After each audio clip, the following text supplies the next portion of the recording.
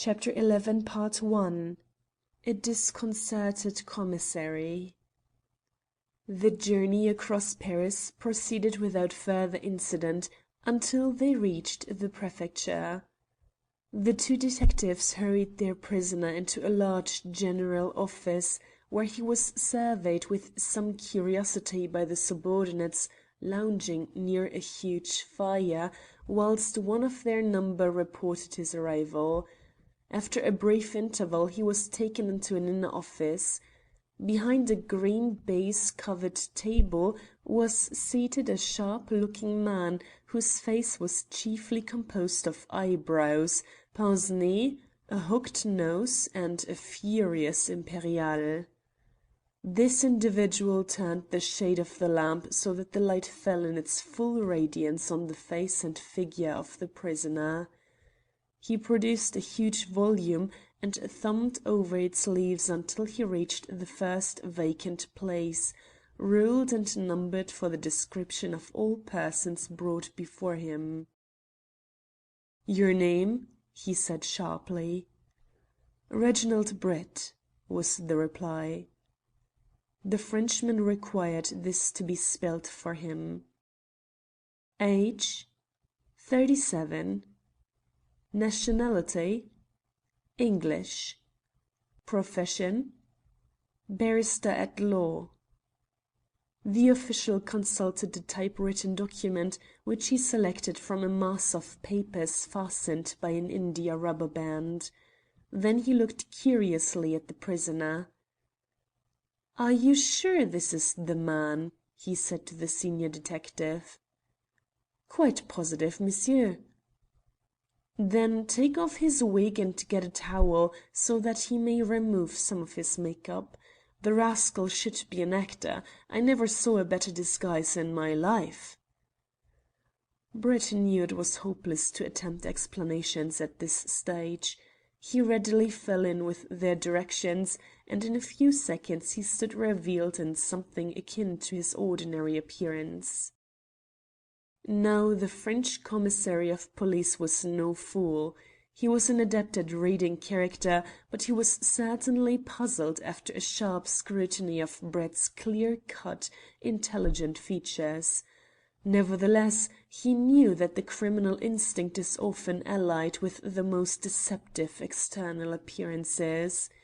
So he turned to the detective and said, "Tell me briefly what happened." "In accordance with instructions, monsieur," the man replied, "Philippe and I ascertained the movements of the prisoner at the Grand Hotel. During the afternoon he received messages from London and from some persons in Paris, which documents are now probably in his possession. He quitted the hotel at 8 o'clock, disguised as you have seen. He called for a moment at a house in the Rue du Chaussée d'Antin, the number of which we noted, and then made his way to the Café Noir in Montmartre. There we watched him from the door for nearly 3 hours. He feigned drunkenness, but held communication with no person." "Ha!" cried the commissary. This struck him as an important point. He made a memorandum of it. "Soon after 11 o'clock he rose hastily and quitted the café, crossed the boulevard and hailed a cab. We would have followed him, but there was no other vehicle in sight. As our instructions were to arrest him at any moment he seemed likely to elude us, we seized him. He struggled violently and told us some story about his desire to follow another cab, which he said had disappeared. We saw no cab such as he described, and we treated his words as a mere device to abstract attention. We were right. A moment later he made an attempt to escape, and we were compelled to use considerable force to prevent him from being successful." The commissary turned his eyes to the prisoner, and was seemingly about to question him, when Brett said with a smile, "Perhaps, monsieur, you will allow me to say a word or two." "Certainly."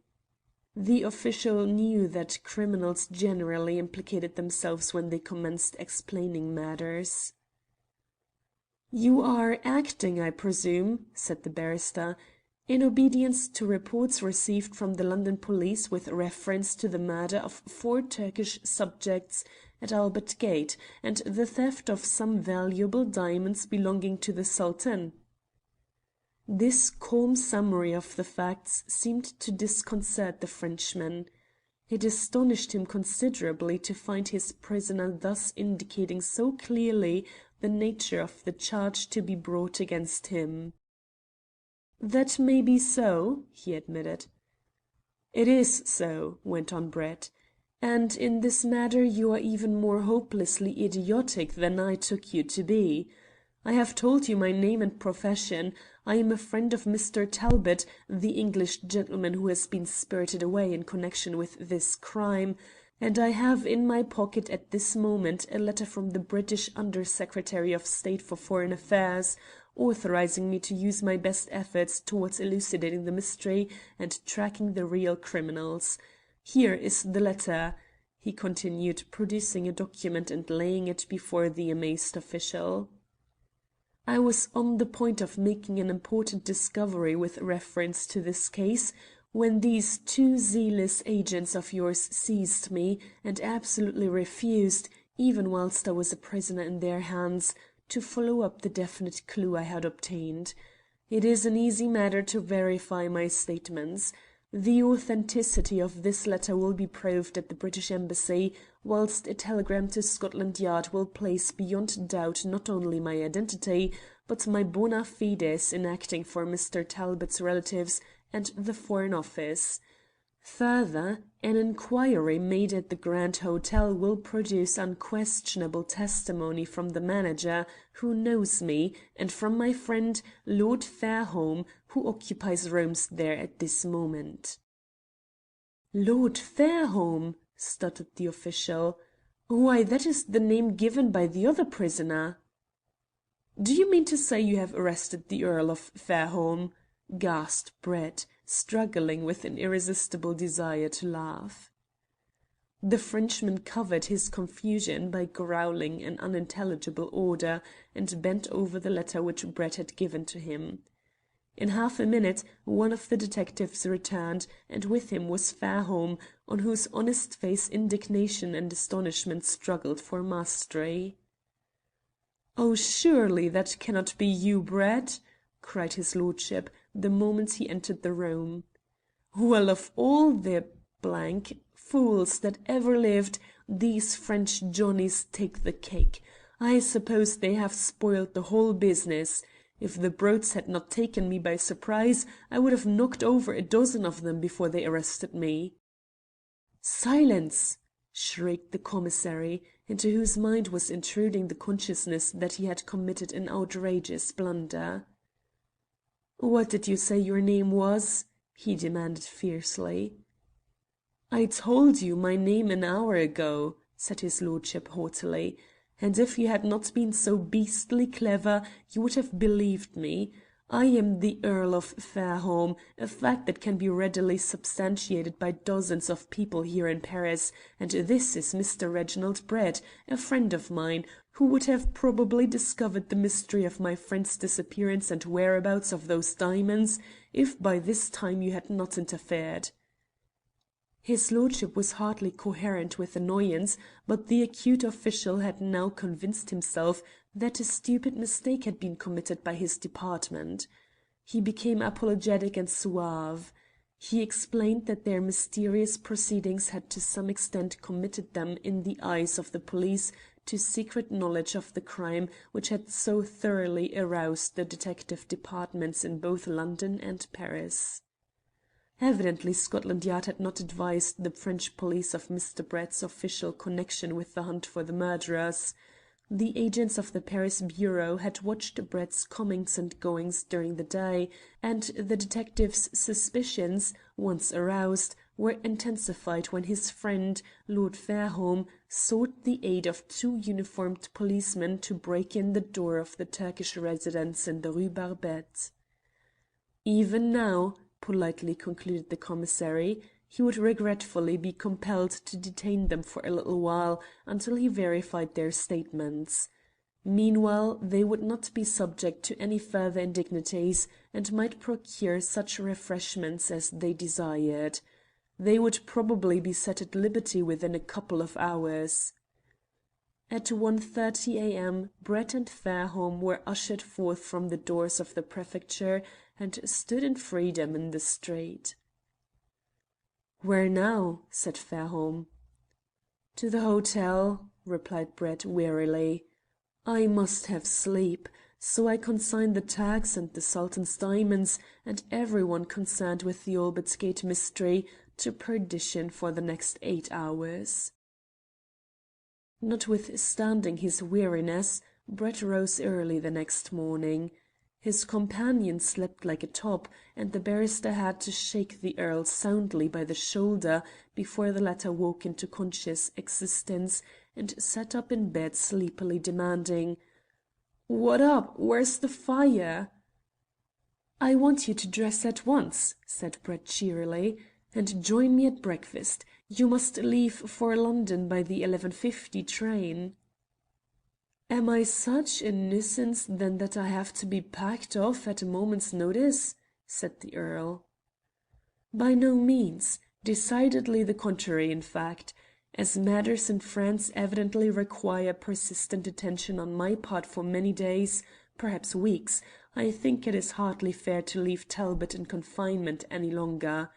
Your mission is to restore your prospective brother-in-law to the bosom of his family, and I regret that it is impossible for me to accompany you."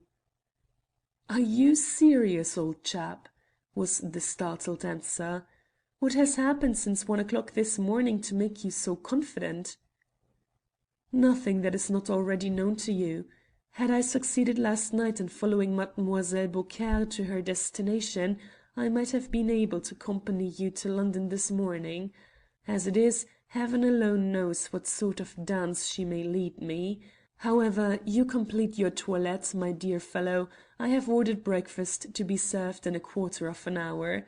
Then you can eat and listen." During the first portion of the repast, Brett seemed too busily engaged to unburden his mind.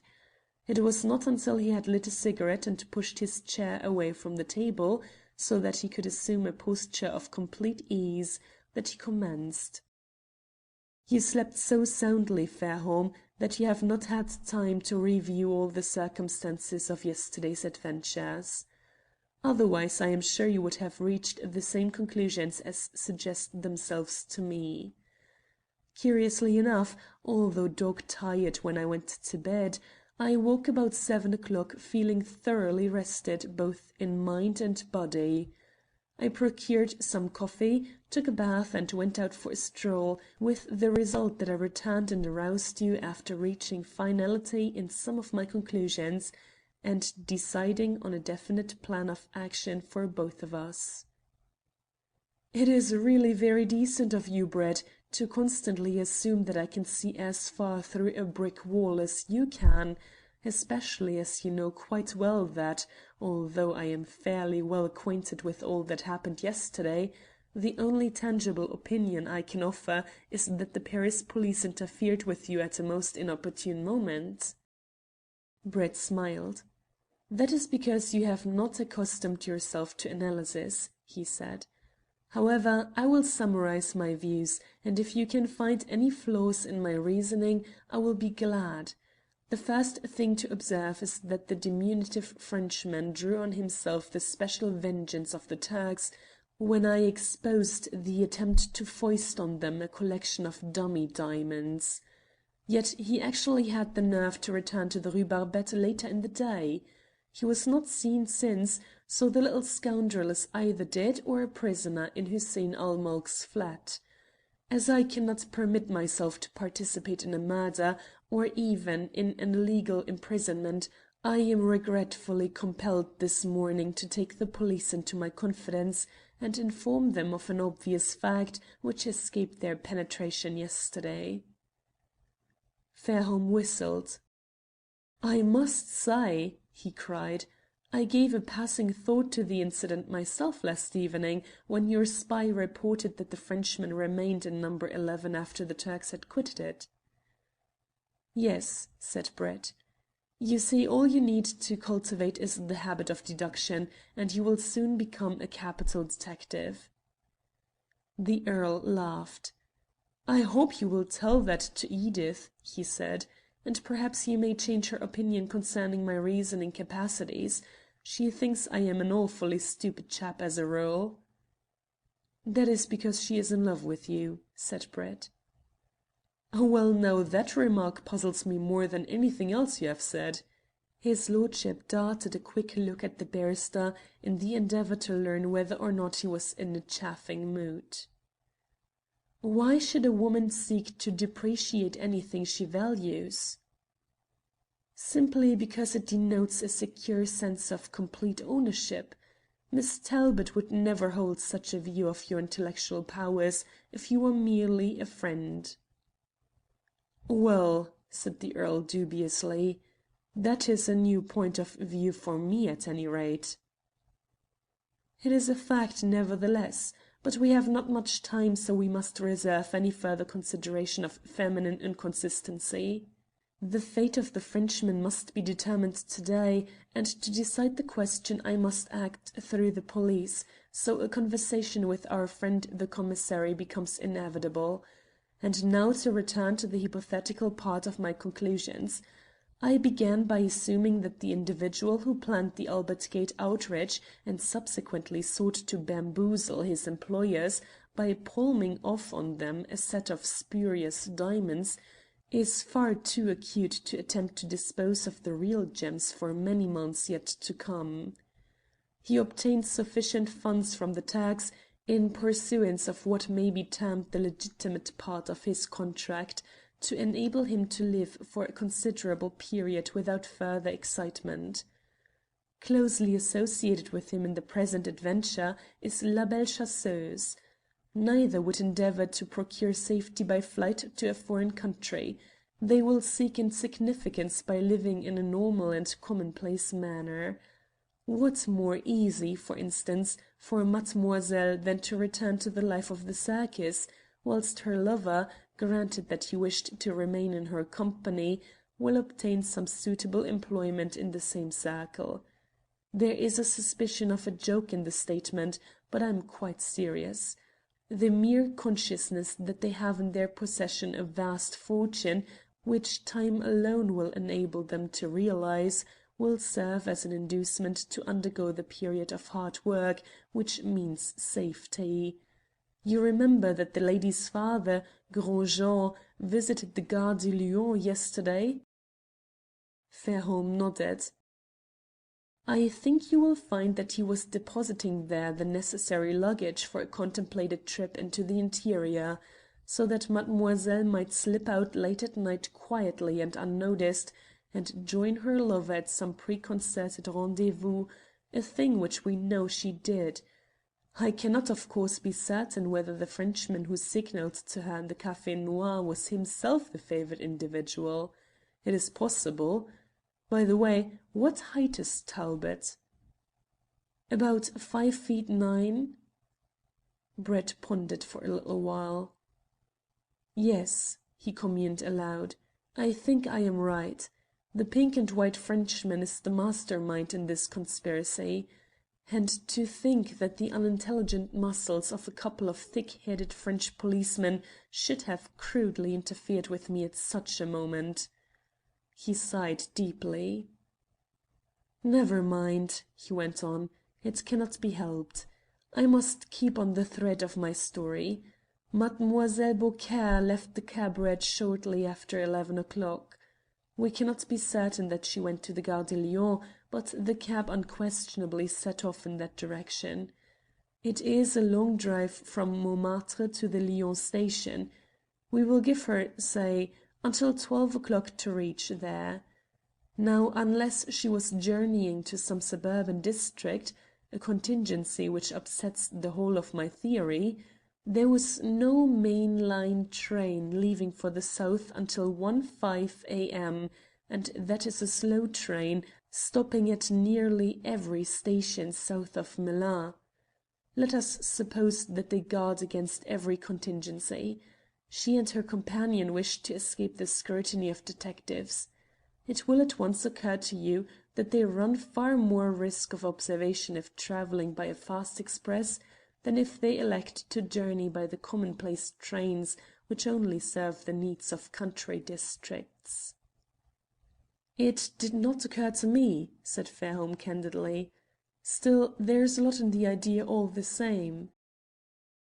"Very well. To sum up, I imagine that the pair, providing the two travelled together, would break their journey south at some quiet town in the interior early in the morning, and subsequently proceed to their destination by easy stages." "I am still fogged as to what you mean by their destination," said Fairholme. "I mean the circus, the music hall, the café chantant, or whatever place mademoiselle and her astute adviser may select as a safe haven wherein to avoid police espionage during the many months which must ensue before they dare to make the slightest effort to dispose of the purloined diamonds." "And how do you propose to follow them up?" "I cannot tell at present. My movements depend upon the result of the inquiries I shall make to-day in theatrical circles, and particularly at the Gare de Lyon, where I shall not meet with success in any event until the night staff comes on duty."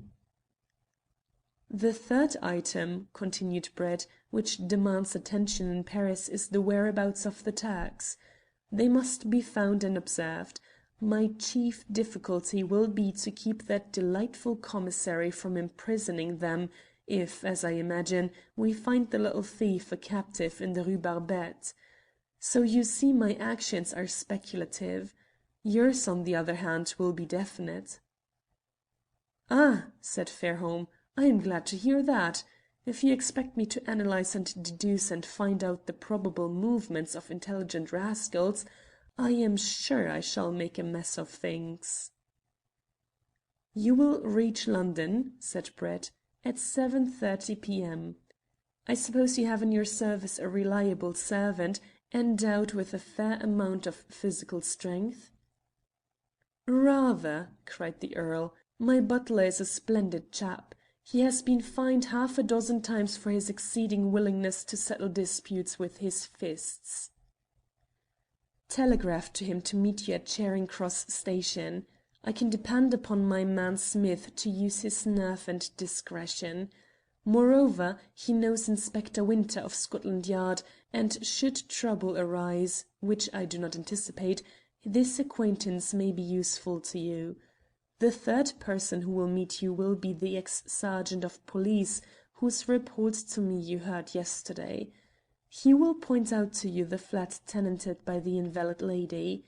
You speak French well, and after a few questions you should be able to satisfy yourself whether or not the person who opens the door to you when you visit that flat is acting a genuine part.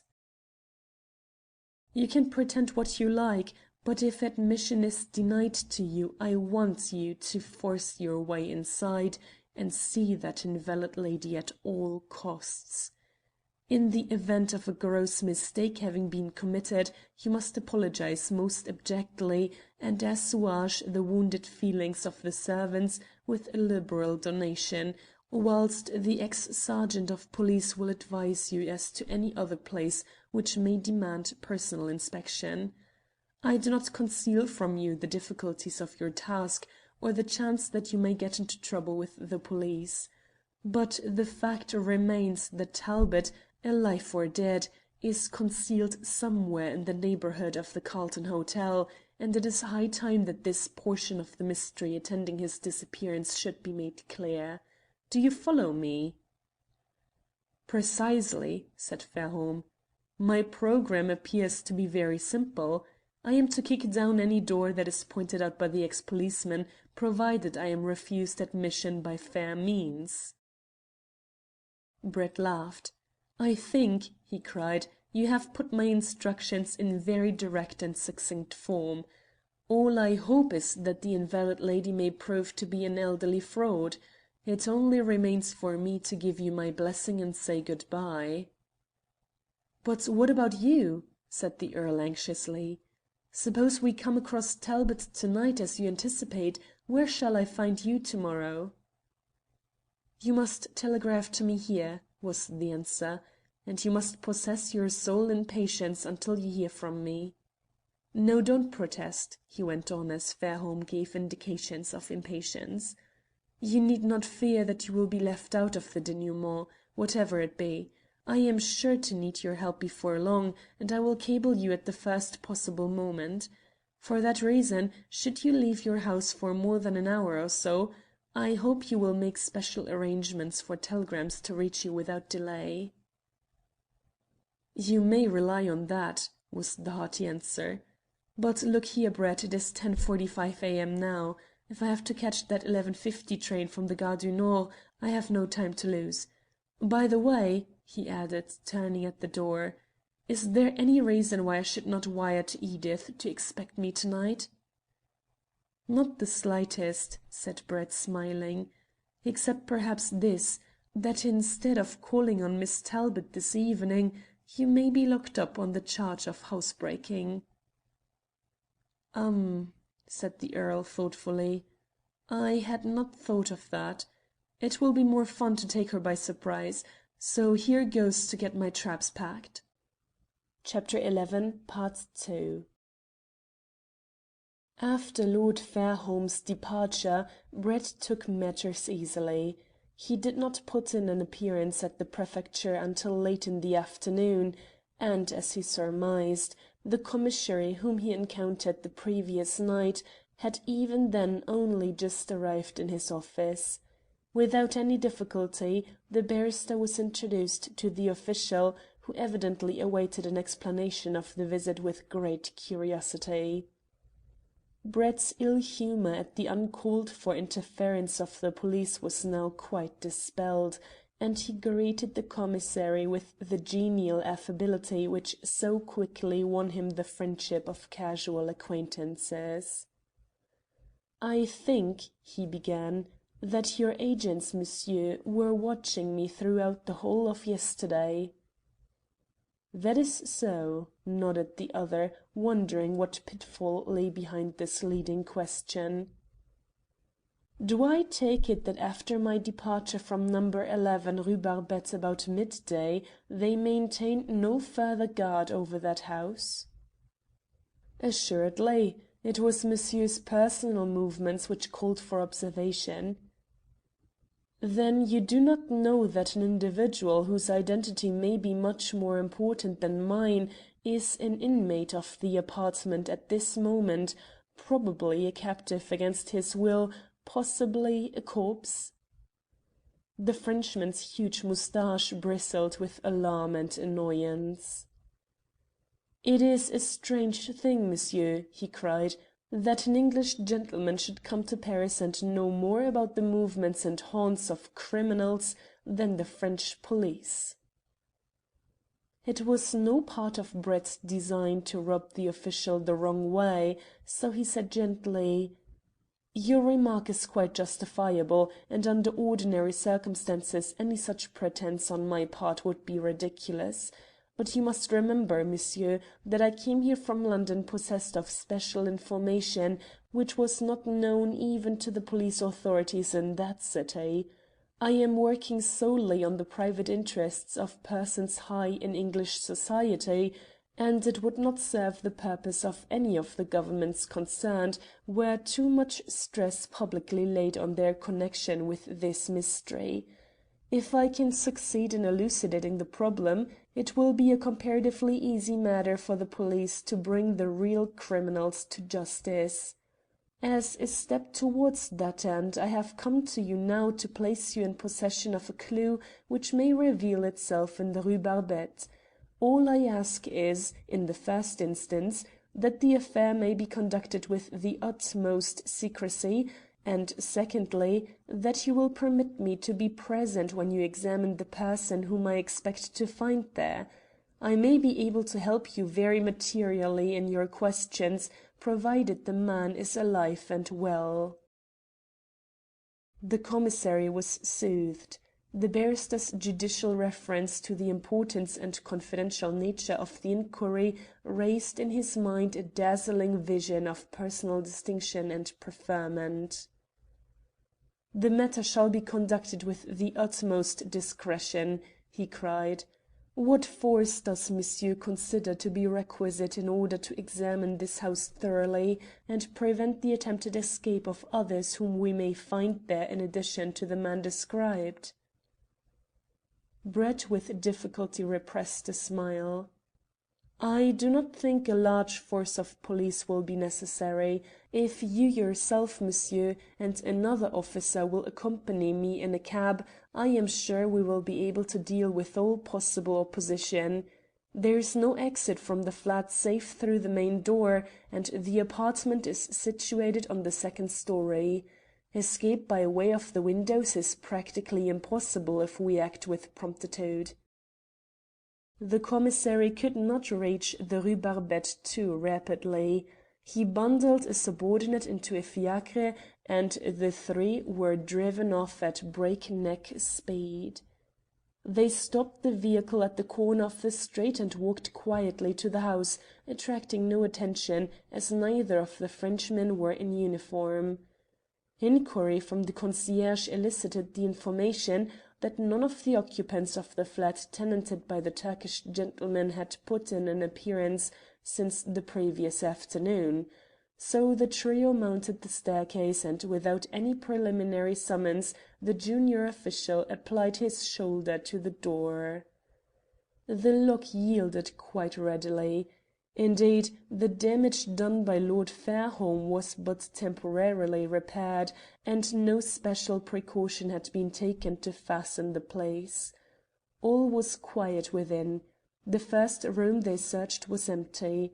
So was the second, but in a bedroom, the door of which was locked and required forcible treatment, an extraordinary sight met their eyes.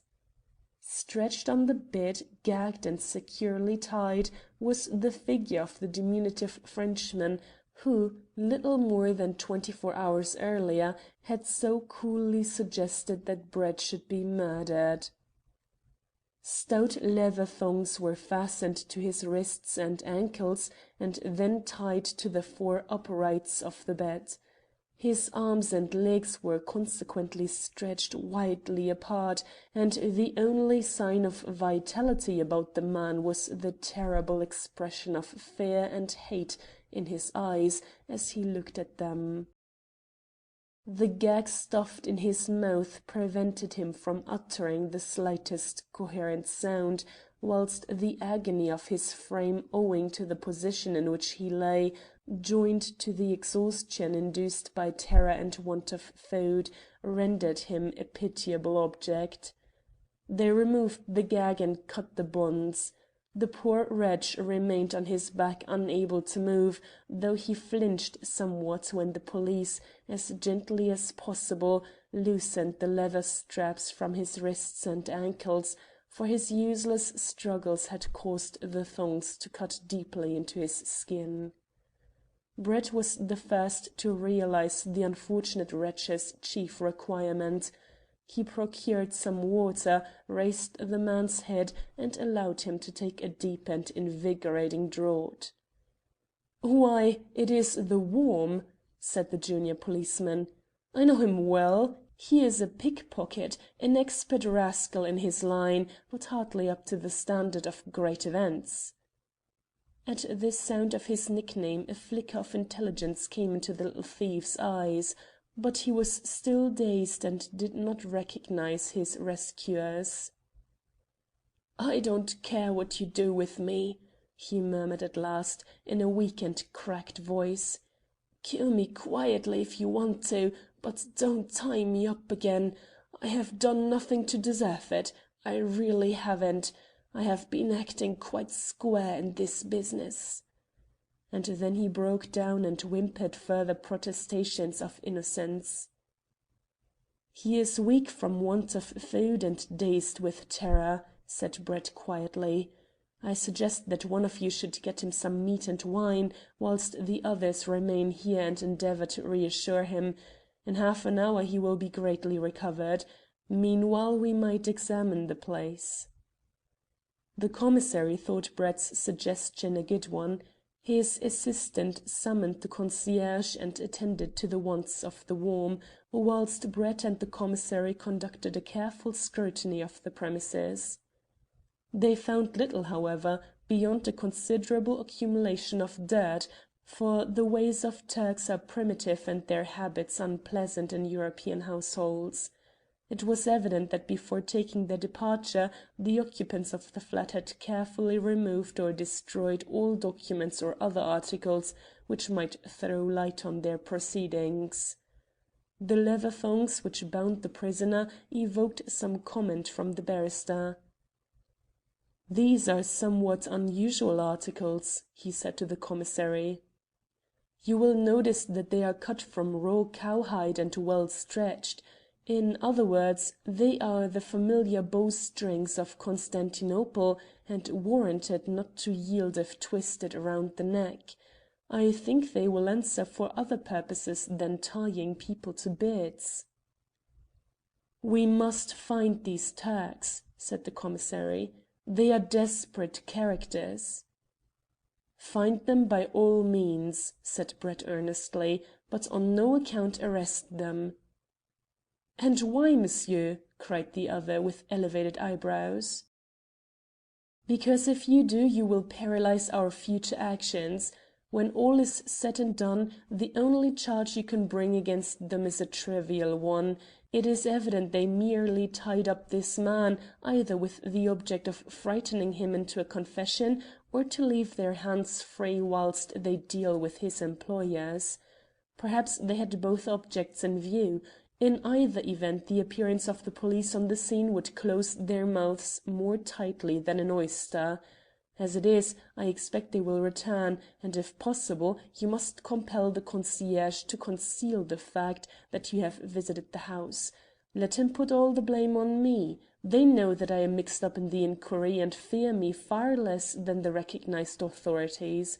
Oblige me in this respect, and you will not regret it." The policeman was wise enough to fall in with the suggestion. An hour later the worm was taken in a cab to the prefecture, as his condition was yet so hopeless that little real benefit could ensue from a searching cross-examination. So Brett parted company with the officials, having made an appointment with the commissary for the next day at noon, when they assumed that the prisoner would be considerably recovered from his weakness and fright. The barrister subsequently made a round of the minor cafés in the neighbourhood of the Cirque d'Hiver. After much casual questioning, he elicited the information that a well-known circus, of which Mademoiselle Beaucaire was at one time a shining light, was performing at that moment at Marseilles. He ascertained that during the winter season this class of entertainment perambulated the south of France and northern Italy. The actor from whom he gleaned these important facts said that he had a trustworthy friend in Marseilles who would easily be able to ascertain whether or not La Belle Chasseuse intended to rejoin her former profession. Brett secured his hearty cooperation by a liberal donation for expenses. The barrister resolved to pay another visit to the Cabaret Noir late that evening, but he waited in the hotel until nearly 10 o'clock in anxious expectation of a telegram from Fairholme. At last the message arrived. Its contents were laconic. "Right first time," it ran. "Invalid lady's name Jack. Somewhat exhausted after long confinement. Edith delighted. Jack visits under secretary tonight. We all purpose joining you in Paris tomorrow. Do you approve?" Brett promptly wired "Yes," and then set out for Montmartre, dressing himself in the height of fashion so far as his wardrobe would permit, and donning a fierce moustache and wig which completely altered his appearance. He looked like a successful impresario or popular Italian tenor. Chapter 12. The Innkeeper. The fair ground of Montmartre was in full swing when Brett arrived there. The cabaret noir was in charge of his former acquaintance, the weary-eyed waiter, and other assistants.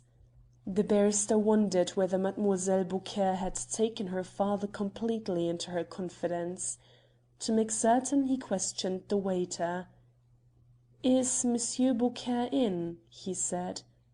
"But yes, monsieur. You will find him in the billiard room." This time Brett was not conducted through the private passage that led through the rear of the bar. The man politely indicated another entrance, and brought him to the proprietor with the introductory remark, "A gentleman who wishes to see you." The room was tenanted by a nondescript crowd, whose attention was promptly attracted by the appearance of a stranger, and a well-dressed one at that.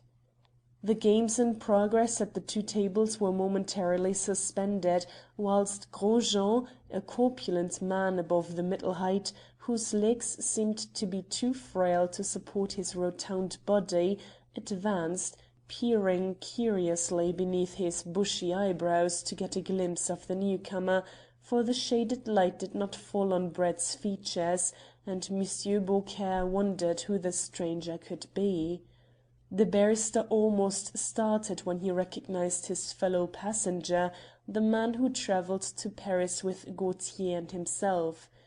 Gros Jean bowed politely enough, and murmured something about being at Brett's service. "Oh, it is nothing of great importance," said Brett airily, as he was not anxious to attract too much observation from the unwashed humanity who took such interest in him.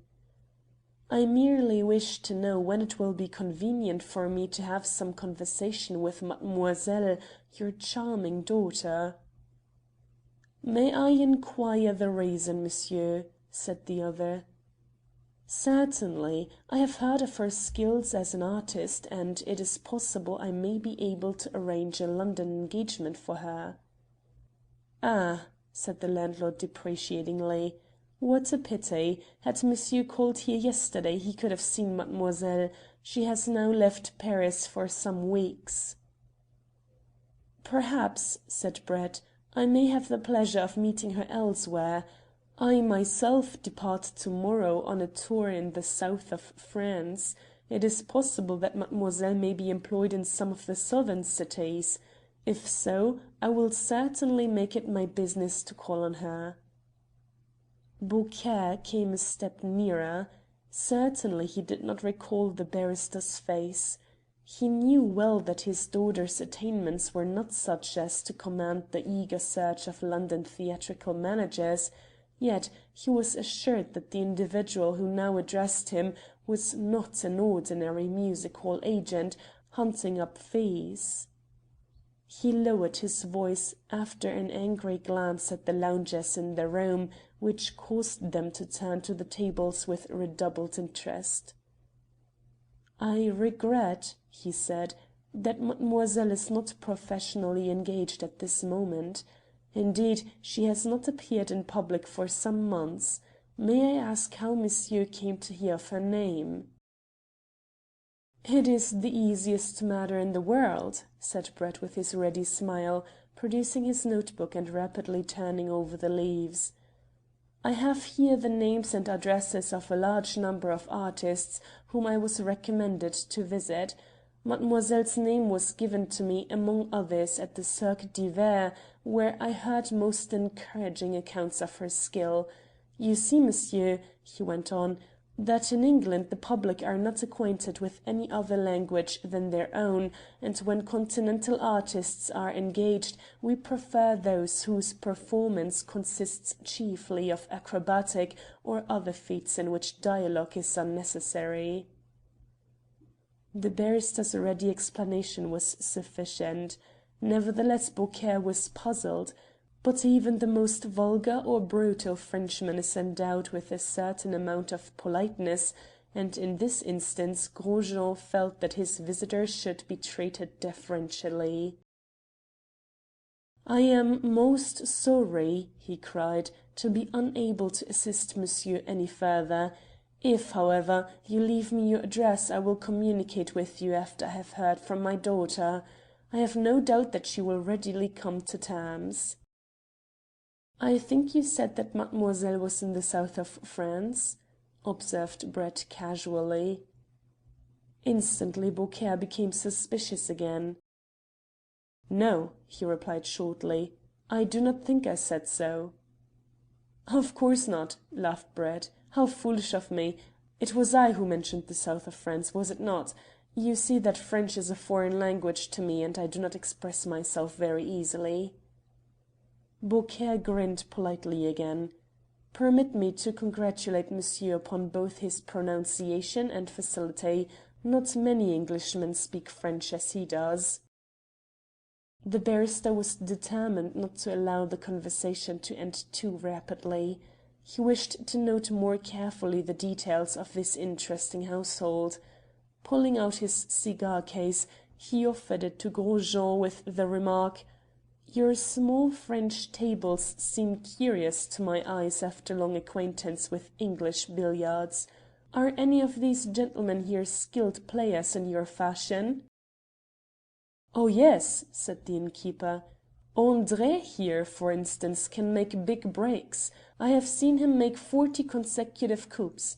Will you not take a seat for a little while and observe the play?" "With pleasure."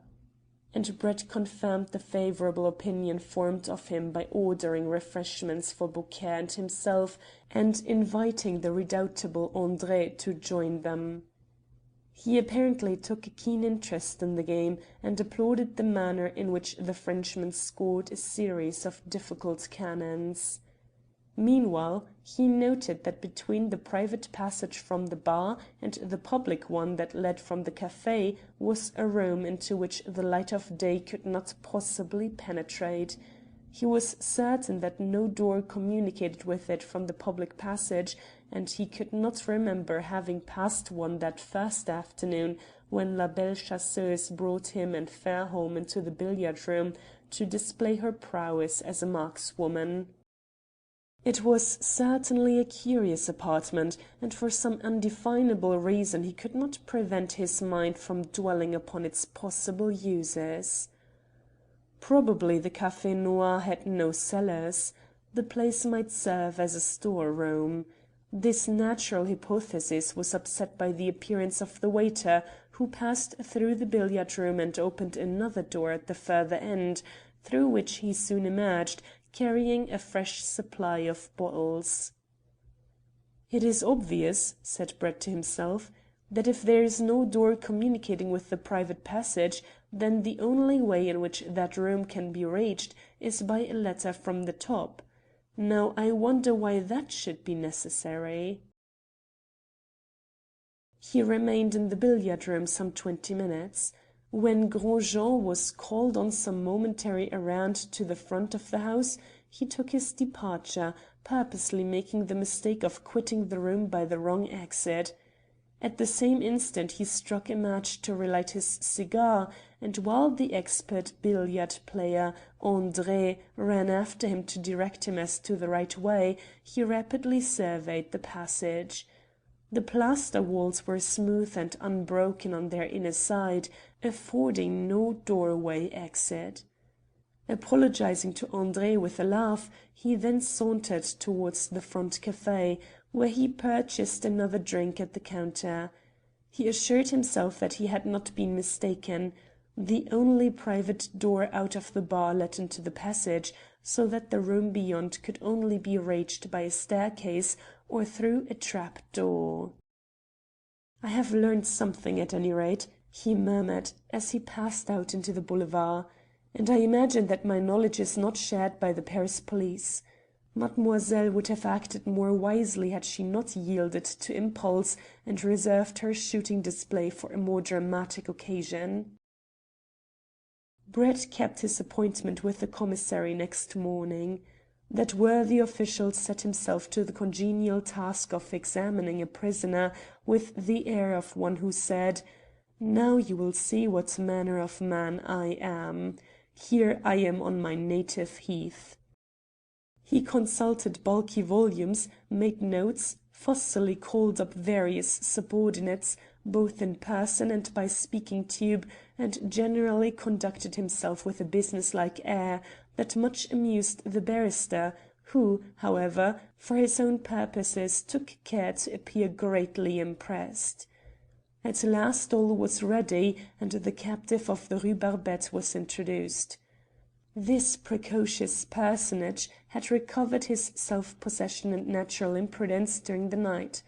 By the commissary's instructions he had been well supplied with eatables, and the restrictions as to persons under detention were relaxed, to permit him to enjoy a supply of his much-loved cigarettes.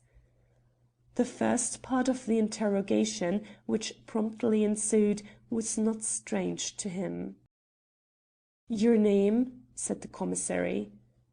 "Charles Petit." "Age?" "Believed to be 27, but as no record was kept of my birth I cannot be certain." "Abode?" "Changeable. Of late I have dwelt in the Cabaret Noir, Boulevard de Montmartre." "You are generally known as the Worm?" "That is so." "You have served several periods of imprisonment, and have paid over 400 francs in fines?" "I have not kept count, but I suppose it is all written down there," and he jerked his thumb towards the conviction book on the commissary's desk. "You are a noted thief, and you obtained your nickname by reason of your dexterity in picking locks and climbing through scullery windows?" "If you say so, monsieur, your words cannot be disputed." "Very well." The commissary scratched a few lines on a memorandum tablet. Then he suddenly raised his quick eyes and fastened them on the prisoner with the direct question: "How came you to be detained in such an extraordinary manner in the house number 11, Rue Barbette, yesterday?" A vacant and stolid expression intended to convey an idea of utter innocence came over the Worm's face. "Believe me, monsieur," he said, "I cannot give you the slightest explanation of that extraordinary incident."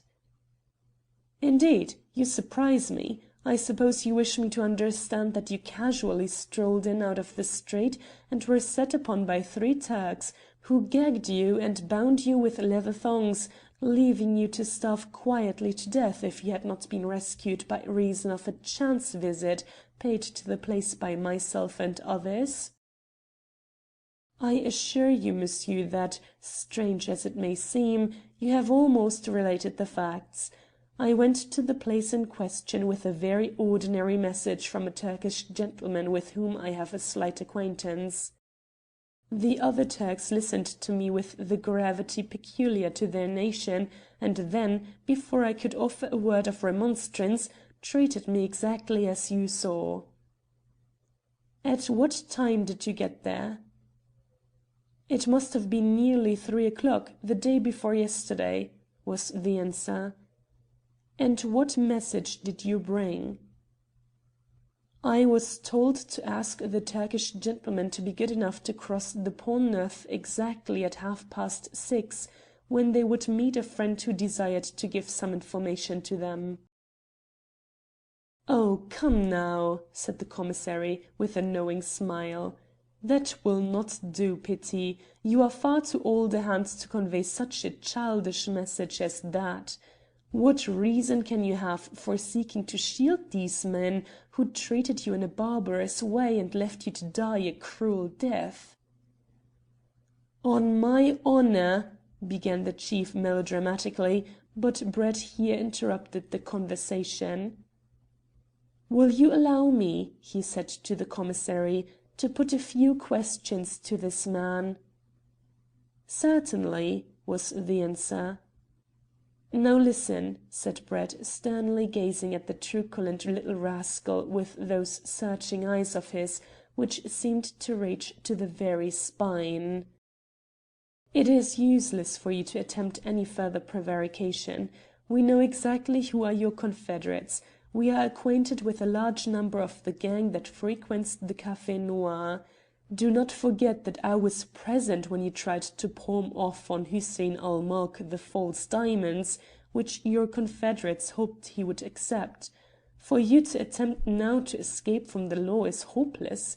The sole chance you have of remitting a punishment which may even lead you beneath the guillotine is to confess fully and freely all that you know concerning the outrage which has been committed. No, don't interrupt me," he continued with even greater emphasis, when Le Ver tried to break in. "You will tell me that you merely acted as the agent of others, and that you yourself are not conscious of the nature of any crime that has been committed. I know that to be so. You have been made a mere tool. You are the cat simply employed by the monkey to pull the chestnuts out of the fire, and you have only succeeded in getting your own paws burned. Your sole chance of safety now is to inform the commissary and me exactly how you came to be mixed up with this affair." The Frenchman's truculency seemed to vanish under Brett's cutting words. His wizened face even manifested a faint flush of anger as the barrister pointed out how he had been duped by his employers and made to run risks which they avoided. Yet the order of his craft was strong in its influence, and he commenced another series of protestations. "I assure you, gentlemen," he cried, "that with respect to the Turks I have no knowledge whatever of their pursuits or motives. I was present when this English gentleman here was debating with them, and I understood that they even went so far as to use threats against him. My mission was to give to the leaders of the Turks a package which I did not even know contained diamonds, either genuine or false. No one could be more surprised than myself when the Turkish gentleman produced them." "Who sent you there with these diamonds?" said Brett. "Even that I cannot tell you," said Petit. "It was a mere chance affair. I was seated in a café sipping some absinthe when a man asked me if I would execute a small commission for him. He explained that it was to deliver a parcel at a house not 5 minutes distant, and—" "I see," interrupted Brett, with the cynical smile which so often disconcerted glib liars like Petit. "It is hopeless to expect you to tell the truth. However, I think I know a way to clear your wits. You must be brought face to face with La Belle Chasseuse. Perhaps when you are confronted with that lady in the room between the café and the billiard saloon of the Cabaret Noir—" The Worm gasped out brokenly, "Pardon, monsieur, I will tell you everything." The man's face had absolutely become livid as he listened to the barrister's words. The commissary was vastly surprised at the turn taken by the conversation. He could not guess what deep significance lay behind the Englishman's threat, and, to tell the truth, Brett himself was considerably astonished at the effect of his vague insinuations, but he lost not a moment in following up the advantage thus gained. "Well," he said, "tell us now who it was that sent you to the Turks with the diamonds." "It was Le Jongleur, Henri Dubois." "What!" cried the commissary, starting violently. "Henri Dubois, the most expert thief in France, a scoundrel against whom the police have vainly tried for years to secure evidence." "I know nothing of that, monsieur," said the little man, who seemed to be strangely crestfallen. "But I am telling you the truth this time.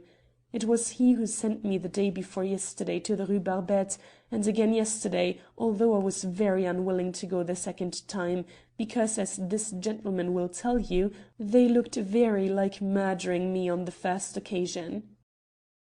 "What was the object of your visit yesterday?" said Brett. "There, monsieur, I have told you the truth, although monsieur the commissary here thinks it was childish.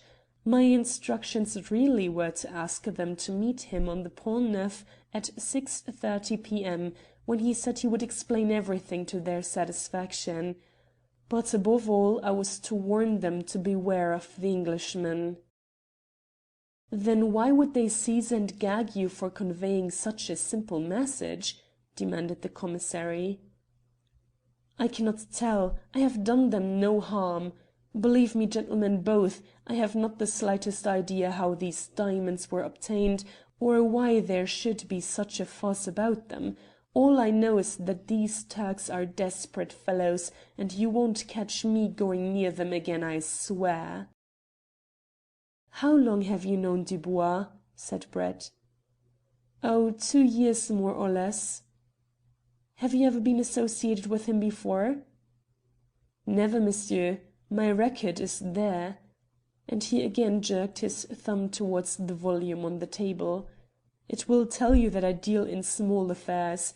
Dubois is an artist. If he found a woman's purse in the street, he would return it to her, with a bow if she were rich and handsome, and with some francs added if she were poor. I know little about him, he continued, except that he is a great man. They say that he once robbed the Bank of France for 200,000 francs. And the little wretch's voice became tremulous with admiration as he recounted the legend. He is a favoured lover of La Belle Chasseuse? Demanded Brett sharply. The worm recovered his equanimity somewhat at this question. He softly drew his hand over his chin as he replied with a smirk, "There are others." "I think not," came the quick retort. "No, there are none on whom mademoiselle bestows such favours. She left Paris with him last night."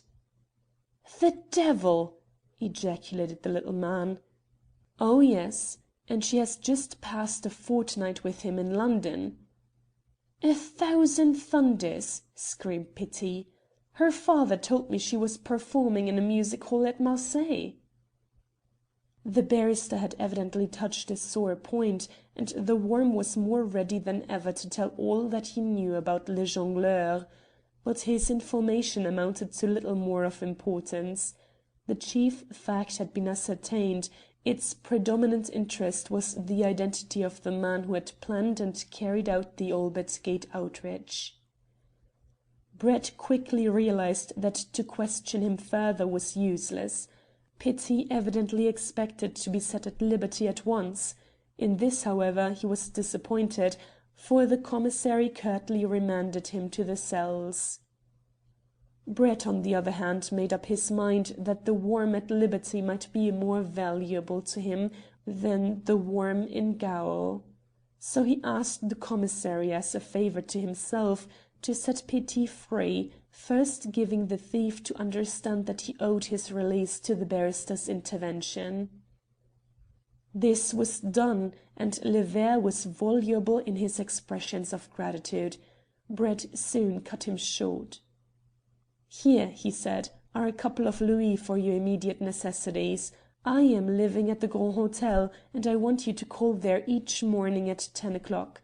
You will inquire at the office if Mr. Brett has left any message for you.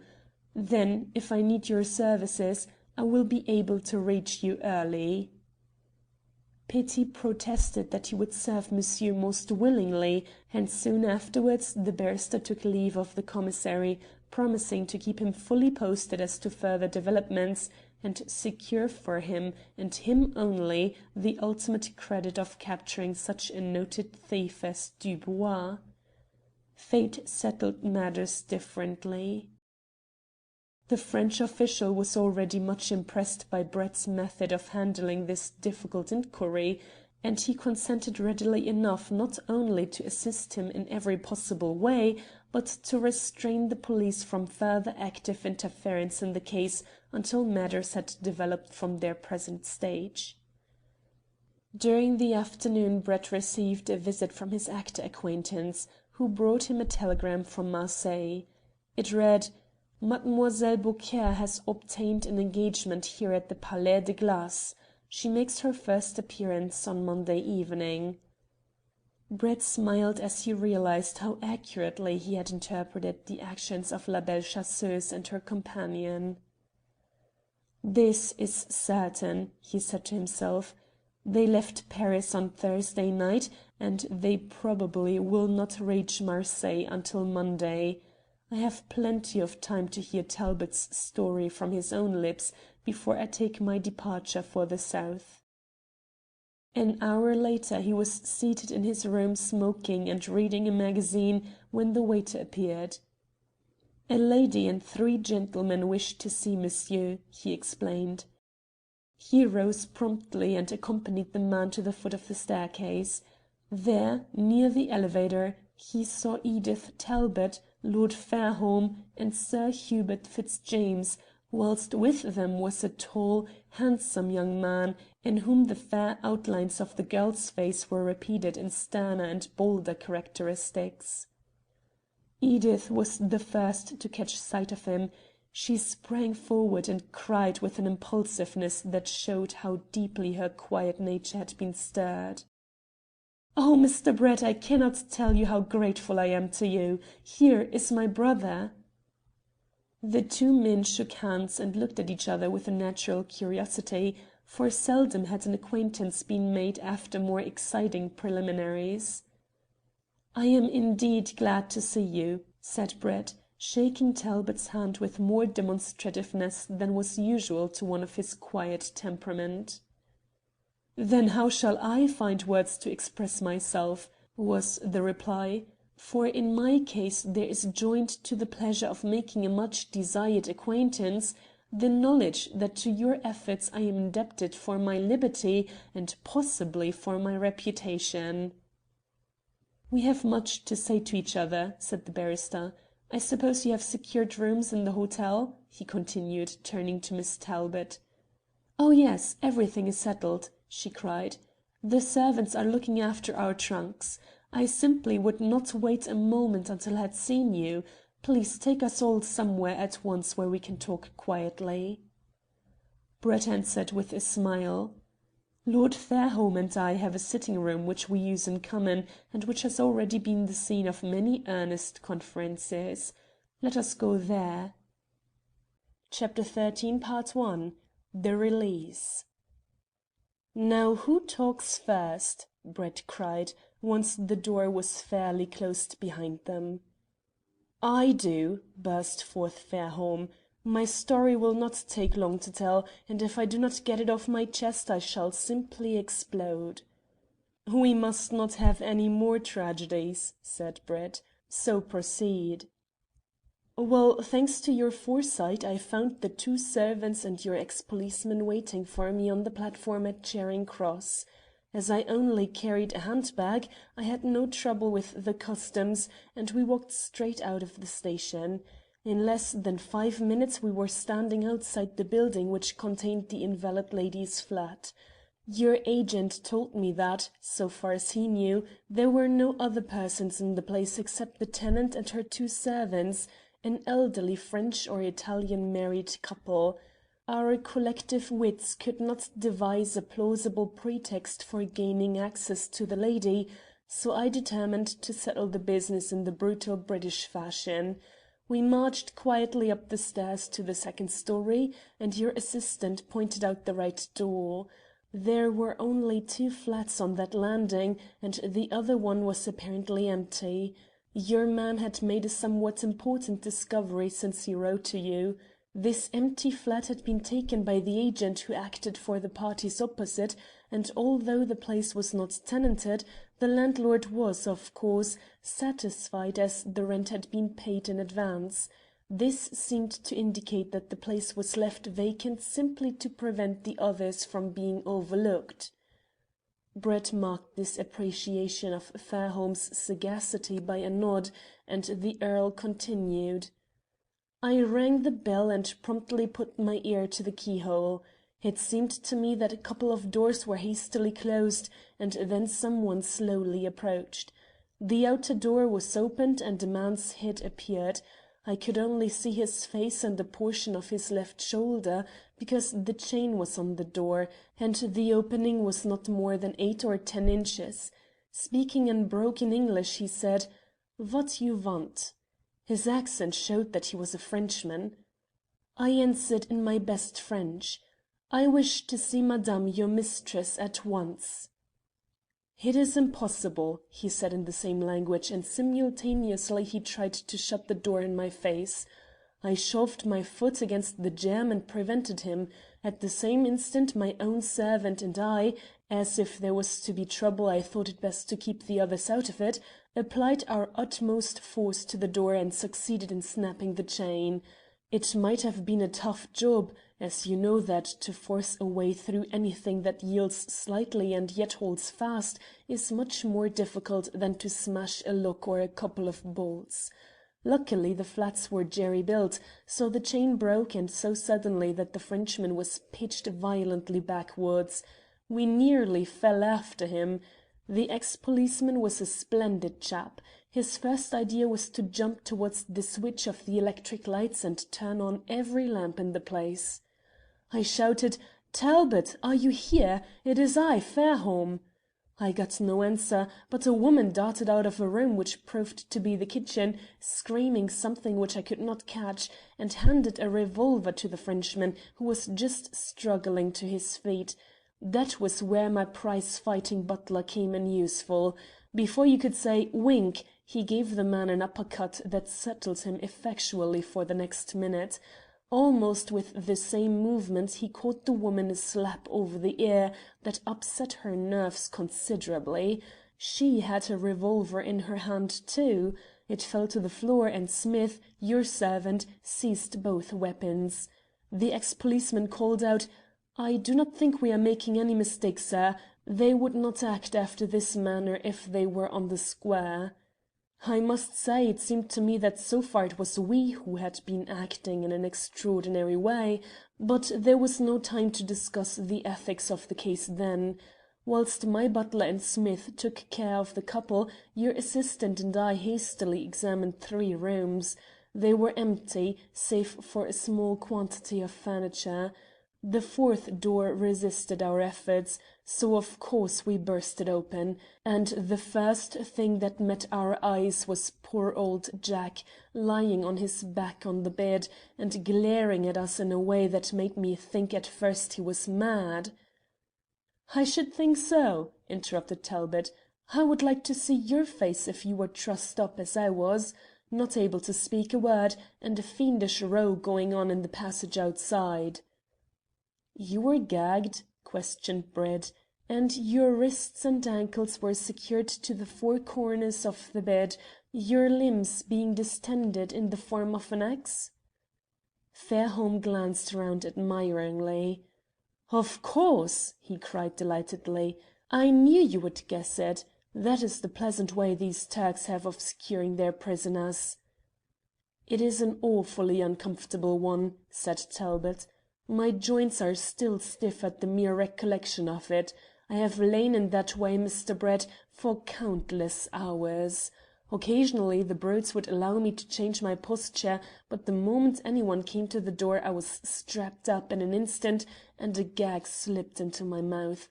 What used to make me so furious was the knowledge that if only I got the chance of a second I could have broken that Frenchman's neck and escaped, but he and his wife always took such precautions that I never had the liberty to do more than reach with some difficulty the food that they gave me. However, I must not interrupt." "I really have not much more to say," went on Fairholme. "You may be sure it did not take me long to release Talbot, and what do you think his first words were when he slowly sat up in bed and tried if his legs would bend?" "I cannot guess," said Brett. "He said, 'Have they got the diamonds?' I answered yes. 'But it was impossible,' he said. 'They could not have mastered all those policemen.' 'But they did,' I replied, and then and there, before he would budge an inch, he made me tell him the whole story. Just as I had ended we heard a scuffle in the passage. We went out, though Jack was hardly able to walk at first. It was Smith wrestling with the woman, who was a regular wild cat, and who would, even then, have done us any mischief in her power. There was nothing for it but to tie her hands behind her back, and then fasten her securely in a chair. After this was done we took counsel as to our next movements." "Wait a little," said Brett. How many rooms were there in the flat? You have accounted for 4." "I forgot," said Fairholme. "The place had 6 rooms. The small apartment in which Jack was confined was a sort of dressing room, and the bedroom beyond looked out into the well of the block of flats. They had carefully nailed the blind of this dressing room so that not even a chance puff of wind could blow it aside and reveal its secret to anyone in the flats on the opposite storey or higher. The remaining room was empty. Your friend the policeman subsequently searched the place from top to toe, but he found nothing. The only document of any importance was an address on a card, which he discovered in the Frenchman's pocket." "Ah," said Brett. "What was that address?" "Here it is." The Earl produced a small piece of pasteboard on which was scribbled: "Monsieur Jean Beaujolais, chez Monsieur Henri de Lisle, 14 Rue Bonnerie, Paris." "That is important," said the barrister. "Why did you not wire it to me last night?" "I had a reason," said the Earl eagerly, "but that comes in with Jack's part of the story." And he turned towards Talbot, who, thus summoned to the stage, began to explain matters. "I understand, Mr. Brett," he said, "that you are accurately acquainted with all that transpired until the moment when I entered the Albert Gate mansion on that remarkable night?" "That is so," said Brett. "Well, when Inspector Sharpe met me at the door on my arrival, he told me that His Excellency Mehemet Ali, with 3 strange gentlemen and the junior members of the Commission, awaited me in the dining room. I went in and was surprised to find the 3 visitors, for during the preceding month not a single stranger had entered the house save a member of the Government and 1 or 2 important officials of the Foreign Office, who came with me out of sheer curiosity to see the collection of remarkable diamonds. The stranger bowed politely when I was introduced. 2 of them spoke neither French nor English, but the third man spoke French fluently. He had, by the way, a somewhat peculiar accent, different from that to which I was accustomed in the Turks. It was softer, more sibilant, and impressed me as that of a man who was accustomed to speak Italian. He was a good-looking chap about my height and build, and were it not for his brown skin one could not have regarded him as a Turk. One side of his face was deeply scarred with a sword cut, but if anything this did not detract from his appearance, and it gave a manly aspect to an otherwise effeminate face. Brett could not help smiling involuntarily. "Are you sure it was a sword cut?" "It certainly looked like one." "And his skin was very brown?" "Oh, quite. Indeed, it was a shade deeper than that of most Turks. I have seen very many of them. Although dark-featured, they are often pallid enough in reality, and their deep-hued complexion is due more to their black hair and eyebrows than to the mere colour of the skin." Brett smiled again. "I think," he said, "I will show you the same gentleman in a somewhat different aspect. But proceed." "The explanation given to me by Mehemet Ali was both extraordinary and disconcerting, especially at such a late hour. He told me that the 3 gentlemen to whom I had been introduced I am sorry, by the way, that I cannot remember their names, as they were all Mohammeds or Rasuls or Ibrahims, and the dramatic events of the night subsequently drove them from my mind, had been sent post-haste from Constantinople on a special mission. They had only reached London that night, and they bore with them a special mandate, signed by the Sultan himself, directing Mehemet Ali to hand over the diamonds to their charge, and to at once return with his assistants to Yildiz Kiosk. There could be no questioning the authenticity of the Sultan's instructions. The document was in his own handwriting, was endorsed with his private seal, and conveyed other distinguishing marks which rendered His Excellency assured on that important point. He told me that he was compelled to obey implicitly, and were it possible he would have started from London that night. This, however, was out of the question, but he had not lost a moment in sending for me and acquainting me with His Majesty's wishes. You will readily perceive that the affair placed me in an awkward predicament. I was, so to speak, representing the British Government in the matter, and the Foreign Office had pledged itself, through our ambassador at Constantinople, to undertake all precautions for safeguarding the diamonds with which you are acquainted. It seemed to me that notwithstanding the urgency of the Sultan's order, I should not be doing my duty to permit the transfer to be made in such an irregular manner. So I said quite plainly that the matter could not be settled that night. They must all wait until the morning, when I would consult my department, and Mehemet Ali, together with his aides, could leave for Constantinople by the evening train, after my superiors had been acquainted with the Sultan's wishes. Turks are difficult people to understand. It seemed to me that my decision gave some satisfaction to Mehemet Ali, who was undoubtedly very much upset by the queer manner in which he had been deposed from his important trust. At once an animated discussion took place. "In French?" interrupted Brett. "No, in Turkish." "Did the gentleman with the sabre cut on his face take any part therein?" "Not in the least. He sat and smoked cigarettes in the most unconscious manner possible, leaving his two associates to carry on the conversation." As the barrister appeared to have no further question to ask at the moment, Talbot continued. "Several times Mehemet Ali appealed to me to change my mind and formally ratify the transfer at once. I was quite firm in my refusal, and did not hesitate to describe the Sultan's demands as ridiculous. I was rendered more determined, if anything, in this attitude by a growing certainty in my mind that His Excellency himself approved of my attitude. Ultimately, it seems, they hit upon a compromise. The whole party would remain together all night in a sort of dual control, and then the charge of guardianship would take place next day in accordance with my views as to what was right and proper. I must admit I was intensely relieved when the decision was arrived at. Looking back now over the events of the night, I can perceive that from that moment the gang who effected the murders and the robbery had me in their power, for they had completely succeeded in allaying my suspicions, and I can only plead in extenuation of my short-sightedness that Mehemet Ali himself and the other gentlemen with whom I had been acquainted during the past month were willing accessories in the arrangement. "I do not see," said Brett, "that you have the slightest cause to reproach yourself. You acted quite properly throughout, and I am sure that when all the facts are known your status at the Foreign Office will be improved rather than diminished by this incident." The other man's face flushed with pleasure as he heard these words. "Thank you," he replied simply.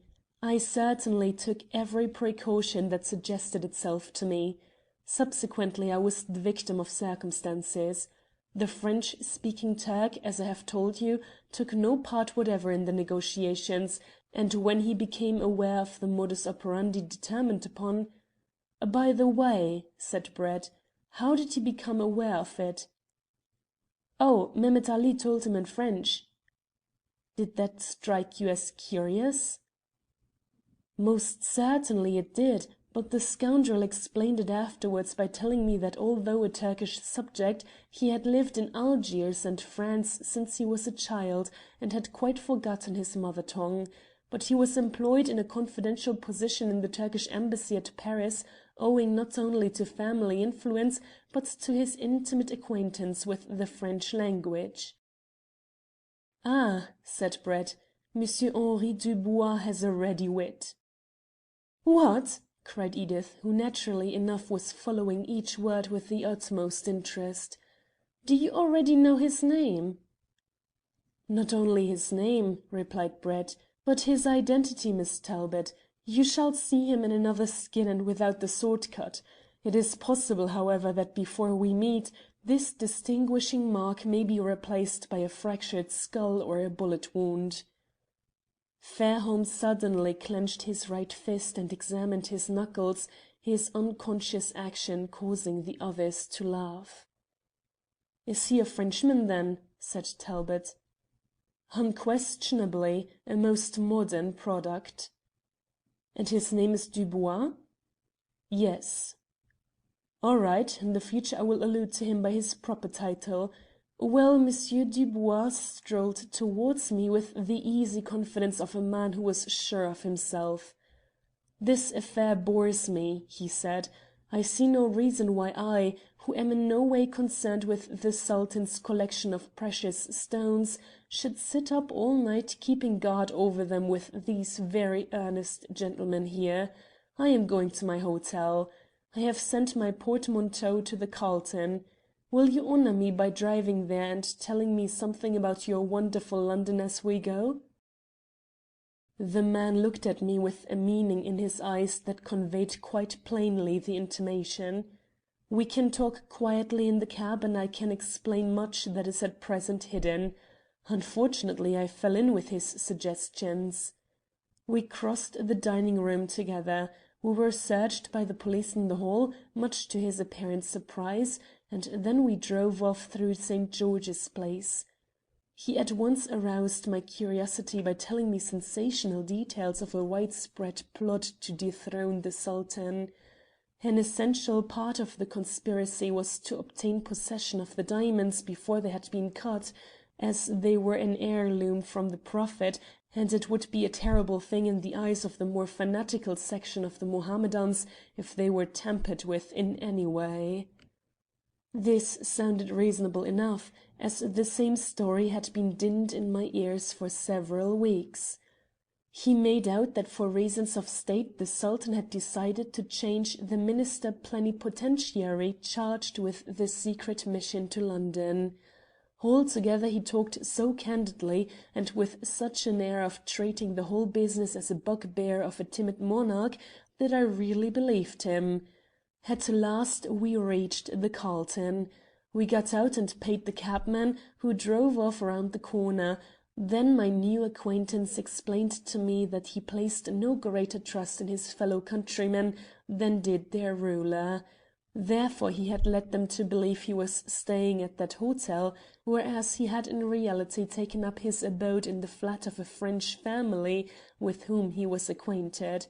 If I would come with him for a moment he promised to place me in possession of certain documents which would render easy my explanations to the Foreign Office the next morning. I accompanied him without hesitation, secure in the knowledge that a strong force of police guarded my charge at Albert Gate, both inside and outside the house. We went to the mansions where he said he lived. The place had a perfectly respectable exterior, and is situated, as you know, in a reputable thoroughfare. We ascended to the second floor, entered the flat, and were ushered by a middle-aged Frenchwoman into a sort of sitting-room. Dubois turned to a writing-desk and unlocked a drawer. "Here are the documents I promised you, Mr. Talbot," he said. But to my amazement he whipped out a revolver and held it within 2 feet of my breast. "If you move or attempt to cry out, you are a dead man." At the same instant a door behind me opened and some 3 or 4 persons entered. I was so furious at the trick that had been played upon me that I disregarded this threat and sprang at him, but he did not fire. Flinging the revolver behind him on the writing table he closed with me. Before I well knew what had happened, I was tied hand and foot, gagged and placed helpless in a chair. A few minutes later, after a muttered consultation between my captors, I was taken to the room in which Fairholme found me, and I never left the place until nearly 9 o'clock last night. It was a most ghastly experience. I would sooner die than go through it again. If ever I get within measurable distance of Monsieur Henri Dubois, I promise you that I will repay him with interest some of the agony he inflicted on me. I never thought I should hate a man as I hate that Frenchman. I do not want to kill him, I want to torture him." This was the first sign that Talbot had given of the anger that filled his soul. For a moment no one spoke. Edith stifled a sob, and Sir Hubert Fitzjames broke the tension by swearing as vehemently as ever did the army in Flanders. "You have suffered," said Brett quietly, "but not in vain. It is only by the manner in which these blackguards treated you that we have obtained so much knowledge. Your capture was a necessary part of their scheme. I wonder now that after you had served their purpose they did not kill you. It was not out of pity, believe me. The fact that you were spared confirms me in the opinion that the Albert Gate murders were a gigantic blunder, never contemplated by the expert criminal who planned the theft. But continue. What happened afterwards?" Chapter 13, Part 2.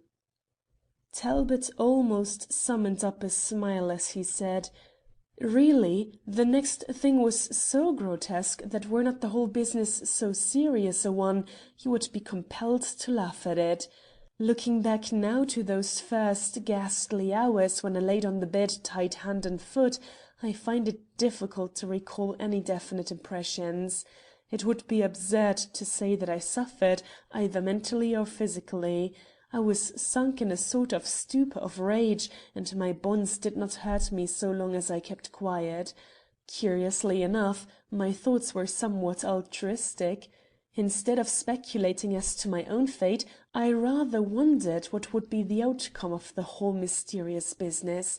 I could not bring myself to believe that, cleverly as the rogues had outwitted me, they would be able to similarly dupe a strong body of Metropolitan Police, not to mention Mehemet Ali and his assistants. At last I fell asleep, dozing fitfully at first, but finally giving way to the deep slumber of exhaustion. I was awakened by someone shaking me, though not roughly. It took me some time to recover my scattered senses, and at first I was almost unable to move, owing to the constrained position of my limbs. As well as I could judge, it was not yet daylight, for the electric lamps were turned on, and I subsequently found that such rays of natural light as penetrated into my room during the day did not arrive for a considerable time. Thenceforth, of course, my sole method of judging the progress of time was by the alternation of meals and the difference of light between day and night.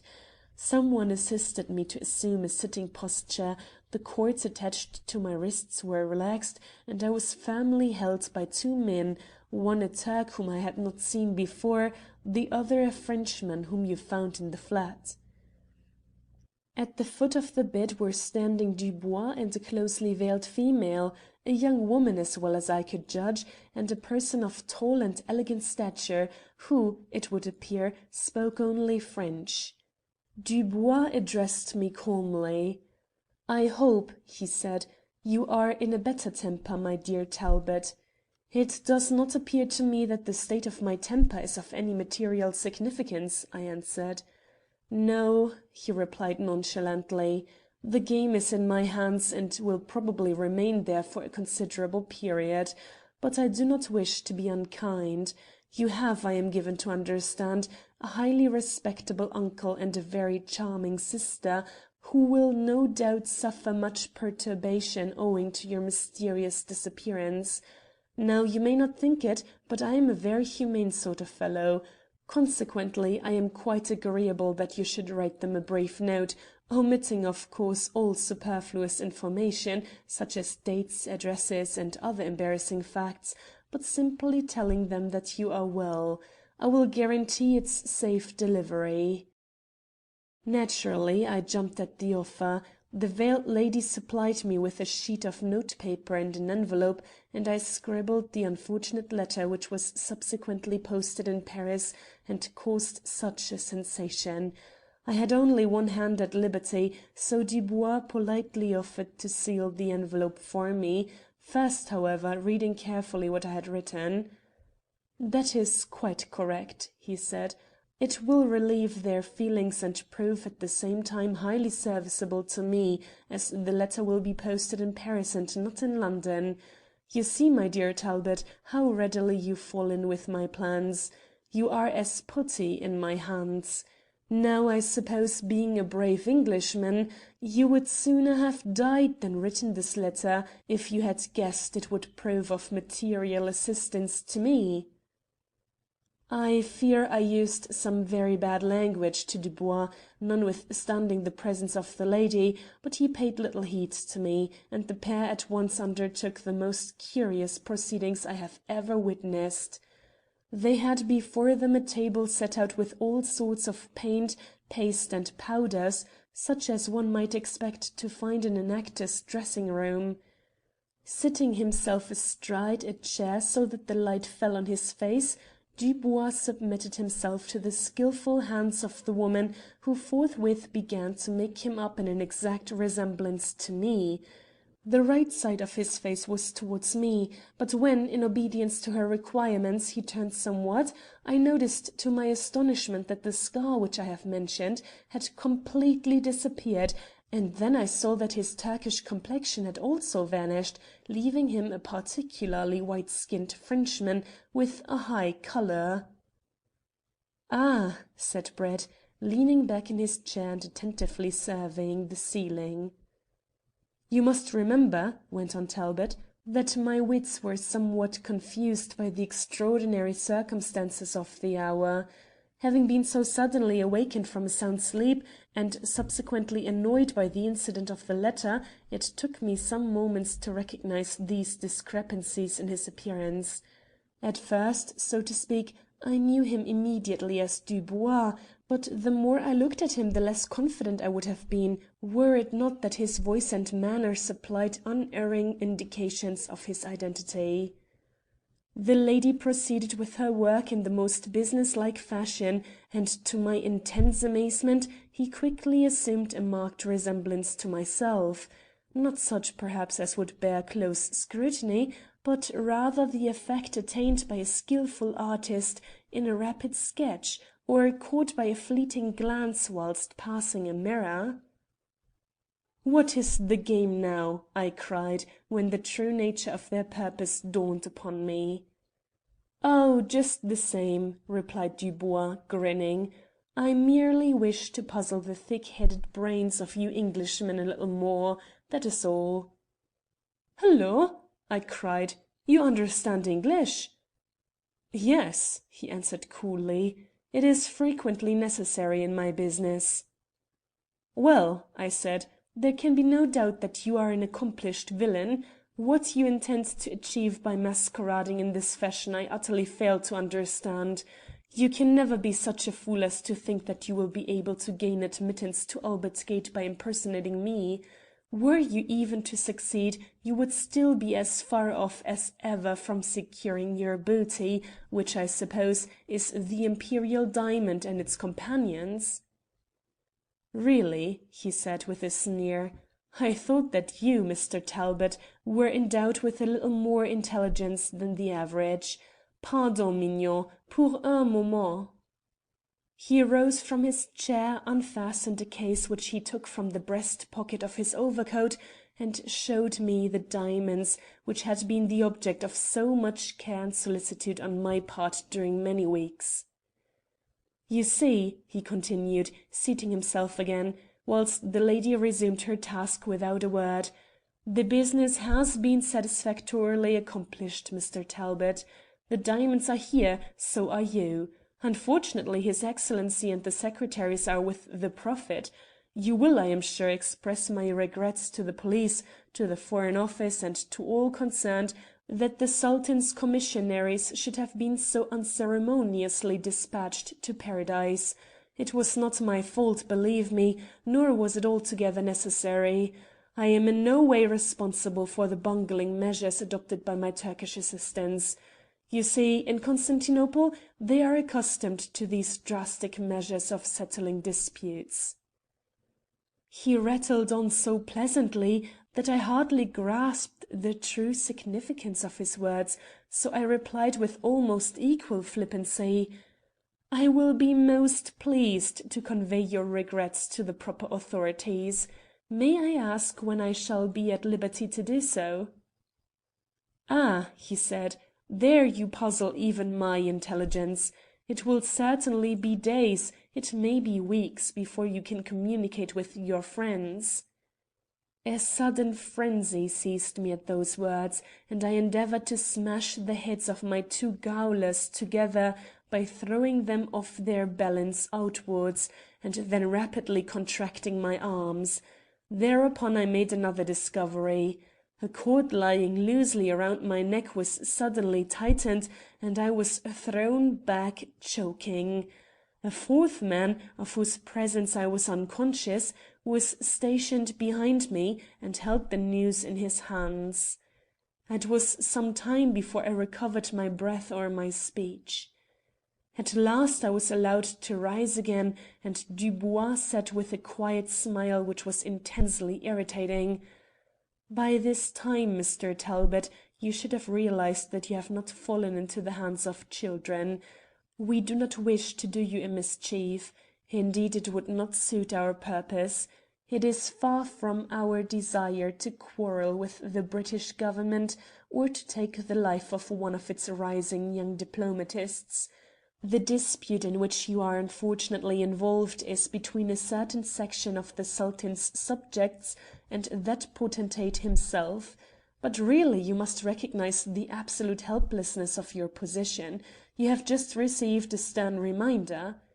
Let it be the last, for if you give us any more trouble, we may end a difficult situation by effectively cutting your throat.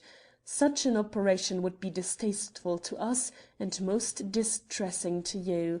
So please do not compel us to perform it." I glared at him viciously. Speak I could not, but he paid no further attention to me, and his make-up was now pronounced to be perfect by his critical companion. "Vous êtes un très bel Anglais, mon vieux," she cried, coquettishly setting her head on one side and glancing first at him and then at me. "The cat!" cried Edith. "She evidently thought you good-looking, Jack." Talbot blushed and laughed at the involuntary slip. "I am not responsible for her opinions," he said.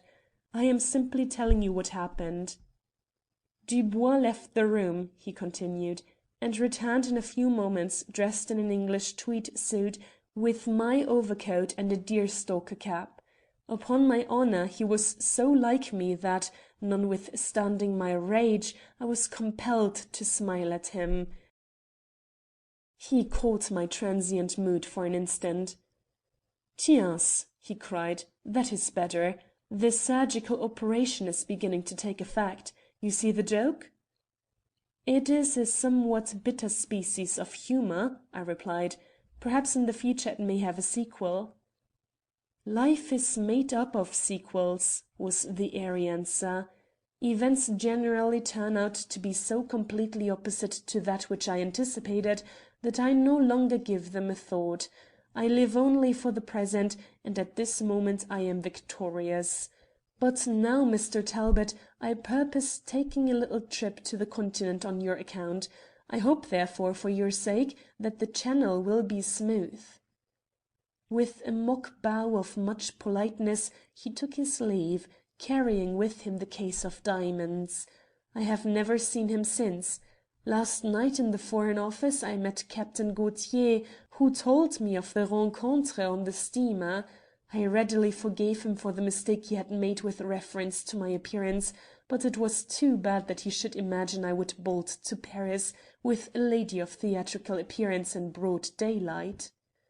"Yes," cried Fairholme, "if it had been the night steamer—" "Bobby!" exclaimed Edith. "Oh, I meant, of course," stammered Fairholme, "that by night Gaultier might have been more easily mistaken." "Well, and what happened at the Foreign Office?" Brett's question recalled the younger people to the gravity of the conclave. "First of all," said Talbot, "Fairholme drove me straight home, where it was necessary to give some slight preliminary explanation before I made a too sudden appearance, so I remained in the cab outside, whilst Fairholme went in and found Edith." "Ah," said Brett, still surveying the ceiling. But there was so much meaning in his voice that this time it was the turn of the young people to blush.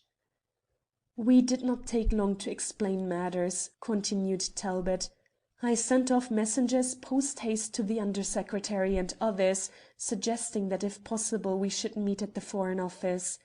Within an hour my chiefs were good enough to fall in with my views, and therefore I had an opportunity to tell them my story exactly as I have repeated it to you. The result is that I carry with me a letter from the Under Secretary in which he explains his views. I am already acquainted with his reasons, but I have no doubt that he puts them before you quite clearly." He handed a letter to Brett. Its contents were laconic but unmistakable. "The inquiry in which you are engaged," it read, "must be conducted with the utmost secrecy and discretion. The gravest political importance is attached to its outcome. No trouble or expense should be allowed to interfere with the restoration of the diamonds to their rightful owner.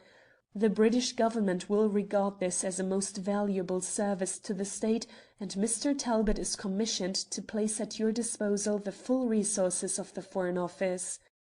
You will also find that His Majesty's ministers throughout Europe have been advised to give you every assistance, whilst there is little reason to doubt that the various European governments will be ready to offer you all possible support. The first consideration is the restoration of the gems intact to the Sultan, the second, absolute secrecy as to the whole of the circumstances." "Whew!" whistled Brett. "Read between the lines, this communication shows the serious nature of our quest. If those diamonds are not recovered, a revolution in Turkey is the almost certain outcome, and Heaven alone knows what that means to the European powers most concerned." "If you succeed," said Sir Hubert Fitzjames, "the Government will make you a baronet."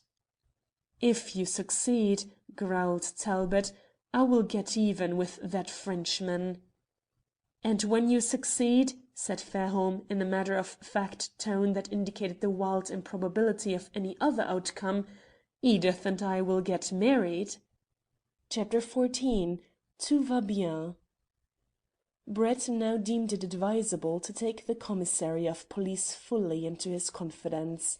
The official promptly suggested that every personage in Paris connected even remotely with the mystery, Gros Jean, the Turks, the waiter at the Café Noir, and even the little thief Le Ver, should be arrested and subjected to a procès verbal. But Brett would not hear of this proceeding. He quite firmly reminded the commissary that the wishes of the British Government must be respected in this matter, and the proposed wholesale arrests of persons, some of whom were in no way cognisant of the crime, would assuredly lead to publicity and the appearance of sensational statements in the press. "But, monsieur," cried the Frenchman, "something must be done. Even you, I presume, intend to lay hands on the principal men. While they are wandering about the country each hour makes it easier for them to secrete the diamonds so effectually that no matter what may be the result, the Sultan will never recover his property."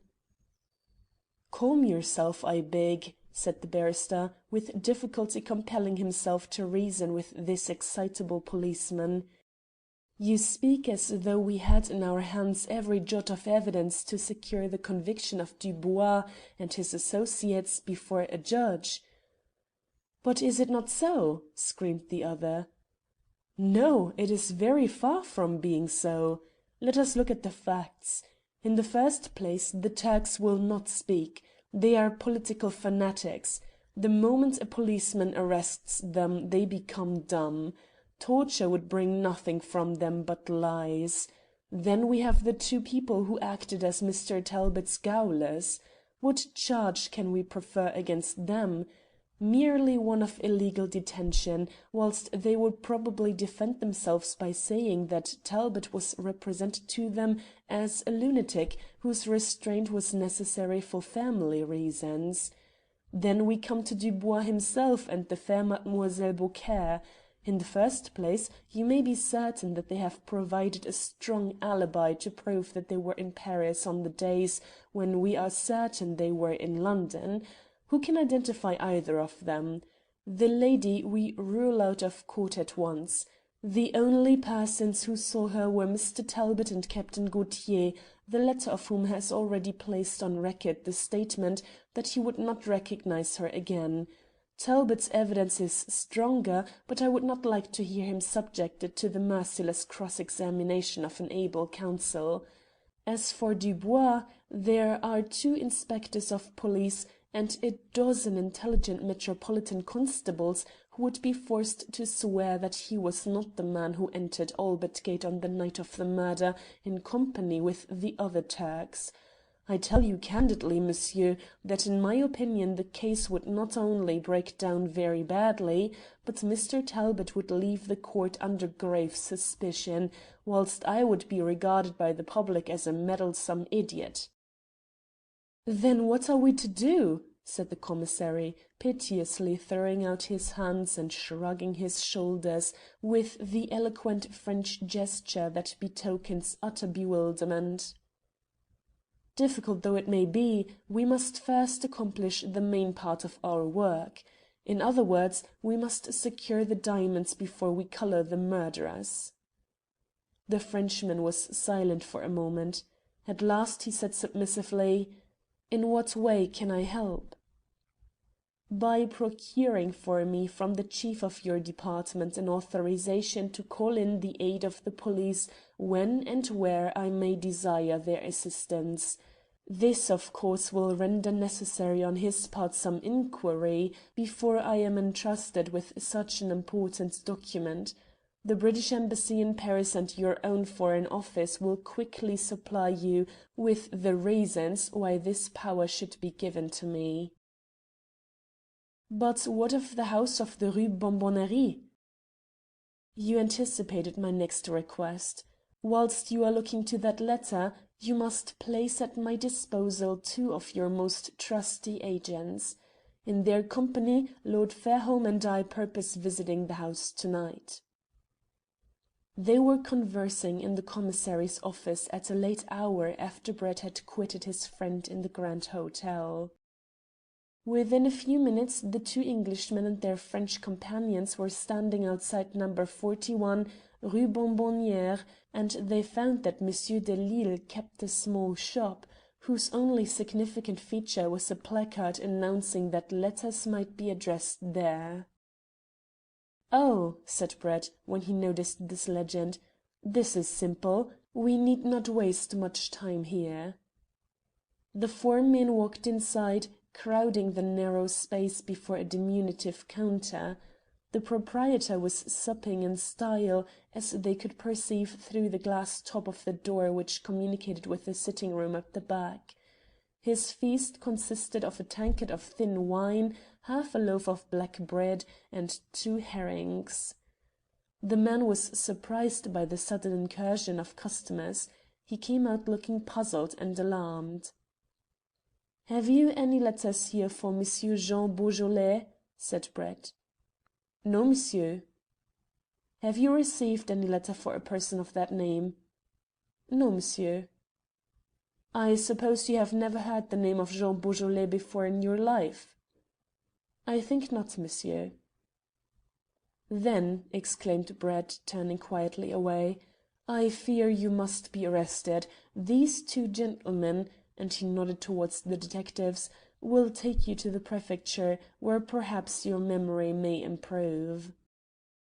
The man blanched visibly. His teeth chattered, and his hands shook as if with ague, whilst he nervously arranged some small objects on the corner.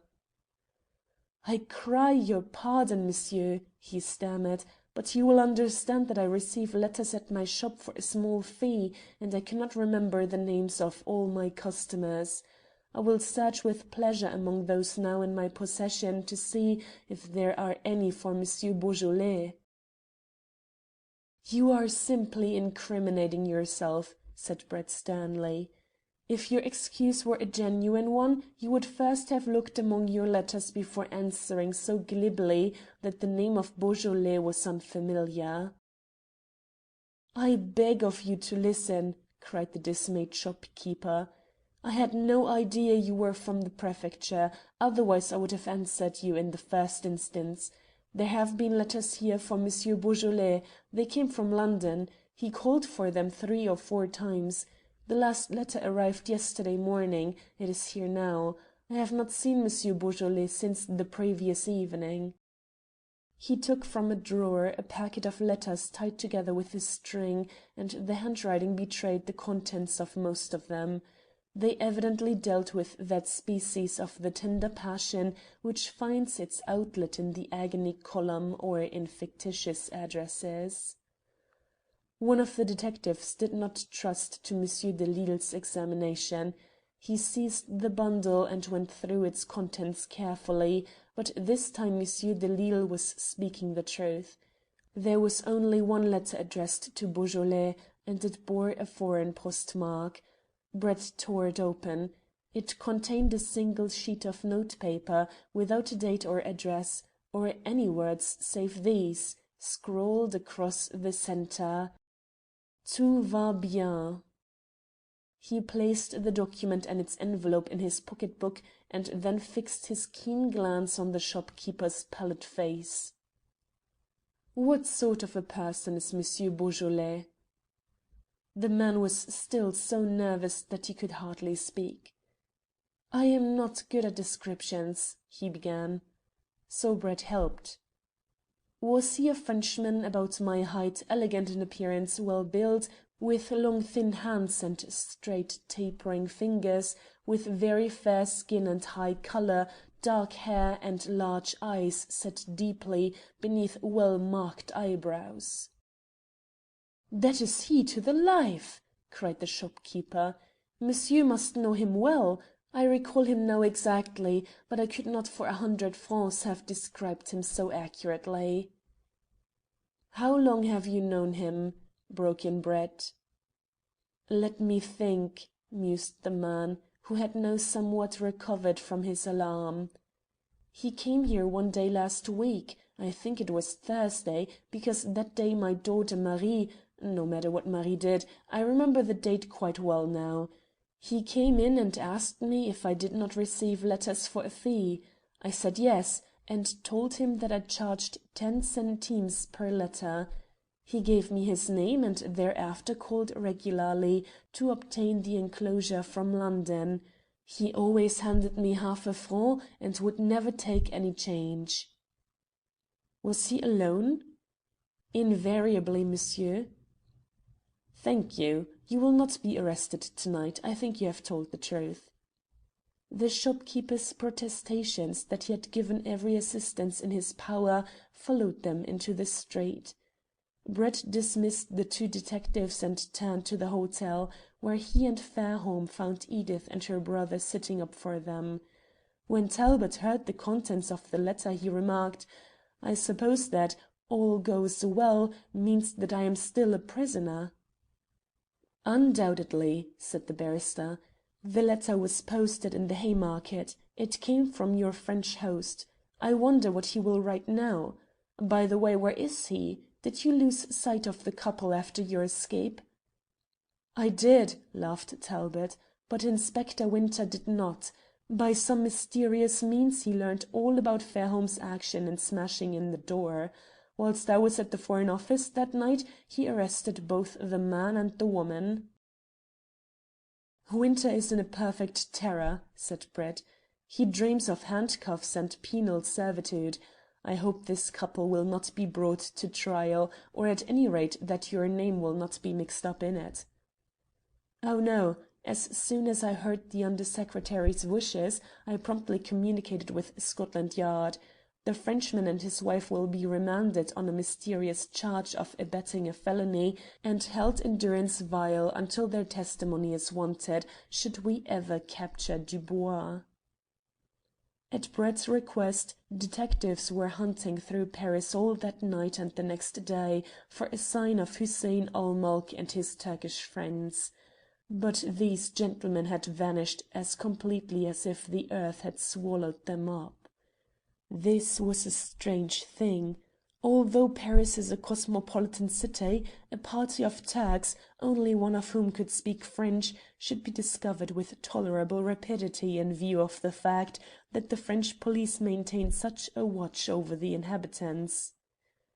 It was not until Brett and his four companions quitted the train at Marseilles late at night, and the barrister received a telegram from the commissary announcing that the search made by the police had yielded no results, that he suddenly recalled the existence of a doorless and windowless room in the Café Noir. Curiously enough, he had omitted to make any mention of this strange apartment in his recital to the official. He would not trust to the discretion of the telegraph department, so on reaching the Hôtel du Louvre et de la Paix, he succeeded, after some difficulty, in ringing up the commissary on the long-distance telephone. Having acquainted the police officer with the exact position of the hidden apartment, he ended by saying: "Continue inquiries throughout Paris during the whole of tomorrow. Do not visit the Cabaret Noir for the purpose of police inspection until a late hour, long after midnight, when the café is empty and the boulevard comparatively deserted. It is only a mere guess on my part. The Turks may not be there. If they are, they should be set at liberty and not questioned. Tell them they owe their escape to me. If you do not find them, you may make other discoveries of general interest to the police. But above all things, I do not wish you to interfere with Gros Jean or his house until the next 24 hours have elapsed." The commissary assured him that his desires would be respected, and soon afterwards Brett went upstairs with the full determination to secure a long and uninterrupted night's sleep, of which he stood much in need. He had reached the sitting-room reserved for the use of the party when Talbot and Lord Fairholme burst in excitedly. "We have seen her!" gasped the Earl. "Seen whom?" demanded the barrister. "Mademoiselle Beaucaire!" cried Talbot. "The woman who accompanied Dubois in his flight from London. I recognized her instantly.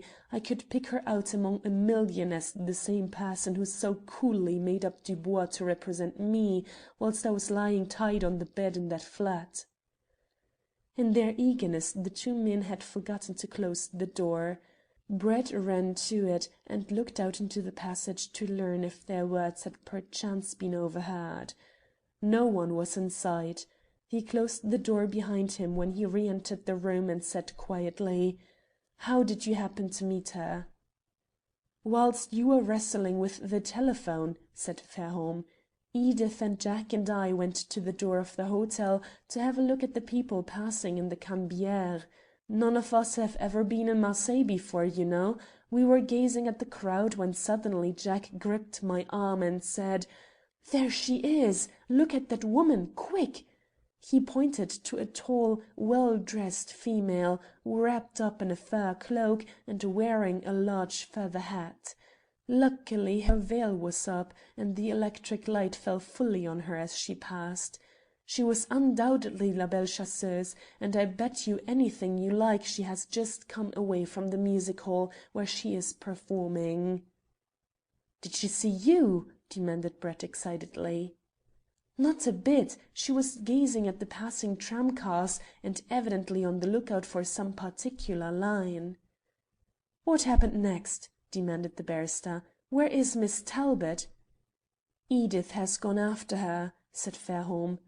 "What!" cried Brett, more startled than he cared to own. "Yes," broke in Talbot eagerly.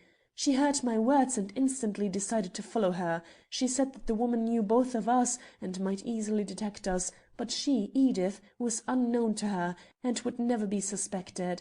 She simply forced us to come and tell you, and then darted off like a greyhound before we could stop her."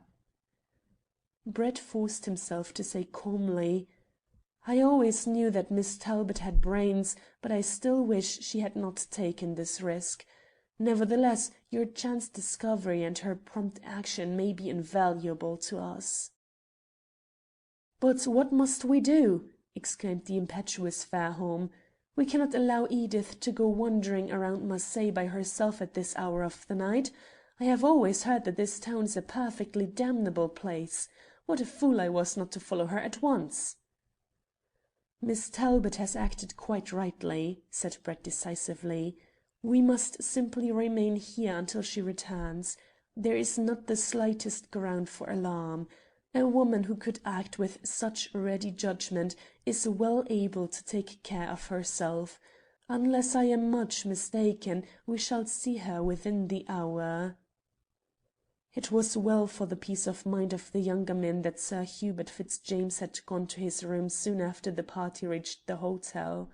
Had the irascible baronet known of his niece's mission, no power on earth could have restrained him from setting every policeman in Marseilles on her track forthwith. And so they kept their vigil, striving to talk unconcernedly, but watching the clock with feverish impatience until Edith should return. Chapter 15.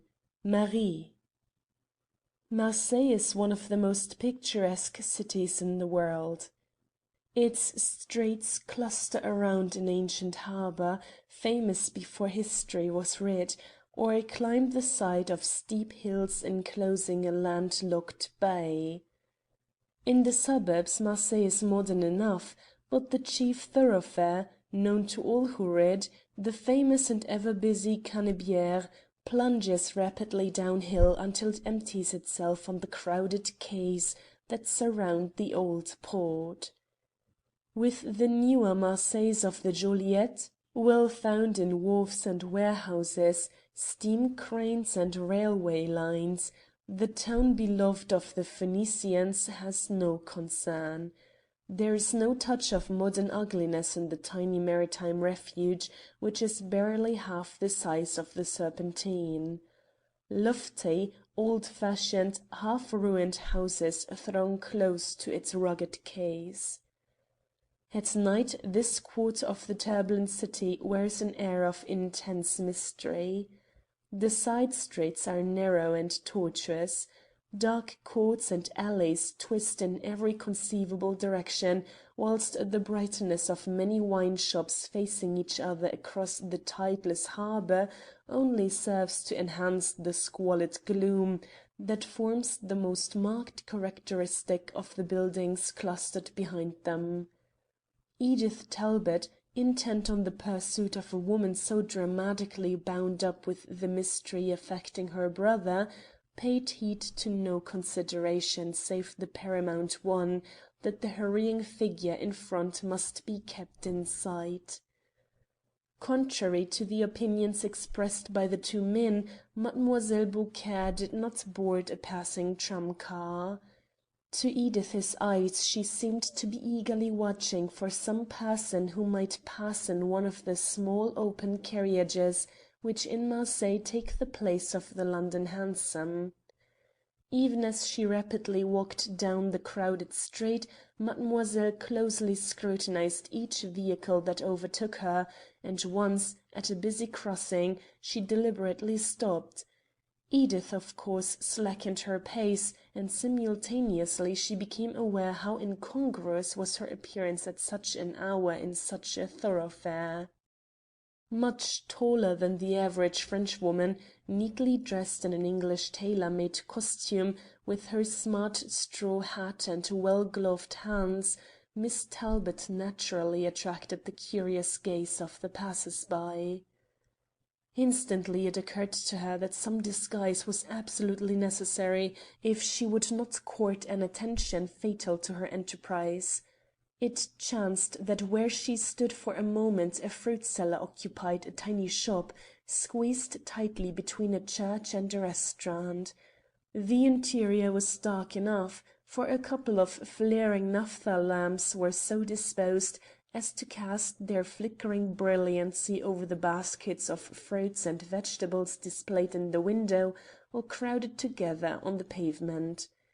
The woman inside had a kindly and contented face, cherry-ripened cheek and lips, and from a pair of deep-set blue eyes she looked out quizzically at the hurrying crowd.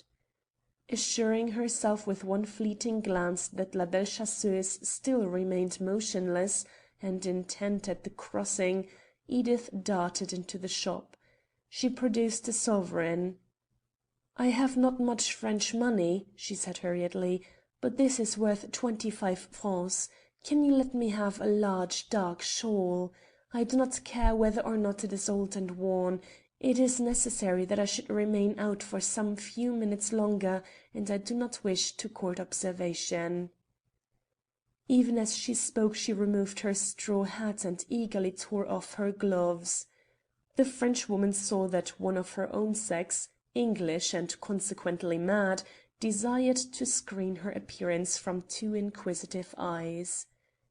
It was sufficient for her that there should be a spice of romance in the quest. With one hand she pocketed the sovereign, with the other she dived into a recess beneath the counter and produced the very article Edith wanted. "But certainly, mademoiselle," she cried. "See, it will cover you to the waist." Edith advanced another pace into the darkest corner of the shop, quickly arranged the shawl over her head and shoulders, and hastily murmuring her thanks, rushed forth into the street again, leaving hat and gloves behind her in her haste. The fruit seller was far too wise a woman to call after the other and apprise her of the loss. "It must be serious, this adventure," she mused. "And yet the novelists say that the English are cold. For me now I think that women are very much alike all over the world." And with this bit of Provençal philosophy she picked up the discarded articles and discovered, to her joy, that they must be worth at least 10 francs. 35 francs for an old shawl is a good night's work," she murmured.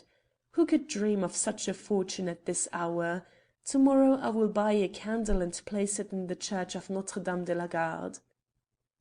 Meanwhile, Edith was just in time to see Mademoiselle Beaucaire either abandon her search or resolve it in some manner, for the lady once more resumed her progress towards the old harbour, in whose placid bosom could be seen the reflections of numberless lights from the small promontory beyond, crowned with the Fort St. Nicholas and the Chateau du Phare.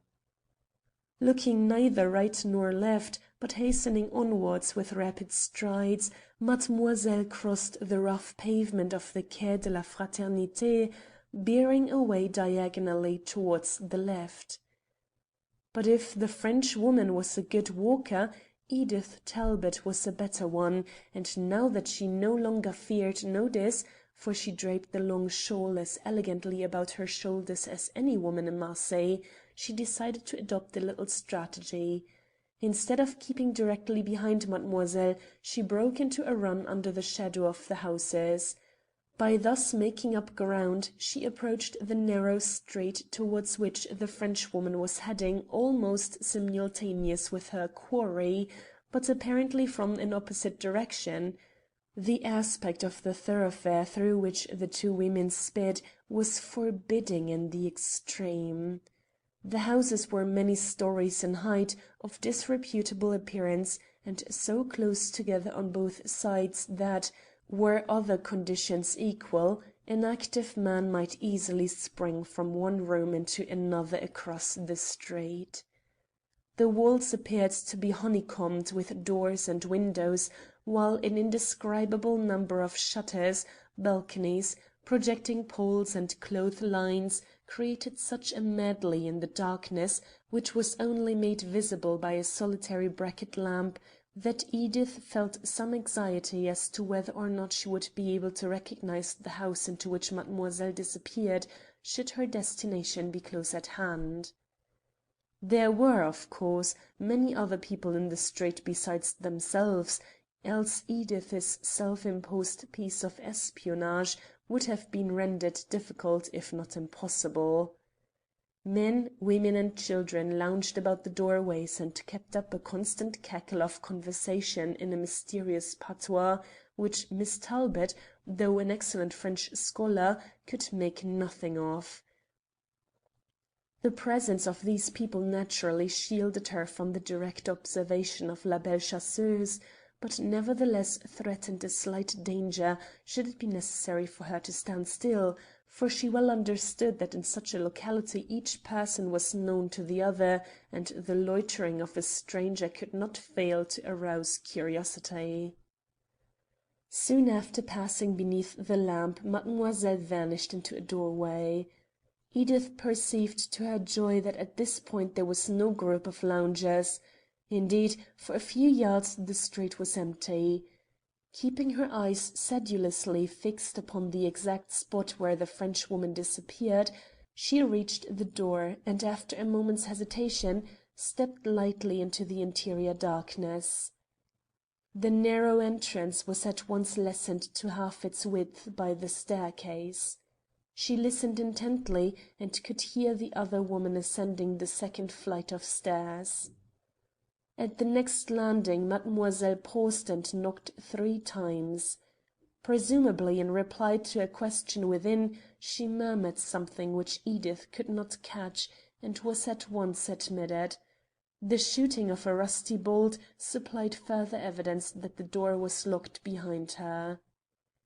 Edith's next task was to identify the house. She stepped out into the street again and crossed to the opposite pavement. She looked up to the second story, but owing to the short distance, barely 14 feet, that separated her from the house, she could discern nothing, save that the windows on that floor were closely shuttered. She rapidly noted that the door was the third removed from the lamp. Whilst wondering what to do next, a couple of girls approached her. They were young and of course inquisitive. Without any dissimulation, they stood in front of her and scrutinized her face, wondering, no doubt, who this tall and graceful newcomer could be. "What is your name?" said one. "Where do you live? Have you just come here? Are you staying with old Mother Peter?" With difficulty Edith caught the drift of their questions, but she answered smilingly: "No, I do not live here, and I do not know Mother Peter, but I want you to tell me who lives in the house opposite." Her Parisian French greatly surprised the 2 girls, who giggled at each other, and one of them cried, "Oh, here's a lark!" But they scented an intrigue, and were quite ready to give all the information in their power. "A lot of people live there," said the elder one, trying, with the ready tact of her nation, to accommodate her words to the understanding of the stranger. "It all depends who you want to know about.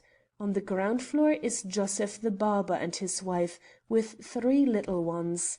It cannot be them, I am sure, and it cannot be Monsieur Ducrot, who is their lodger, for he is 70 years old and is sacristan in the Church of the Sacred Heart. Then on the first floor there are 3 men, not a woman amongst them. One is a bill sticker, another a fisherman, and the third a waiter in the Café du Midi. I do not know their proper names. We call the bill sticker Paste Pot and the fisherman Crab. The waiter is called Thomas in the café, but when a letter comes for him it is in another name. Then on the second floor by the way, Marie, who is it that lives on the second floor?" Edith with difficulty restrained her excitement. She felt that if only these youngsters rattled on a little longer she might gain some valuable information. Marie, thus appealed to, was evidently of a more cautious temperament than her companion. "If the young lady will tell us what she wants to know, we may be able to help her," she stipulated. "Certainly," cried Edith, instantly resolving to pursue the tactics of the penny novelette. "I have been deserted. My lover has been taken away from me by another woman. At least, that is what I am informed. I do not wish to make any trouble about it. There are plenty as good men as he is left in the world. But on the other hand, I must not act unjustly. I have been told that he lives in this house, that he is living with her here at this moment, in fact. If I can make sure of it, I will go away and never set eyes on him again unless by chance, and then you may be sure I will take no notice of him.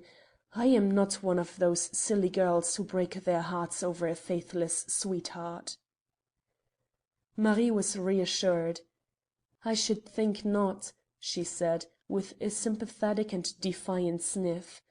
"I had the very same experience last Sunday when Philippe, the grocer's boy at the corner, you know, walked along the Corniche road with a chit of a girl out of a shop. She thinks herself better than we are because she stands behind a counter, and I'm sure she made eyes at Philippe one day when his master sent him there on an errand." "Philippe must have bad taste," broke in Edith. "But I am sorry I must hasten away. If you girls will tell me quickly all the other people that live in that house I will give you 2 francs each. That is all the money I have got." She produced the coins, which she easily distinguished from the gold in her pocket by their size. She knew that to appear too well supplied with money in that neighbourhood was to court danger, if not disaster, to her undertaking. Both girls eagerly seized the 40-sou pieces. "Oh, on the second floor?" said Marie. "I am afraid you will find your young man. They are a funny couple that live there. They only came here on Monday. When did your young man leave you?" "I saw him on Saturday." "Where?" This was a poser, but Miss Talbot answered desperately: "At Lyons." "What is he like?" Another haphazard shot. "He is tall and dark and, oh, so good looking, with a beautiful white skin and pink complexion." "That is he!" cried both girls together. "The scoundrel! But tell me," went on Edith, whose excitement was readily construed as the pangs of jealousy, "who is the creature that lives with him?" "We think she is a music hall artiste," replied Marie. "At least, that is what the people say. I have not heard yet what hall she appears in. They say she is very pretty. Are you going to throw vitriol over her?" "Not I," said Edith, with a fine scorn. "Do they live there alone?" "Yes, quite alone. They rent the place from Père Didon. He owns most of the houses in this street, you know, and is a regular skinflint. He won't let anyone get behind with their rent for an hour. He is old, so old that you would not think that he could live another week, yet he is that keen after his francs you would imagine he was a young man anxious to get money for a gay life. You ought to have heard the row here last Saturday, when he turned the people out from their rooms where your lover now lives with his mistress. It was terrible. There was a poor woman with 2 sick children." How much further the revelations as to Père Didon's iniquity might have gone, Miss Talbot could not say, but at that moment there came an interruption. From the opposite doorway appeared the figure of Mademoiselle Beaucaire, carrying a small bag. She was followed by a man, tall, slight, and closely muffled up, who shouldered a larger portmanteau. Edith grabbed both the girls and pulled them close to her against the closed door behind them. "It is he!" she whispered tragically. "Silence! Let us watch them." The man darted a suspicious glance up and down the street. There was no one whom even the clever Henri Dubois could construe as an enemy, no one save some chattering Marseillais loitering around their doorsteps, and 3 girls huddled together in close conclave directly opposite. Thus reassured, he strode after La Belle Chasseuse, who cried out impatiently: "Come quick, Henri! What are you waiting for?" "Is his name Henri?" whispered the awe-stricken Marie. "Yes, isn't he a villain? I wonder where they are going now." "Let us follow them and see," suggested Marie. "Yes, let us follow them and see," chimed in the other one, who delighted in this nocturnal romance. It was a veritable page out of one of Paul de Kock's novels. The programme suited Miss Talbot exceedingly well. They strolled off down the street, nestling together, Edith in the centre, and keeping the shrouded couple in front well in sight. This time, when Mademoiselle Beaucaire and her companion reached the point where the street emerged on the harbour, they did not cross over towards the broad and brilliant lighted Canebière, but hurried on through the darkness in the direction of a cluster of fishing smacks that lay alongside the Quai de Rive Neuve. "My faith, Eugénie!" cried Marie, "they must be going on board of one of the vessels." "What a lark!" was the answer. "I suppose they fear you," she added, turning her sharp eyes on Edith. "What is your name?" "Lucille," came the answer on the spur of the moment. "Lucille what?" "Lucille Beauharnais." "My gracious!" cried Eugénie. "What a swell name!" "Oh, let us hurry," interrupted Miss Talbot desperately. "You girls know everybody, you must know all the vessels. If they are going on a boat and you will find out the name and number for me, I will give each of you a whole louis. I will give them to you now. I mean, that is, if you will walk with me afterwards to my lodgings." Even amidst the exciting circumstances surrounding her, Edith recognized the absolute necessity there was to maintain the credibility of her previous narrative. Unquestionably Dubois and the lady intended to embark on one of the fishing boats. They hastened to the further end of the harbour, through whose tiny entrance Edith could now see the dark waters of the bay beyond, for the night was beautifully clear and fine, and the bright stars of the south lent some radiance to the scene, when the girls quitted the deep shadow of the houses. A solitary boat, a decked fishing smack of some 40 tons, was lying by the side of the quay, apart from the others. Edith, who knew something about yachting, recognized that her gearing was not fastened in the trim manner suggestive of a craft laid by for the night. At the same instant, too, she caught sight of a third form, that of a man who had been seated on a fixed capstan, and who now strode forward to peer at the newcomers. Some few words passed between the three, but it was impossible for the girls to hear a syllable. Instantly the sailor assisted Dubois and Mademoiselle Beaucaire to step down from the quay on board the smack. He followed them, and three other men, who appeared out of the chaos of sails and ropes, commenced to labour with the large pole in order to shove the sturdy vessel out into the harbour. "Quick!" murmured Edith, in an agony lest the opportunity should slip. "Tell me what vessel it is." "I think," said Marie, "it is the Belle Soeur. Anyhow, we can easily make it certain. All we have to do is to go back around the top of the harbour, walk down the Quai du Port, and watch her as she passes under the lighthouse of the Fort St. Jean. They will hoist her sail then, and we shall see her number." "Oh, come!" cried Edith. "Let us run!" "We can run if you like," replied Marie coolly, "but there is no need. They have to get out by using the sweeps, and we will be underneath the lighthouse at least a minute or two before they pass, even if we walk slowly." Whilst they were talking the three girls put their words into practice, and Edith found herself battling with a logical dilemma. Dubois was evidently escaping from France, making out from Marseilles at this late hour on a vessel capable of sailing to almost any point of the Mediterranean. What could she do? Was it possible to invoke the aid of a policeman and get some authority to hail the craft and order her to return, or was there time to take a cab in the Canebière to drive furiously to the hotel, where Brett, Fairholme and her brother must be anxiously awaiting her return? Rapidly as these alternatives suggested themselves, she dismissed them. It was best to fall in with Marie's suggestion and ascertain beyond doubt the identity of the fishing smack. Then, at any rate, Brett would have a tangible and definite clue. So she hastened with her companions along the three sides of the now almost deserted quay, and in accordance with the prediction of her youthful guides, she reached the promenade beyond the small lighthouse of the inner port before the vessel had quitted the harbour. To move a 40-ton boat with oars is a slow matter at the best.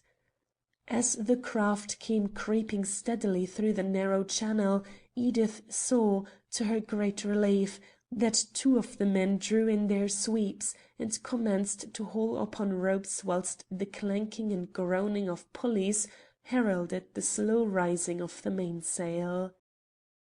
She thought the sail would never climb up in time, but as it began to yield to the steady pull of the men it mounted more and more rapidly, and at last, feeling the influence of a gentle breeze blowing off the land, it shook out its cumbrous folds and the number stood clearly revealed in huge white letters on the dark brown canvas. At first, in her eagerness, she could hardly discern it, save a big M and R. "There!" cried Eugenie, bubbling over with excitement. "There it is! MR 107, Marseille number 107, you know. Why, isn't that Jacques Le Bon's boat?" she demanded from her companion. "Yes, it is," said Marie, "and there is Jacques himself standing by the tiller." Edith's eyes were now becoming accustomed to the night and the dancing water. "Where are the others?" she said. "I cannot see them. There is no one standing on the deck but the sailors." "Oh, they have gone below, I expect," said the practical Marie. "They will be in the way of the sails, you know. There is not much room for people who don't work on the deck of a small ship like that. Besides, they don't want to be seen. If a customs officer or a harbour official were to notice the boat now, he would think that Le Bon was going out fishing for the night, but he would be sure to wonder what was happening if he caught sight of a woman on board. Funny, isn't it," she rattled on, "that Jacques should be called Le Bon, for he is the worst man in Marseille. They say that his ugly grin when he draws a knife would frighten anybody." Chapter 16. The Hall Porter's Doubts. When 1 o'clock came and Edith had not arrived, the three men waiting in the hotel made no further effort to conceal their anxiety. The impetuous Fairholme was eager to commence an immediate search of Marseille, but Brett steadily adhered to his resolution not to stir from their sitting-room until either Miss Talbot came back in person or it became quite certain that she was detained by some other influence than her own unfettered volition. "It may be," he argued, "that she will require some action on our part at the moment we see her, and nothing could be more stupid than for the three of us to be wandering about this great city, hopelessly inquiring for a missing English lady, whilst she was impatiently awaiting our return in the knowledge that valuable time was being lost to no purpose. What is there to fear? Miss Talbot is absolutely unknown to all the parties concerned in the affair. Even if she attracted their attention, which is improbable, it is almost inconceivable that they should connect her with the search being made for them. The only risk she runs is that of insult by some semi-intoxicated reveller, and even in a rowdy city like this, it must indeed be a strange locality in which she would be denied some protection.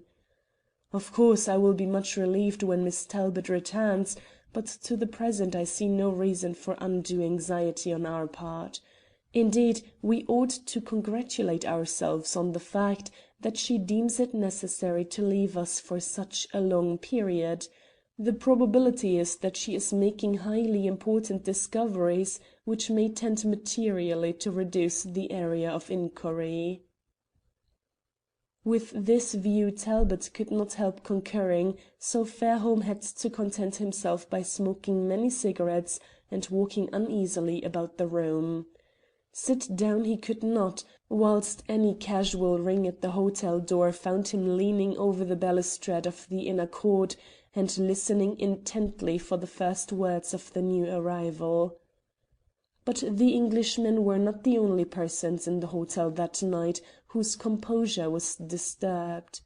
Their extraordinary behaviour caused uneasiness to the manager and those members of his staff who remained on duty.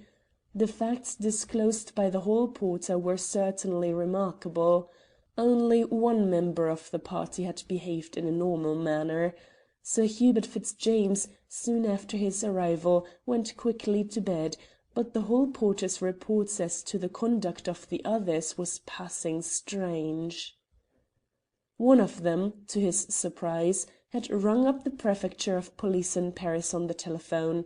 The others were standing at the hotel door, gazing quietly enough at the passers-by, when suddenly about midnight much excitement arose amongst them. They conversed eagerly in their own tongue for a few moments, and the lady had rushed off down the street by herself, whilst her two companions ran with equal precipitancy to join the third in the sitting-room they had engaged, and there they still were seated in moody expectancy, apparently waiting for some dramatic event to happen. It was time that all good people were in bed, but it was hopeless to approach such lunatics with questions, for they were English, and no decent Frenchman could possibly hope to understand their actions or motives. It was satisfactory that they could speak French well, therefore the manager counselled the hall porter to exhibit patience and prudence. Moreover, my lords upstairs would be sure to recompense him for an enforced vigil by a liberal pourboire.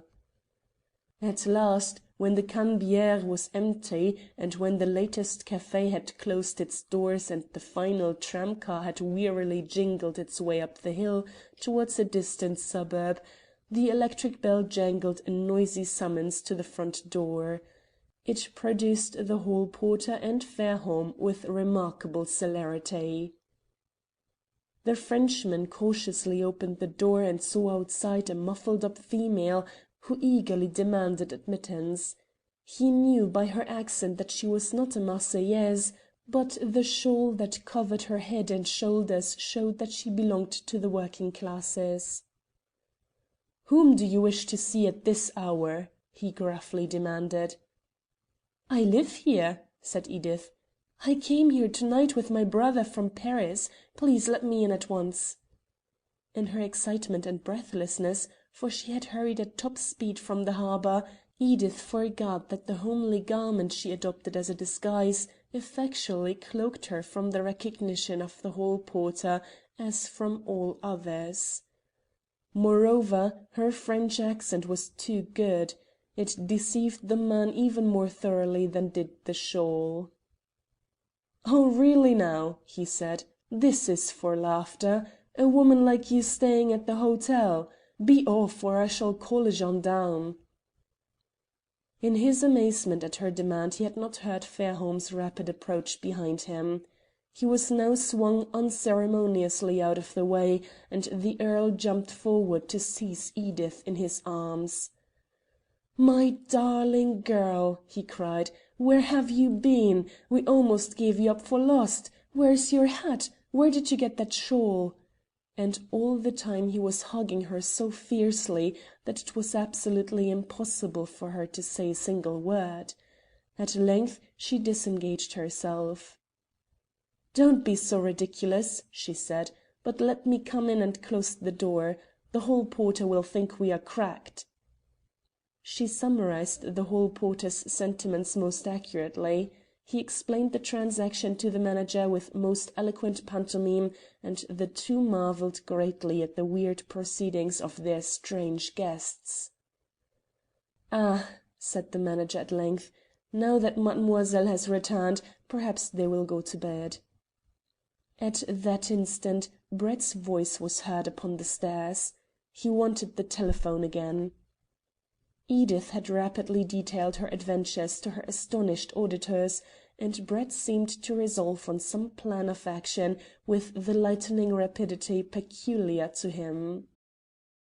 Owing to the late hour he got through to Paris without much difficulty, and then he returned to the sitting-room, where Edith was rehearsing in greater detail all that had happened since she left them at the hotel door. Brett explained to his companions the motives of his second telephone message. "I am convinced," he said, "that Gros Jean is in communication with his daughter. For this reason I did not wish the police to put in an appearance at the Café Noir until to-morrow night, or rather to-night, for we have long entered upon another day. I wished to have a reasonable time for a quiet inquiry at Marseilles before mademoiselle could be apprised of our presence here. Miss Talbot's remarkable discovery has, however, wholly changed my plans. Mademoiselle Beaucaire and her lover have set off for some unknown destination, and the best chance we have of discovering it is to secure the immediate arrest of her father. Possibly, being taken by surprise at this hour of the morning, some document may be found on him which will reveal his daughter's destination. It occurs to me that she half expected him to arrive by a late train. Again, when the fishing smack puts into port, the girl will probably adopt some method of communicating with him. And that communication must come into our hands, not into his. So I have telephoned the police officials to Paris to raid the Cabaret Noir forthwith, and it is possible that they may report developments within the next 2 or 3 hours. "Is there no chance of your discovering the whereabouts of that fishing smack?" said Fairholme. "In what way?" demanded Brett. "Well, this is a big port, you know, and there are always tugs knocking about with steam up, on the off chance of their services being required. Isn't it possible to charter a steamboat and set off after the smack?" "I do not think so," said Brett. "I imagine it would be a wasted effort. By this time the Belle Sœur is well out to sea. She can go in a dozen different directions. She may beat along the coast towards Toulon and the Riviera. She can make towards Corsica, Sardinia, the Balearic Islands, Spain, or the mouth of the Rhone. She will certainly not show any lights, and I personally feel that although there is, perhaps, 1,000 to 1 chance we might fall in with her, it will be far better for our purpose to remain quietly here and await developments in Paris." "Anyhow," remarked Fairholme, convinced that his proposal was impracticable, "it will be an easy matter for the authorities to ascertain the port that she arrives at." Brett shook his head dubiously. "I have my doubts on that point," he said. "The man who has thus far kept himself so easily ahead of all pursuers, and exhibited such a wealth of resource in his methods, may well be trusted to cover up his tracks effectually. There is even a possibility that the Belle Sœurs will never be seen again, and that her number will long remain vacant on the shipping register of Marseilles. However, we shall see." "Then, Mr. Brett," put in Edith quietly, with a tired smile, "I suppose we may go to bed?" "Most certainly, Miss Talbot. You have earned your rest more than any of us to night," he answered. He held out his hand to wish her good night, but she demanded with some surprise, "What are you going to do? Surely you want some sleep?" "I will remain here," he said. "I have bribed the hall porter to keep awake, and I may be wanted on the telephone at any moment." "Then I will stop with you," cried Fairholme. "And I too," chimed in Talbot. "You will do nothing of the sort," he answered with pleasant insistence. "You will just be off, both of you, and get some hours of sound sleep. You may need all your energy to morrow. Don't be afraid. I will arouse you if anything dramatic should happen." Left to himself, Brett again interviewed the hall porter and returned to the sitting room, where he disposed himself for a nap on the sofa. Like all men who possess the faculty of concentrated thought, he also cultivated the power of dismissing a perplexing problem from his mind until it became necessary to consider it afresh in the light of further knowledge. Within 5 minutes he was sound asleep. At length he woke with a start. He was stiff with cold, for the fire had gone out, and the tiny gas jet he had left burning was not sufficient to warm the room. He sprang to his feet and looked at his watch. It was 6:30. "Surely," he cried, "there must have been a message from Paris long before this." He ran downstairs, encountering on his way some of the hotel servants, who even thus early had commenced work, for your industrious Frenchman is no laggard in the morning. Going to the hall porter's office, he found that functionary snoring peacefully. The poor fellow was evidently tired out, and 20 telephone bells might have jangled in his ears without waking him. So for the third time Brett rang up the exchange to get in touch with Paris. As he had anticipated, he quickly learned that the prefecture had endeavoured to get through to him about 4:30 a.m., but the operators were unable to obtain any answer.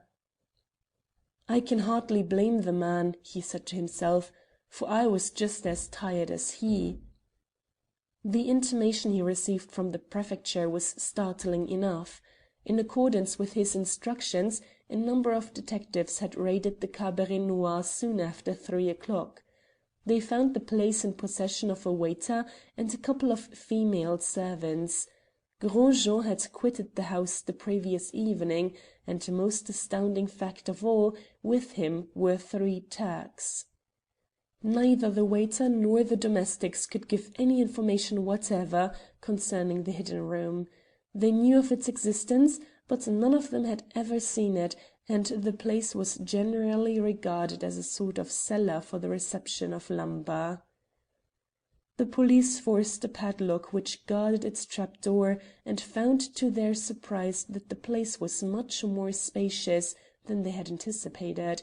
It really contained 2 apartments, one of which was so firmly secured that it had hitherto resisted all their efforts to open it.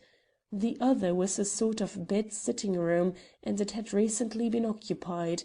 From various indications, they came to the conclusion that its latest tenants were Hussein ul Mulk and his confederates. Judging from the fact that these gentry had quietly left the café in Gros Jean's company about 7:30 the previous evening, they were not in confinement against their will.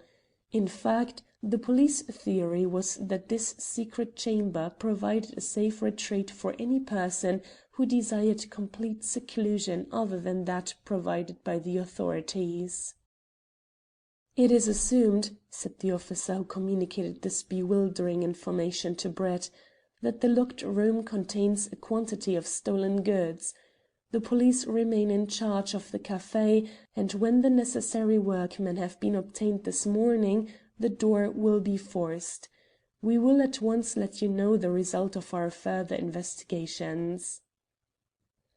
"But what about Gros Jean and the Turks? Surely Paris cannot again have swallowed them up?" inquired Brett. "Every effort is being made to trace their whereabouts," was the reply, "but you must remember, monsieur, that they had many hours' start of the police, and that this period of the day is the most difficult of the 24 hours in which to make successful inquiries. You must rest assured that the moment we receive even the slightest clue we will ring you up, provided, that is, you arrange for someone at your end to answer the telephone." "Oh," said Brett with a laugh, "there is little fear of further delay in that respect. It will be daylight in another hour, and the servants are already busy about the place." He rang off and then darted back to his sitting room to consult a timetable, for the thought came to him that Gros Jean and the Turks had quitted the café in order to reach Marseilles. He could not yet explain this strange alliance. It was impossible to believe that the innkeeper would betray his daughter to serve the ends of a political party. No, there must be some other explanation which the future alone could reveal. He well knew that the last thought likely to occur to the Paris police would be to suspect the missing man of any desire to reach the south coast. It was with an almost feverish anxiety that he scrutinized the pages of the Indicateur des Chemins de Fer, and he heaved a sigh of profound relief when he discovered that the first train Gros Jean and the Turks could travel by left Paris the previous evening at 8:40 p.m. and was not due at Marseilles until 8:59 that morning. It was now close on 7 o'clock, so he went to his bedroom, effected some much needed changes in his personal appearance, and then consumed an early breakfast of coffee and rolls. At 8:30 he called a carriage and was driven to the railway station, where, punctually to the minute, the Paris train arrived. Brett managed to secure a favourable point whence he could observe the passengers without being seen, for on the platform were stacked hundreds of baskets of fruit and vegetables which had arrived by a local train.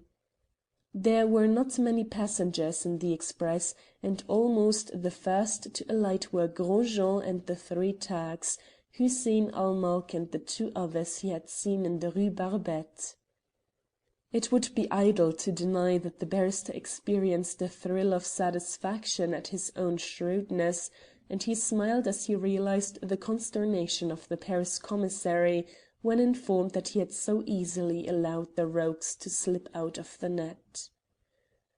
The travellers were evidently tired after a sleepless journey. Gros Jean, being a fat man, had wobbled about a great deal during the night.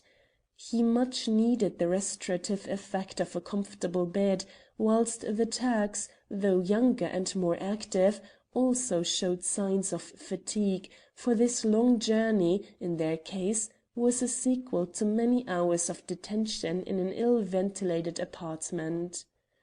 So they paid not the slightest heed to their whereabouts, save in so far as to eye with suspicion a harmless gendarme who happened to be on the platform. The policeman, of course, took no notice of them whatever. Gros Jean was to him merely a typical Frenchman, whilst persons of dark complexion and Moorish appearance are everyday sights in the streets of Marseille. A diminutive railway porter loitered near Brett in the conceit that perhaps this well-dressed stranger might have felonious designs on the oranges and cabbages. His intense joy may therefore be pictured when the barrister beckoned to him, placed a gold piece in his hand, and said, "You see those Turks there. Go after them and find out where they are going to. They are sure to take a carriage, as their luggage appears to be somewhat heavy." The man darted off, secure in the belief that no one who could afford to give away 20 francs for such trivial information would be likely to pocket a cauliflower. In half a minute he returned. "They have all driven off together, monsieur," he announced eagerly, and the French gentleman first of all inquired of the driver how much he would charge to take them to the Jolie Femme. 2 francs was the fare, and this was agreeable, so they have gone there. "I hope in this instance," said Brett gravely, "that the Jolie Femme is the name of a hotel." "But certainly," replied the porter, elevating his eyebrows. "What else could it be?" He meditated on this question for 5 minutes after Brett's departure, and then an idea struck him. "Ah!" he cried, slapping his thigh with a grin. "He is a droll dog, that Englishman." Brett, secure in the knowledge that his quarry had been located, drove back to his hostelry. He found Edith, Fairholme, and Talbot just sitting down to breakfast. He joined them, and had barely communicated his startling intelligence when Sir Hubert Fitzjames put in an appearance. "Dear me," said the genial old soldier, smiling pleasantly at the assembled party. "I see you are all nearly as lazy as I have been myself. I hope you slept well and enjoyed a quiet night." The burst of merriment which greeted this remark not only amazed the worthy baronet, but startled the other guests in the dining-room. "That is a strange thing," whispered the Frenchman to his wife. "I thought the English never laughed." CHAPTER 17. The Yacht Blue Bell. After breakfast the party adjourned to their sitting-room, and there Brett detailed his immediate plan of action. "The first point to determine is an important one," he said. "Which of you three, Sir Hubert Fitzjames, Talbot, or Fairholme, looks most like a Frenchman?" The trio at once began to scrutinize each other carefully, to Edith's intense amusement. "I am afraid, uncle," she laughed, "we must rule you out at once. You have British Major General, late Indian Army, stamped so plainly on you that here in Marseilles, a port accustomed to the weekly transit of P&O passengers, the smallest child could not fail to identify you. And as for you, Bobby, good gracious, you are painfully Anglo-Saxon. I am afraid, Jack, that we must decide against you. That is to say, I suppose it hurts your vanity to be taken for a Frenchman, but you must not forget that Mademoiselle Beaucaire thought you were good looking, and I suppose she adopts Parisian standards." Jack was amused by his sister's raillery. "It is gratifying to find," he said, "that there are some handsome Frenchmen. But may I ask, Brett, why you wish one of us to haul down the British flag?" "Because it is necessary that some one should keep a close eye on Gros Jean and the Turks. As a matter of fact, Miss Talbot is doubly right. Sir Hubert Fitzjames might possibly be made up to represent un vieux moustache, but it is essential that he should speak French well." "Then," cried Sir Hubert decisively, "I am out of court, because my French is weak and I always want to go off into Hindustani whenever I open my mouth. Why, even this morning when I rang for my hot water, I said to the waiter, 'Gurum pani lao.' I am sure he thought I was swearing at him." "Very well," concurred the barrister. "It comes back to you, Talbot, and I regret to inform you that for the next few hours you must be content with the inferior cooking and accommodation of the Jolie Femme Hotel. If you will come out with me now, I will get you rigged up in a cheap French suit. That and a supply of bad cigarettes will provide a sufficient disguise for your purpose. You must pack a few belongings in a green tin box and betake yourself to the Jolie Femme. Do not make any inquiries about Gros Jean, simply watch him." "But what about the Turks?" said Talbot. "Perhaps two of these scoundrels may be the identical pair who accompanied Dubois to Albert Gate. It is possible that they may recognize me at once." "No," said Brett decisively. "This is a different gang. The two men who committed the murders never came to Paris. Dubois would not hear of it, I am certain. If you act with discretion, I am sure they will never suspect you." "Can't you find me a job?" demanded Fairholme. "Yes, a most pleasant one. It will be your duty to accompany Miss Talbot and Sir Hubert, and show them the sights of Marseilles. I will meet you here at luncheon, but we probably cannot see Mr. Talbot again until late to night, when he will have an opportunity to come here quietly and detail the results of his observations. Of course," he added, addressing the young man directly, "if anything important happens during the day, you know where to find me, either personally or by messenger." It was natural that Edith's first steps with her lover and uncle would tend towards the scene of her overnight adventure. But Miss Talbot was a clear-headed girl, and took no risks. She knew well that in a chance encounter the sharp eyes of Marie and Eugenie might pick her out unless she was to some extent shrouded from observation. So she donned a large Paris hat and a smart costume, which, with the addition of a thick veil, rendered her very unlike the girl who 12 hours earlier was pursuing a recalcitrant lover. Secure in the changed appearance effected by these garments, and especially in the escort of two so English-looking persons as Lord Fairholme and Sir Hubert Fitzjames, She walked with them down the Canebière and on the quay. She showed them the street up which she pursued Mademoiselle Beaucaire, and the point on the wharf whence the fishing smack took her departure into the unknown. Then they strolled back around the harbour, still pursuing the track of Edith's midnight wanderings, when Fairholme suddenly whistled with amazement. "By Jove, look here!" he cried. "That's a piece of luck!" He pointed to the upper part of the basin, in which a number of smart yachts were anchored side by side. Marseilles is a natural point of departure for Mediterranean tours, and many yacht owners send their vessels here to be coaled and stored for projected trips. "What is it?" queried Edith, when she could see nothing in the locality indicated save the vessels and the small expanse of water dancing in the rays of a bright sun. "The very best thing that could have happened. This is Daubeney's yacht, the Bluebell."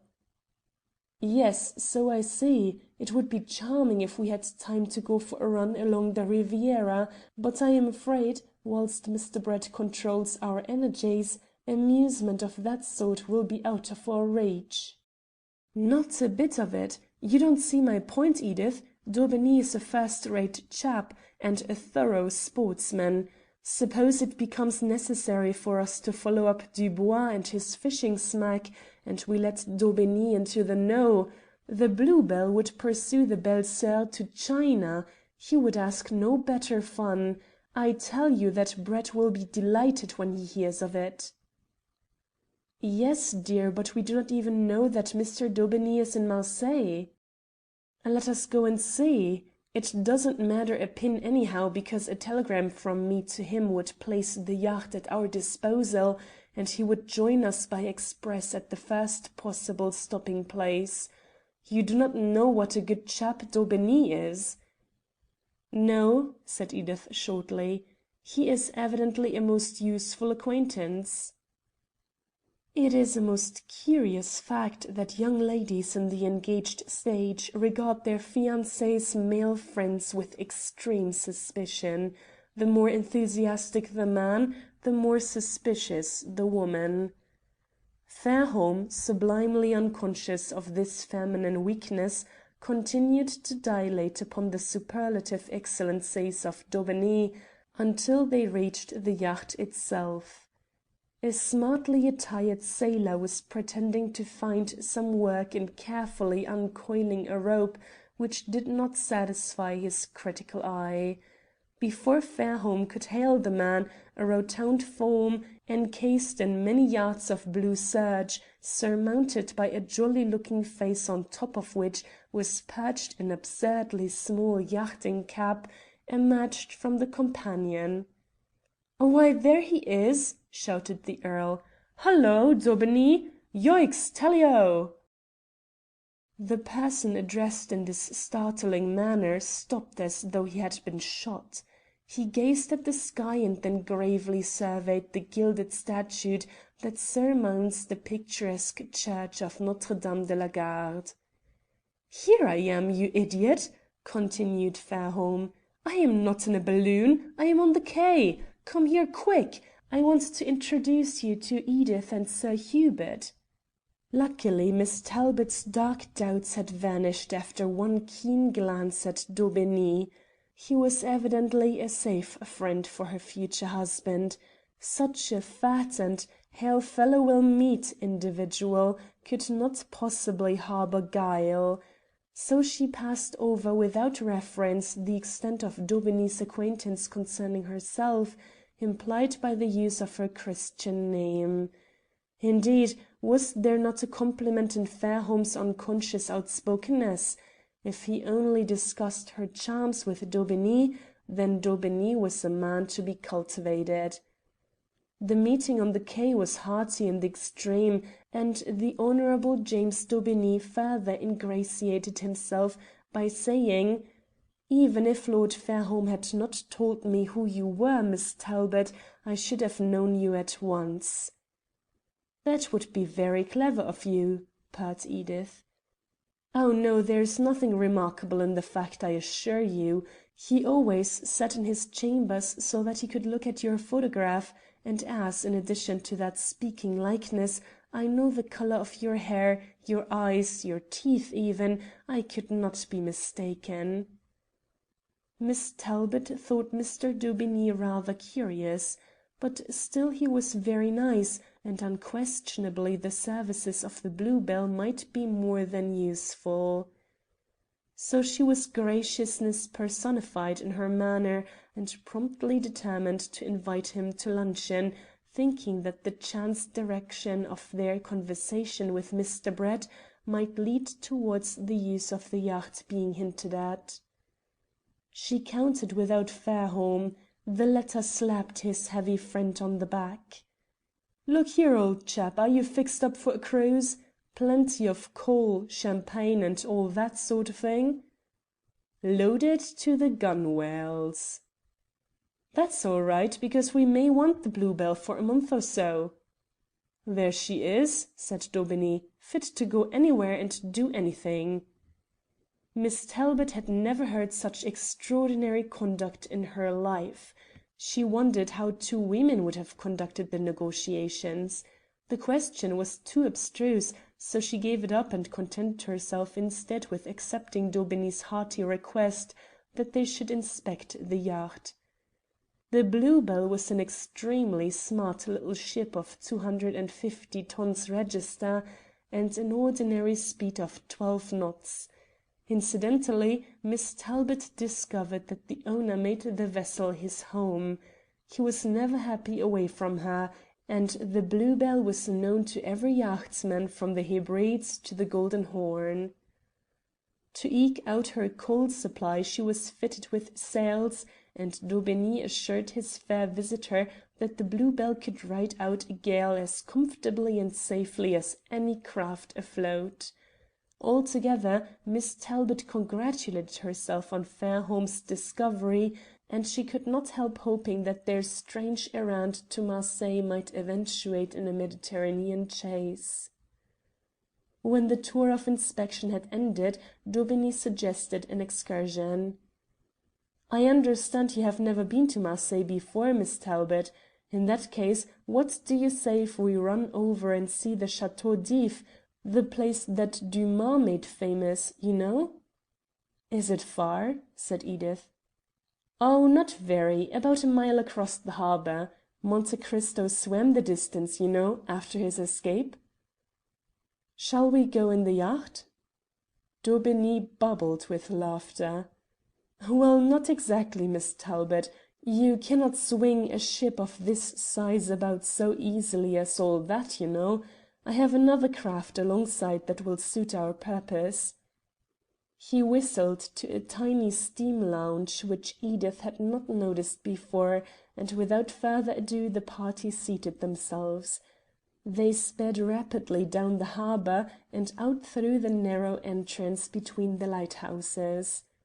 No sooner did Edith behold the splendid panorama of rocky coast that encloses the great outer bay, with its blue waters studded with delightful little islands, through which fishing boats and small steam tugs threaded their way towards different points on the coast, than she clasped her hand with schoolgirl delight. "I had no idea," she said, "that Marseilles was half so beautiful. Why, it is a wonderful place. I have always read about it being hot and dirty. It certainly is untidy, but to wash its citizens would take away all the romance. As for the climate being hot, just imagine a day like this in the middle of November. Can you possibly think what the sensation would be if you were plunged into a London fog at this moment, Mr. Daubigny?" "I have hardly ever seen one," he replied. "I take mighty good care to be far removed from my beloved country during the fog season." She sighed. What is it to be a man and to be able to roam about the world unfettered? "It all depends upon the meaning of the word unfettered," said Daubigny. "Have you got any sisters, Miss Talbot?" They all laughed at his inconsequent question. It was impossible to resist Daubeney's buoyant good nature, and Edith felt certain that in half an hour she would be calling him Jimmy. They sped across the waves towards the Chateau d'If and drew up alongside its small landing stage. The island supplies an all the year round resort for the townspeople. Every fine day a steamer runs at intervals to and fro between it and the inner harbour. The good folk of the south of France, where the Marseillais are visitors to the city, find a constant delight in taking the short marine excursion and wandering for half an hour about the rocky pathways and steep turrets of the famous prison, whilst they listen with silent awe to the words of the guide when he tells them how the abbé died, and shows them the hole between the two walls excavated by Monte Cristo. So the English visitors found themselves in the midst of a number of laughing, light-hearted French sightseers. They wandered round with the crowd until Edith looked at her watch. "It is past 12 o'clock," she said.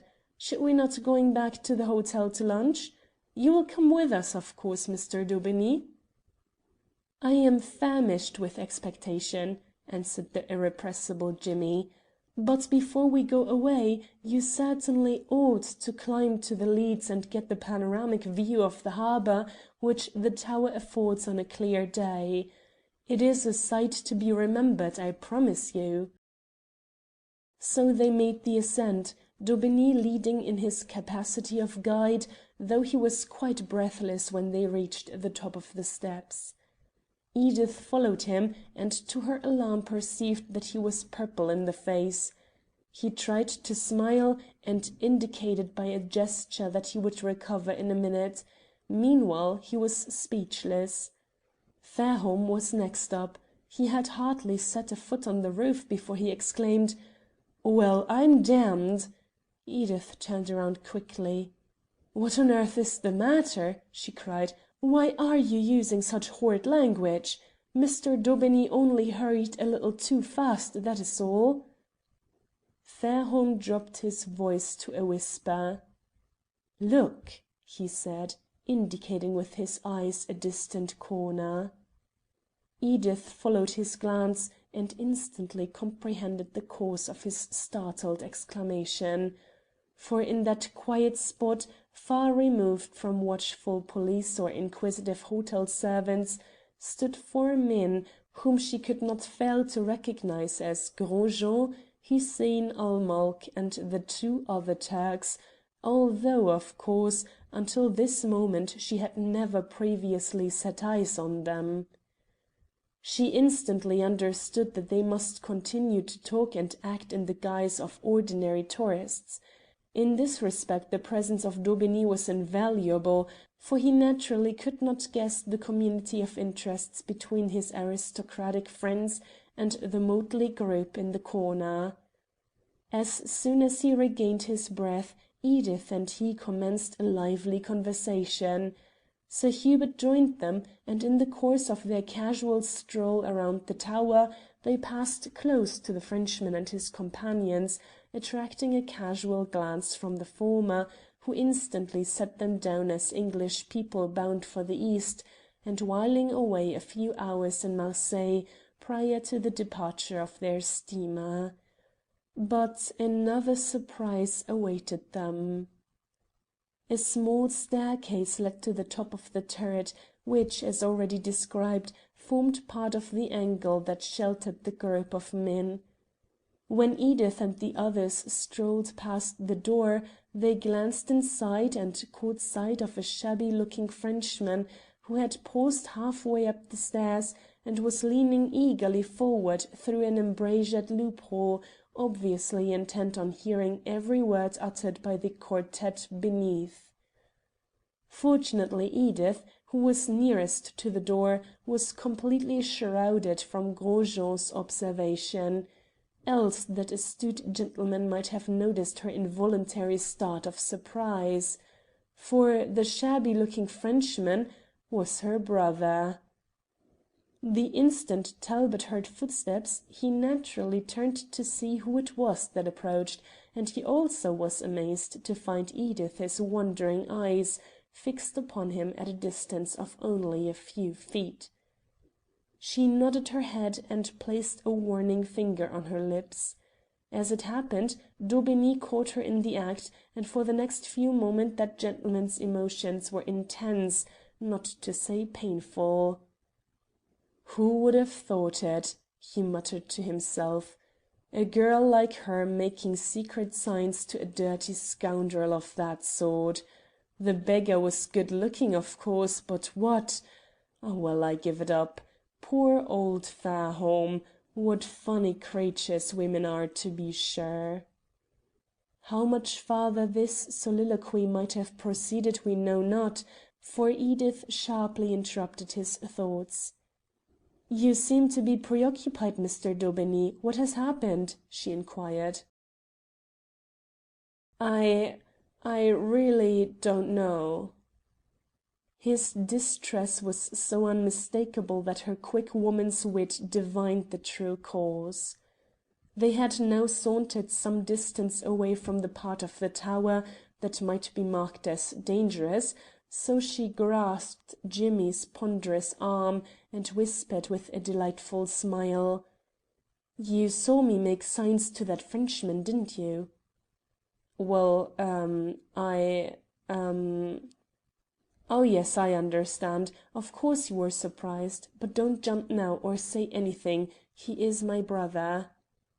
She need not have warned Daubigny as to any remarks he might feel inclined to make, for her announcement again rendered him speechless. "It is a mystery," she whispered, "a deep secret. We will tell you all about it at lunch." Chapter 18. Talbot's Adventures. Although Miss Talbot spoke so confidently of revelations to accompany the expected meal, it is idle to pretend that any of the three people who were cognisant of Talbot's mysterious appearance on the island betrayed undue haste to return to the waiting lunch.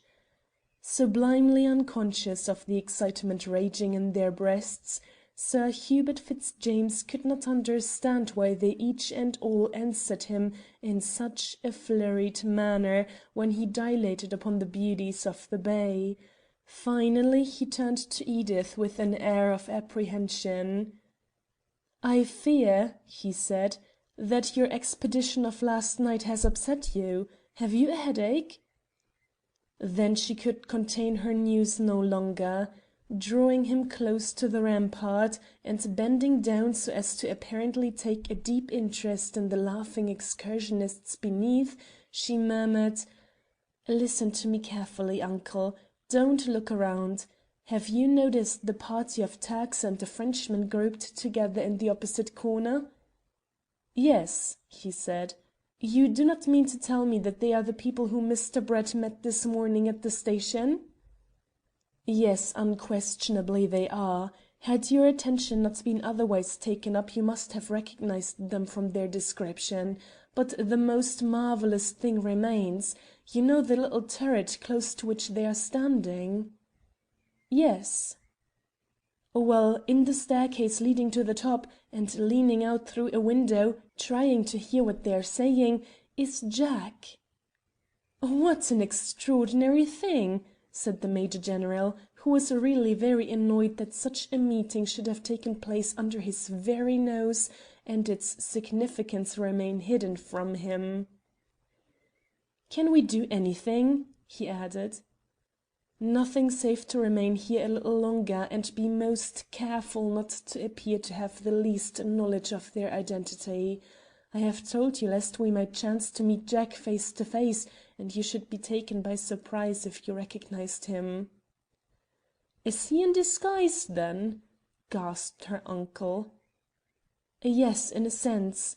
Mr. Brett has put him into a sort of French working man's holiday suit. He looks so odd, but it is evident that neither Gros Jean nor the Turks have the least suspicion of his presence. It was very clever of Jack to get into that turret without alarming them."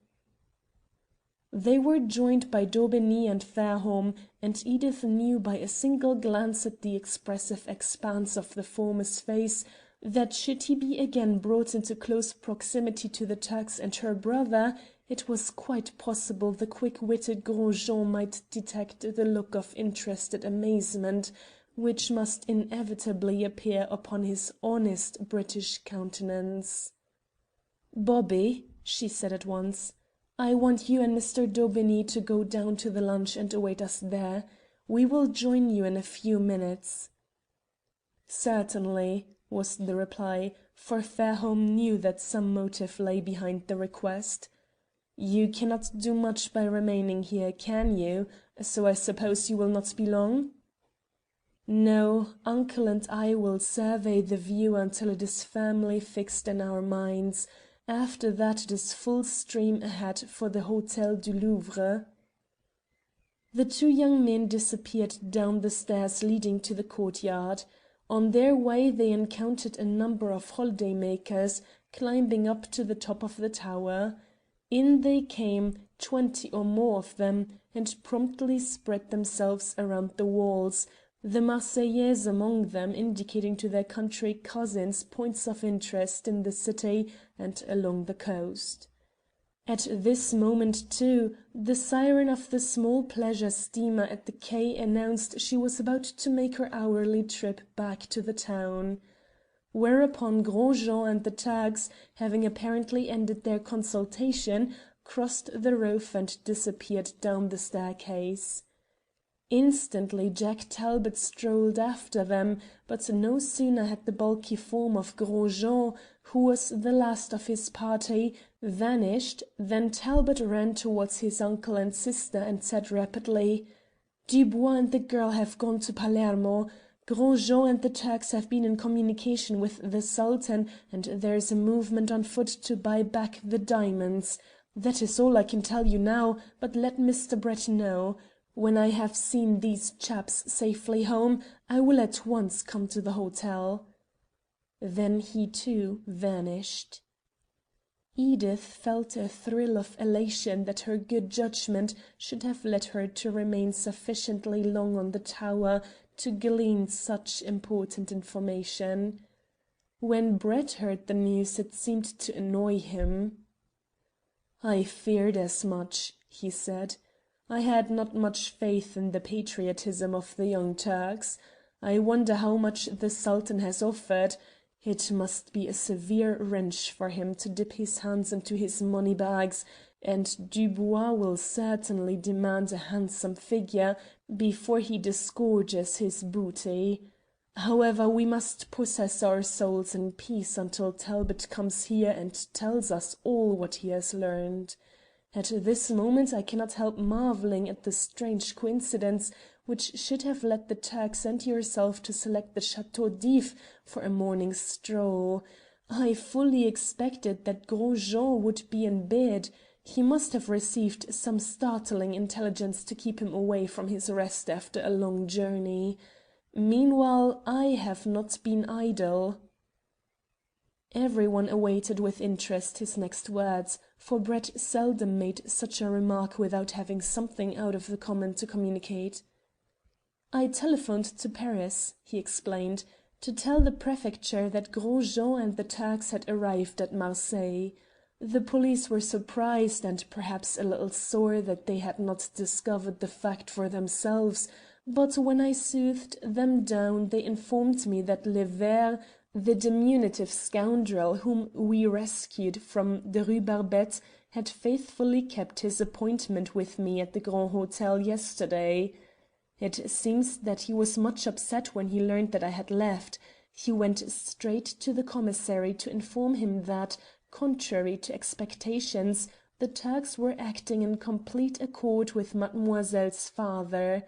This naturally puzzled the commissary a good deal, and the affair became still stranger when an attaché from the Turkish embassy called a little later and urged the police to do all in their power to discover the whereabouts of Hussein ul Mulk, as he was particularly anxious to have a friendly talk with him. Close on the heels of the Turk came a confidential messenger from the British Embassy, requesting the latest details, and, when questioned by the commissary, this man admitted that he had in the first instance called to see me at the Grand Hotel.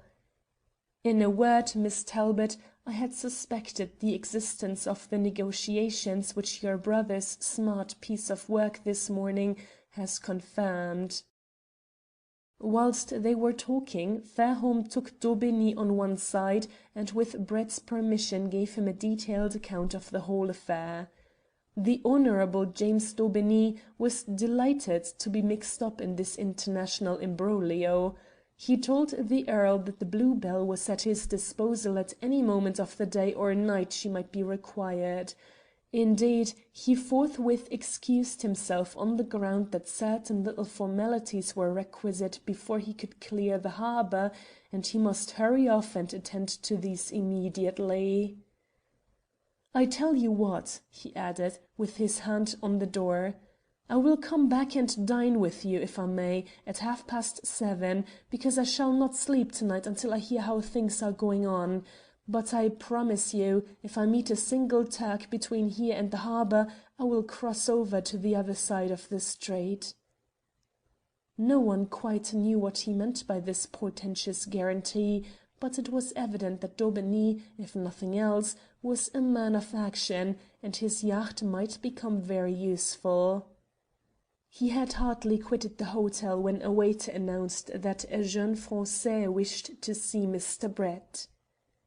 "Show him up," said the barrister, and a moment later Talbot entered. He stood near the door twiddling his hat in his hand until the waiter had gone. Then he told them what had happened since he took up his quarters at the Hôtel des Jolies Femmes. "When I reached there," he said, "I was under the impression that Gros Jean and the Turks were in bed. I hired my room, sent my tin box there, and then settled myself in the café to smoke cigarettes and read these vile Marseilles newspapers until lunch time. You may judge my surprise when I saw the three Turks and Gros Jean come out into the street and ask a waiter the way to the post office. They set off, and being sure of their destination, I did not quit the café myself until they were well out of sight. Then I walked away in the same direction, inquired of the policeman the quickest way to reach the post office, and stepped out rapidly. I had not gone far when I overtook them. They reached the building. The Turks remained in the street, and Gros Jean went inside, so I followed him and found him inquiring for letters at the Poste Restante department. Whereupon I sent a telegram to London." "Who on earth did you telegraph to, Jack?" broke in Edith. "To my shirt maker, telling him to put a couple of dozens in hand at once." This unexpected answer evoked a general titter. "The funny thing to me," said Talbot, "was the effect of the message on the telegraph clerk. He could evidently read English, and he surveyed me curiously, for in my present appearance I looked a most unlikely person to order shirts by telegram from a well-known London house. However, I achieved my purpose, which was to overhear Gros Jean's request. He asked if there were any letters for Monsieur Isidore de Rion." "Good gracious!" cried Edith. "What an aristocratic name for that fat man!" Anyhow, it was effective. There was a letter for him, and he evidently only expected one, for, before the clerk who handed it to him was able to examine the remainder of the packet, he tore it open, glanced briefly at its contents, and then hurried out to join his friends on the street. After a short conclave, they entered a café and procured a railway guide. I tried hard to find out what section of the book Gros Jean was looking at, but failed, for the double reason that he did not consult the Turks, nor did he seem to make up his mind, for he looked through the book, sighed impatiently, and suggested to the others that they should go out again. I followed them into the Canebière, and thence down towards the harbour. When we reached the quay a small pleasure steamer was whistling for passengers, and a placard announced a 50-centime return trip to the Chateau d'If. Seemingly on the spur of the moment, Gros Jean invited the others to accompany him. It probably occurred to him that the island would supply a safe nook in which they could talk without fear of observation, as their presence on board the steamer would stamp them as excursionists. So of course I followed them. When we reached the island I quickly perceived that the castle filled the whole of it. Therefore, in place of keeping behind them, I went in front. We all passed on with the stream of sightseers until we reached the courtyard. I had never been in the place before, but Gros Jean seemed to know it well. Owing to my policy of preceding them, I found myself halted for a moment at the foot of the stairs leading to the tower. It struck me that the Frenchman was making in this direction, so I took the chance and ran up. I reached the top and looked over before the party had entered the doorway at the bottom. They came in. Thus far I was right. I looked around and found, as you know, the square roof surrounded by bare battlements with a turret in one corner. I decided instantly that it would be hopeless to try to get close to them if they halted at any other point save in the vicinity of the turret. Elsewhere I must remain too far away to catch any portion of their conversation. So I darted across and entered the turret, noting on my way up the stairs the existence of the loopholed window where you finally saw me. It would never do to be caught there, so I went up to the top and peeped over. You can guess how delighted I was when they came straight across and settled themselves in the angle beneath.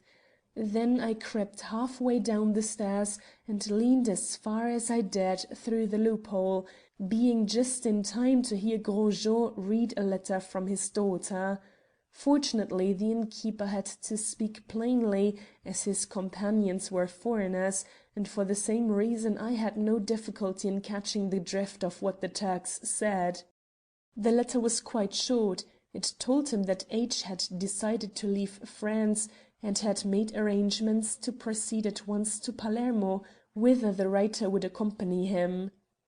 One sentence I remember exactly. H., she wrote, has friends in Sicily, and he feels assured of a kind reception at their hands. Friends, interrupted Brett. That means brigands.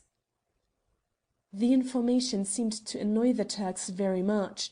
They were very angry at what they described as the enforced delay, and discussed with Gros Jean the quickest means of reaching Palermo forthwith. Then he told them that he had endeavoured to find out the trains running through Italy to Messina, but they could not leave Marseille until tonight, and he thought it best that they should have a quiet talk on the situation before deciding too hurriedly upon any line of action. The rest of their conversation was inconsequent and desultory, alluding evidently to some point which they had fully discussed before. But it is quite clear from the drift of their remarks that an emissary from the Sultan had approached Hussein ul Mulk and had offered such terms for the recovery of the diamond that not only were the young Turkish party in Paris eager to compromise with him, but they had succeeded in convincing Gros Jean that Dubois also would be likely to accept the proposition. Brett smiled grimly. The commissary in Paris always follows up the wrong person, he said. Had he only used his wits yesterday morning, he would have discovered that the agent of the embassy was in touch with Hussein ul Mulk, hence the presence of the quartet in Marseille today. Talbot was naturally mystified by this remark until Brett explained to him the circumstances already known to the reader. Was there anything else? Inquired the barrister, reverting to the chief topic before them. Only this. I gathered that Gros Jean did not know his daughter's whereabouts in Marseille, but she had arranged that if circumstances necessitates her departure from the town, she would leave a letter for him in the poste restante, giving him full details. Nevertheless, This presupposes the knowledge on her part that he would come to Marseilles, so I assume therefore that telegrams must have passed between them yesterday afternoon." "Obviously," said Brett. "Anything else?" "Yes." And now Talbot's voice took a note of passion that momentarily surprised his hearers. "It seems to me that this underhanded arrangement, if it goes through, condones the murder of poor Mehemet Ali and his assistants, and places on me the everlasting disgrace of having permitted this thing to happen whilst an important and special mission was entrusted to my sole charge by the Foreign Office. Dubois has been able to commit his crime, get away with the diamonds, hoodwink all of us most effectually, and, in the result, obtain a huge reward from the Turkish government from his services. I tell you, Mr. Brett, I won't put up with it. I will follow him to the other end of the world, and at any rate take personal vengeance on the man who has ruined my career. For no matter what you say, the only effective way in which I can rehabilitate myself with my superiors is to hand back those diamonds to the custody of the Foreign Office. No matter how the panic-stricken sovereign in Yildiz Kiosk may sacrifice his servants to gain his own ends, I at least have a higher motive. It rests with me to prove that the British Government is not to be humbugged by Paris thieves or Turkish agitators. If I fail in that duty, there remains to me the personal motive of revenge. No, Edith, it is useless to argue with me." For his sister had risen and placed her arms lovingly around his neck in the effort to calm him. "My mind is made up. I suppose Mr. Brett feels that his inquiry is ended. For me, it has just commenced." The young man's justifiable rage created a sensation which was promptly allayed by Brett's cool voice. "May I ask," he said, "what reason you have to suppose that I should so readily throw up the sponge and leave Monsieur Henri Dubois the victory in this contest?" "Do you mean," cried Talbot, starting to his feet, "that you will stand by me?" "Stand by you?" echoed the barrister, himself yielding for an instant to the electrical condition of things. "Of course I will. We will recover those diamonds and bring them back with us to London if we have to take them out of the Sultan's palace itself. And now, Lord Fairholme," he added, before Talbot could do other than grasp his hand and shake it impulsively, "we want your friend's yacht. We will set out for Palermo at the first possible moment.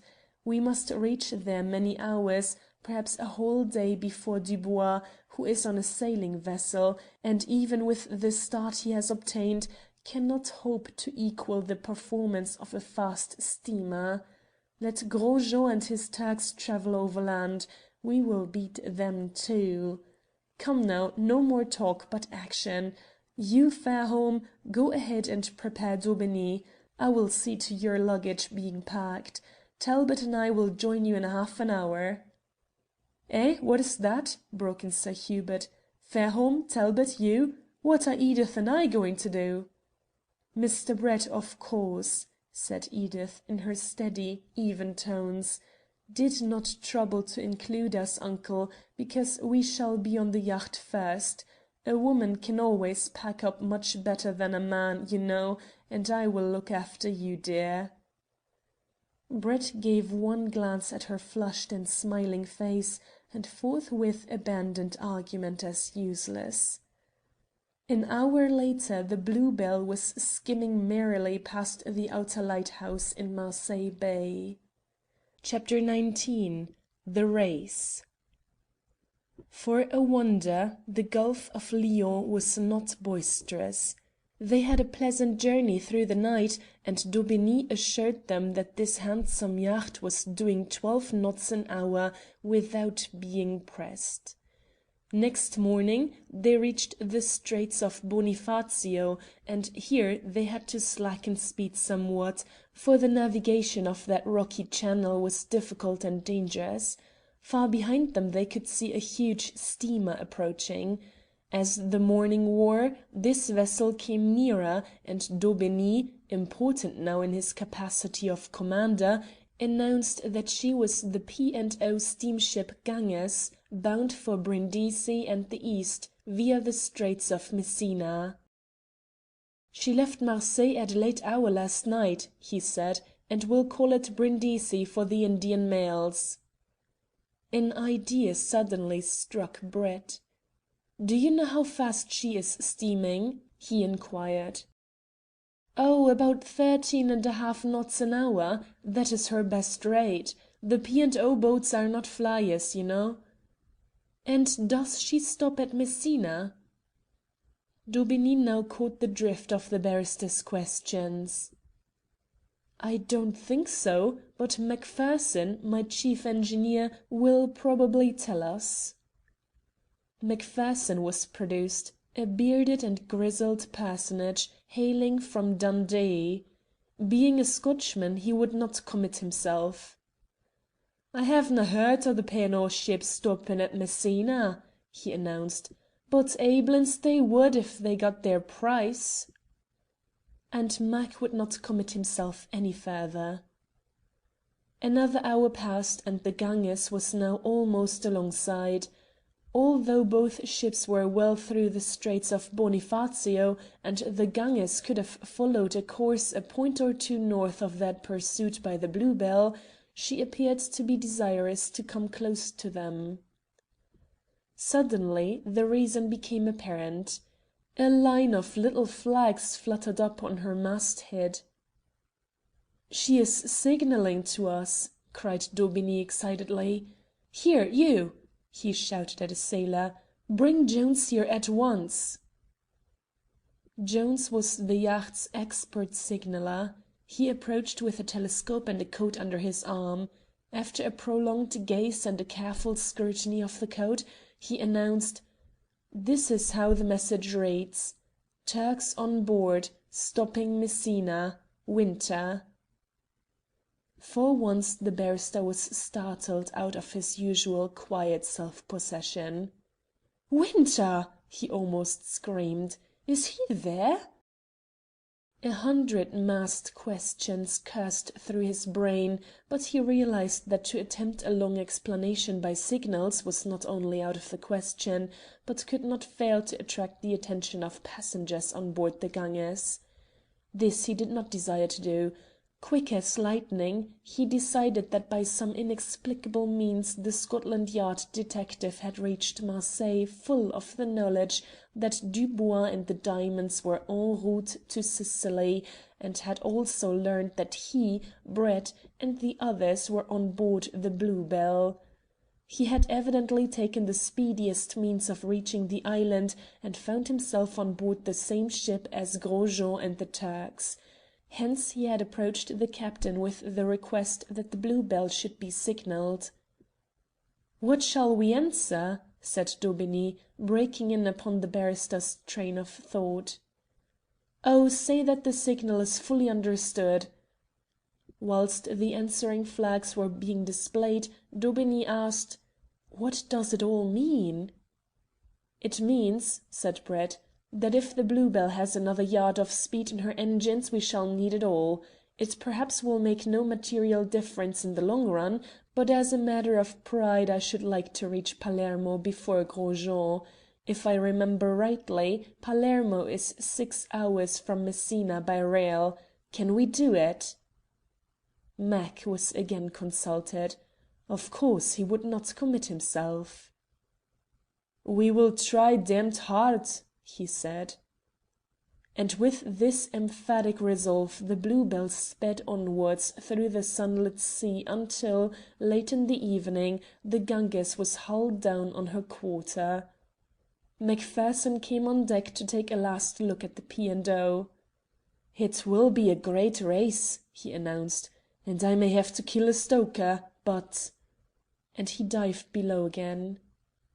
So rapidly did the Bluebell speed over the inland sea that as night fell over the face of the waters on the second day out from Marseilles, the lookout forward announced "a light on the starboard bow," and Daubigny, after scrutinizing it through his binoculars and consulting a chart, announced it to be the occulting light on Cape San Vito. This discovery occasioned a slight alteration in the course. The Bluebell ran merrily on until the small hours of the morning, when everybody on board was suddenly awakened by the stoppage of the screw. This is always a disturbing incident at sea when people are asleep. Travellers not inured to the incidents of ocean voyaging cannot help conjuring up vivid pictures of impending disaster. It is useless to tell them that for the very reason the ship has slackened her speed, it is obvious she is being navigated with care and watchfulness. Reason at such a time is dethroned by the natural timidity of the unseen, and it is not surprising therefore that the passengers on board the Bluebell should one and all find some pretext to gain the deck in their eagerness to find out why the vessel had slowed down. The answer was a reassuring one. She had burnt a flare for a pilot, and quickly an answering gleam came from afar out of the darkness ahead. The pilot was soon on board. He was an Italian, but like most members of his profession doing business in those waters, he spoke French fluently. Brett asked him how long, with the north-easterly breeze then blowing, a small sailing vessel such as a schooner rigged fishing smack would take to reach Palermo from Marseilles. The pilot seemed to be surprised at the question. "It is not a trip often made, monsieur," he said. "Fishing vessels from Marseilles are frequently compelled to take shelter under the lee of Corsica or even Sardinia, but here in Sicily, why should they come here?" "Oh, I don't mean a schooner engaged in the fishing trade, but rather a small vessel chartered for pleasure, taking the place, as it were, of a private yacht." "Ah," said the Italian, "that explains it. Well, monsieur, with this breeze I should imagine they would set their course around by the north of Corsica in order to avoid beating through the Straits of Bonifacio. That would make them run about 650 knots, and a smart little vessel, carrying all her sails and properly ballasted, might reach Palermo in a few hours over 3 days." "Thank you," said Brett. "Is Palermo a difficult port to make?" "Oh no, monsieur. There's deep water all around there, no shoals, and but few isolated rocks, which are all well known. The only thing to guard against is the changeful current. According to the state of the tide and the direction of the wind, sailing ships have to alter their course very considerably, for the currents round here are very strong, and consequently most dangerous in calm weather." Brett smiled. "It would be an ignoble conclusion to the chase if the Belle Soeur were wrecked with her valuable cargo. I must devoutly pray," he said to himself, "that the breezes and currents may combine to bring Dubois safely on shore. Then I think we can deal with him." Soon after daybreak the Bluebell, after a momentary halt at the customs station, crept past the Castello a Mare, and amidst such gesticulation, accompanied by a torrent of volcanic Italian, she was tied up to a wharf in the Cala, the small inner harbour of the port. Edith, who could not sleep since the advent of the pilot, made an early toilet and climbed to the bridge, whence she had a magnificent view of the sunrise over the beautiful city that stands on the Conca d'Oro, or Golden Shell, the smiling and luxuriant plain that seems to be provided by nature for man's habitation. It lies beyond a lovely bay, and is enclosed on 3 sides by lofty and precipitous mountains. Naturally, Fairholme was drawn to her side as a chip of steel to a magnet. "We are certain to have a furious row here," he remarked when they had exhausted their superlative adjectives concerning the splendid prospect opening up before their eyes. "Why?" cried Edith wonderingly. "I understood that our present adventure may at any moment have exciting developments, but I do not see the association between the view and the possibility." "It is this way," he answered. "I have not read a great deal, as you know, but I have always noticed in my limited way that wherever Nature is most lavish in her gifts she seems to take a delight in setting people by the ears. Italy is a fine country, you know, yet there are more murders to the square inch than in any other place on earth. Then again, it is likely that several armed policemen are at this moment chasing bandits among those hills over there," and he nodded towards the distant blue heights which looked so peaceful in the clear atmosphere, now brilliant with the rays of the rising sun. Edith laughed. "Really, Bobby," she pouted, "you are becoming sentimental. I half expect to find you break out into verse." "I can do that too," he said, "though it is not my own. Hasn't Heber got a hymn which tells us of a place where every prospect pleases, and only man is vile? I forget the rest of it." Miss Talbot faced him rapidly. "Good gracious, Bobby, what is the matter with you? I never knew you in such a melting mood before." "How can I help it?" he half whispered, laying his hand on her shoulder. "We have never been together so much before in our lives. Don't you realize, Edith, what it means to us if Mr. Brett discovers those diamonds within the next few hours or days?" He bent closer towards her and his hand passed from her shoulder around her neck. "When we return to England, if you are willing, we can be married within a week." A bright flush suffused her beautiful face. She bent her head and was silent. It is quite certain that Fairholme would have kissed her had not Daubigny shouted: "Look here, you two, flirting on the bridge is strictly forbidden. You will demoralize the whole crew. Even the pilot cannot keep his eyes off you." They laughed and giggled like a couple of children caught stealing gooseberries. Yet the incident and the words were fraught with a solemn significance which often came back to their minds in other days. The party breakfasted on board and then set out to survey the hotels. Brett's first care was to ascertain the scheduled hours of the train service between Messina and Palermo. To his joy they discovered that neither Winter nor the gang he was shadowing could possibly reach the city until 3:45 in the afternoon. They decided in favour of the Hotel de France, as being most modern in its appearance and centrally situated. The next thing to do was to provide an efficient watch on all sailing vessels entering the harbour, and here the pilot proved to be a valuable ally. Brett explained to him that he was most anxious to meet some people who were coming from Marseille on a fishing smack named the Belle Sœur, number 107. It was possible, he explained, that both the number and the name might be obliterated, so he wished the pilot, or any helpers he might employ for the duty, to take particular note of all strange boats answering to this description, and at once report their appearance. This the man guaranteed to do. He said that it was quite impossible for a French-rigged smack to enter Palermo without attracting his notice. As the daily remuneration fixed for his services was far beyond any sum he could earn as a pilot, he set about his task with enthusiasm. He engaged 2 assistants to take turns in watching the harbour, and gave the barrister such assurances of devotion to duty that Brett felt quite satisfied that Dubois could not arrive in Palermo without his knowledge.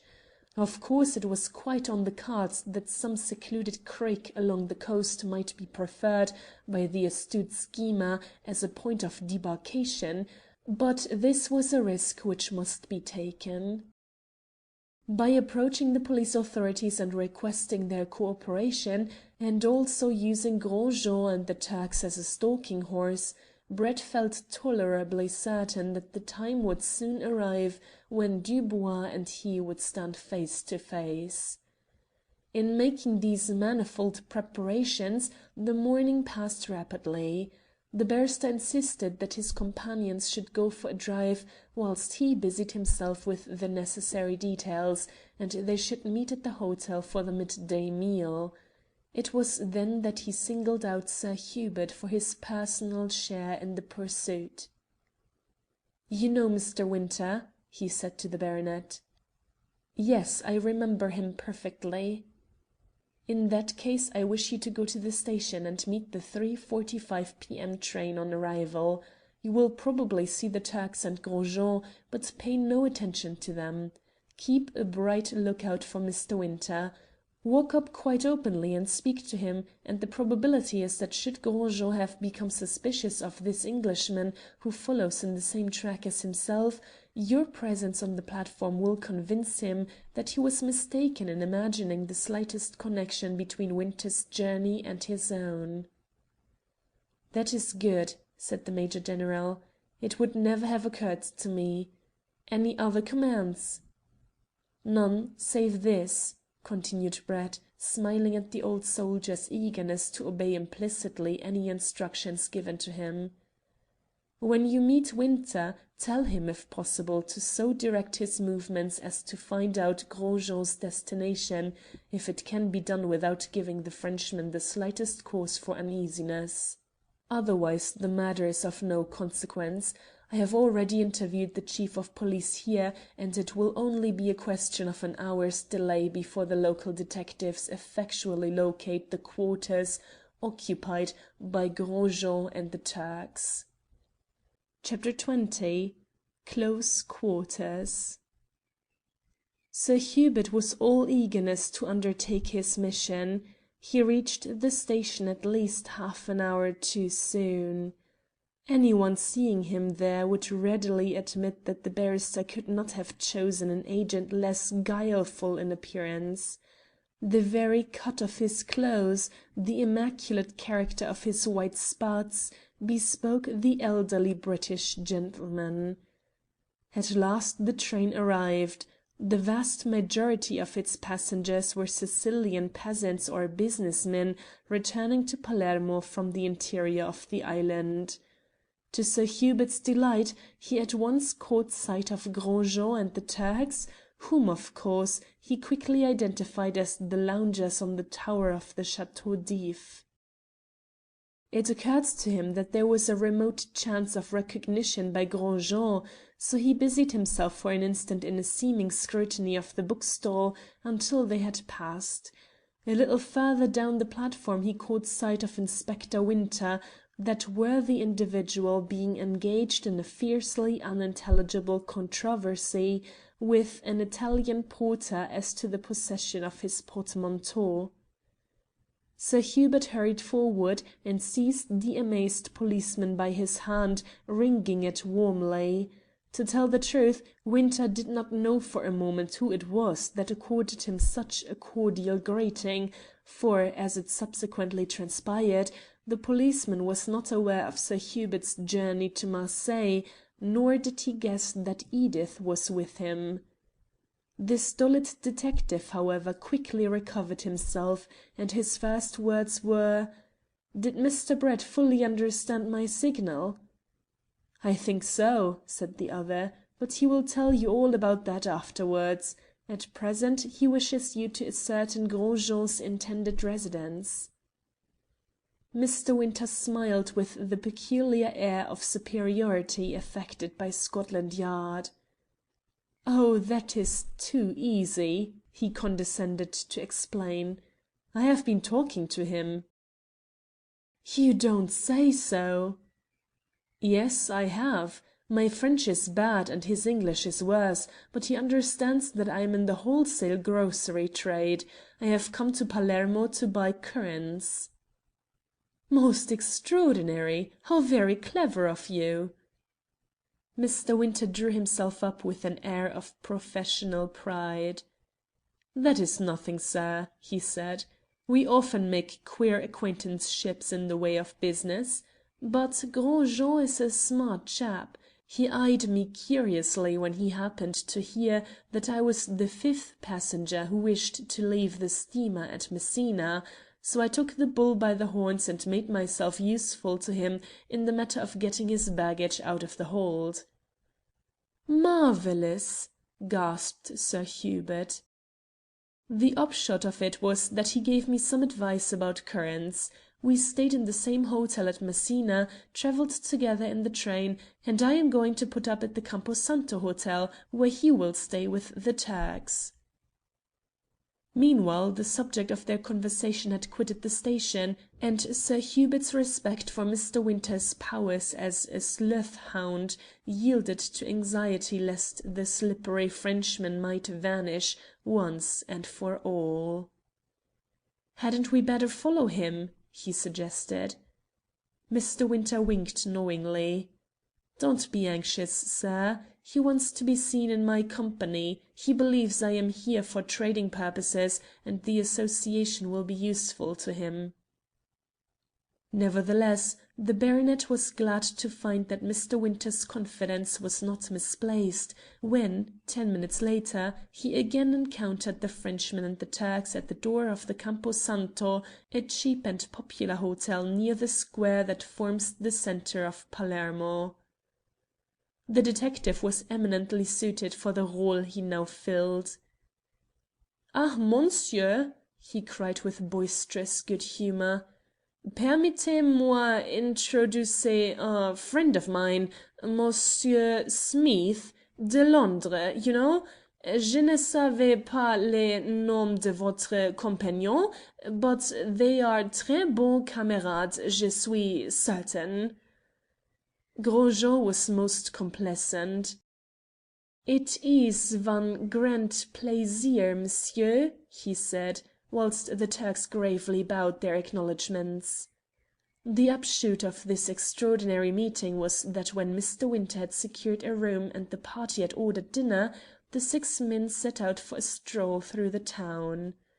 Sir Hubert strove hard to so manoeuvre their ramble that they should pass the Hotel de France, and perchance come under the astonished eyes of Brett and the others.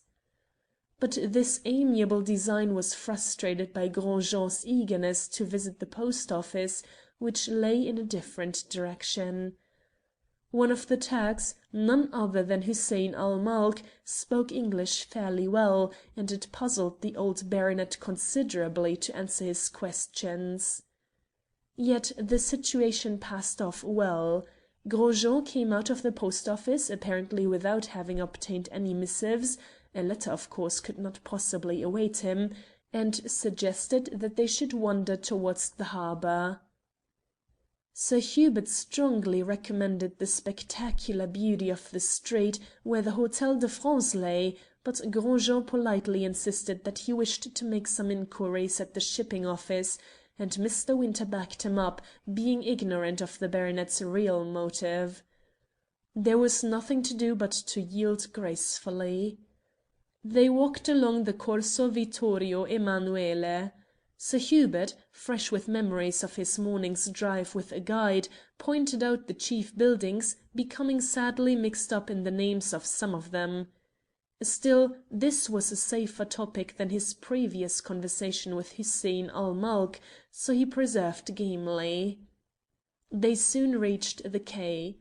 Sir Hubert became almost incoherent with agitation when they passed the Blue Bell and came into full view of Edith, Jack, Fairholme, and Daubeny, who happened to leave the hotel shortly before 5 o'clock in order to visit the yacht and secure a good cup of tea. Brett refused to accompany them on the ground that his Italian scout, the pilot, might bring news at any hour, and he must remain within immediate call. It was a supreme moment when Gros Jean halted and called general attention to the smart-looking vessel and the tea-drinkers. Sir Hubert keenly examined the top of the funnel, and tried simultaneously to yawn and light a cigar. In the result he nearly choked himself. Mr. Winter, somewhat more prepared for emergencies, endeavoured to interest Gros Jean in the wonderful clearness of the water. But Hussein ul Mulk and his two sedate friends suddenly betrayed a keen interest in Fairholme. When they last met the Earl on the tower of the Château d'If, they were so engrossed in the object of their visit to Marseilles that they had passed them unnoticed.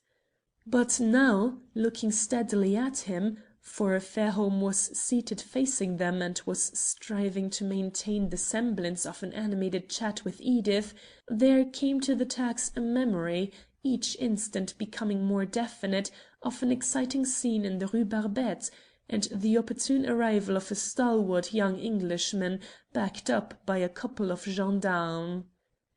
Hussein ul Mulk's swarthy countenance reddened with suspicious anger. He drew Gros Jean on one side and whispered something to him. The Frenchman started violently. "They have recognized you, Bobby," murmured the quick-witted Edith. "Oh, why didn't we remain with Mr. Brett?" There is no knowing what might have happened had not fate stepped in to decide in dramatic fashion the important issues at stake. Whilst Gros Jean and the Turks were still conferring in stealthy tones, and the English people endeavoured to keep up an appearance of complete unconcern, a tramp steamer swung around the corner of the mole that protects the harbour. In tow, with sails trimly furled and 6 people standing on her small deck, a lady and gentleman and 4 sailors, was the Belles Soeurs, fishing smack No. 107 from Marseilles. Instantly a watcher, otherwise unperceived, ran off from the quay at top speed towards the Hotel de France. Gros Jean, the Turks, Edith, Fairholme, each and every member of the two parties on the wharf and on the deck of the Bluebell momentarily forgot the minor excitement of the situation in view of this unexpected apparition. "Voilà, ils viennent! Venez vite!" cried Gros Jean. He ran further along the quay, followed by the Turks. "Quick, Bobby! Oh, Jack, do something! Mr. Brett could not foresee this, though he seemed to have an inspiration that kept him in the hotel. What can we do? Dubois and the girl will know you at once. Jack, shouldn't you keep out of sight? Go below. Go and fetch Mr. Brett. Oh dear, this is dreadful." Thus did Edith, for once yielding to feminine irresolution, appeal to her lover and brother, vainly seeking to discover the best line of action to follow in this disastrous circumstance, for she knew that the diamonds must now be in the personal possession of Dubois. It was a golden opportunity to recover the stolen gems. If once he eluded the grasp of his pursuers after landing, they might, probably would, secure him, but not the diamonds. Daubigny, now purple with perplexity, and Fairholme, swearing softly under his breath, sprang from the deck and to the low wall of the quay. Almost unconsciously they joined Sir Hubert and Mr. Winter. Edith followed them. She glanced at her brother. He was gazing curiously, vindictively, at the two figures on the deck of the Belles Soeurs. There was a fierce gleam in his eyes, a set expression in his closed lips, a nervous twitching at the corners of his mouth that betokened the overpowering emotions of the moment. With a woman's intuition, Edith realized that no power on earth, no consideration of expediency, would restrain him from laying violent hands on Dubois at the first possible opportunity.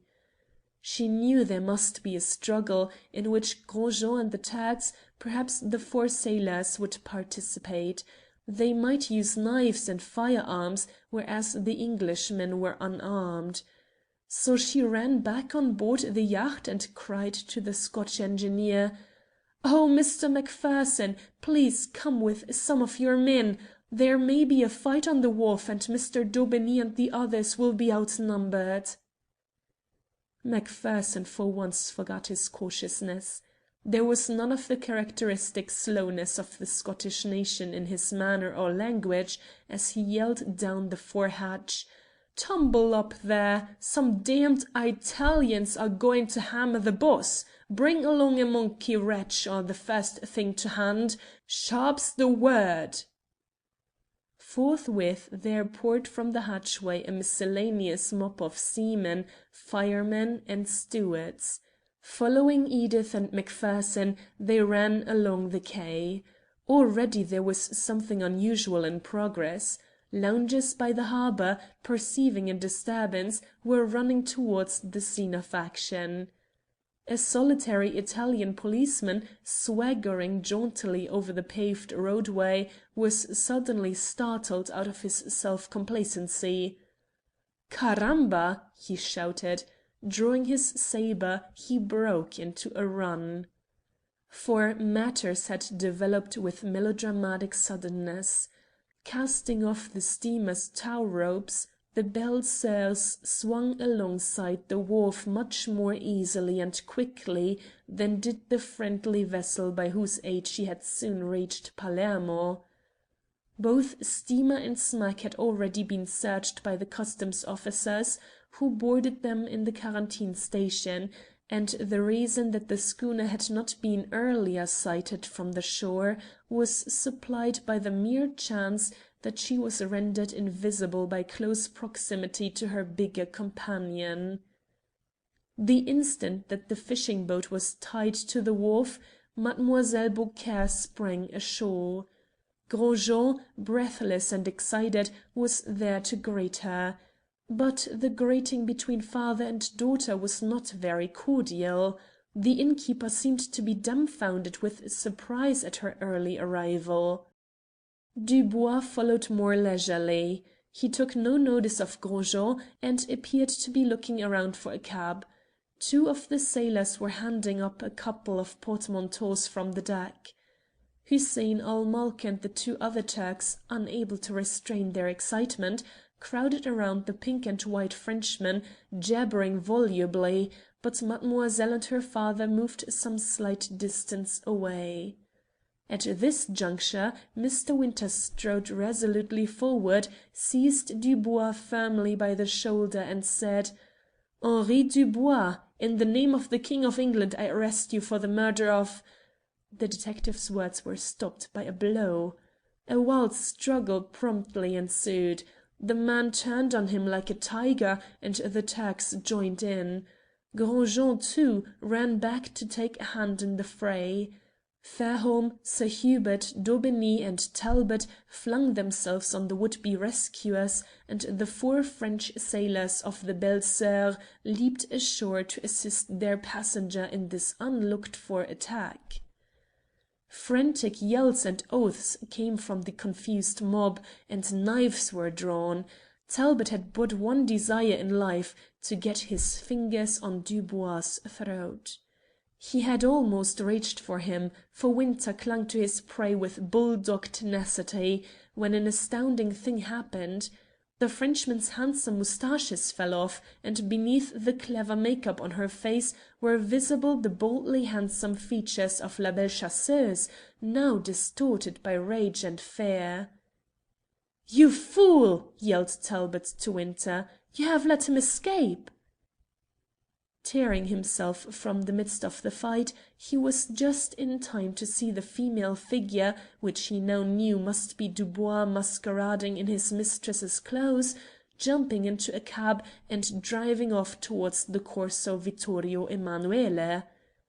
"Come on, Fairholme!" he cried. "He cannot get away. Here comes an anti-carriage." But now Macpherson and his allies had reached the scene.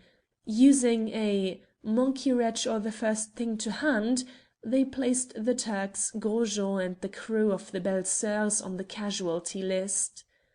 Mr. Winter's indignation on finding that he had arrested a woman was painful. In his astonishment he released his grasp and turned to look at the disappearing vehicle containing the criminal he so ardently longed to lay hands upon. La Belle Chasseuse, with the vicious instinct of her class, felt that Talbot's pursuit of her lover must be stopped at all costs. She suddenly produced a revolver and levelled it at him. Fairholme and Edith alone noted her action. At the same instant they rushed towards her, but the girl reached her first. With a frenzied prayer that she might be in time, for she had been told of this woman's prowess with a pistol, Edith caught hold of her wrist and pulled it violently. Her grip not only disconcerted mademoiselle's deadly aim, but also caused her to press the trigger.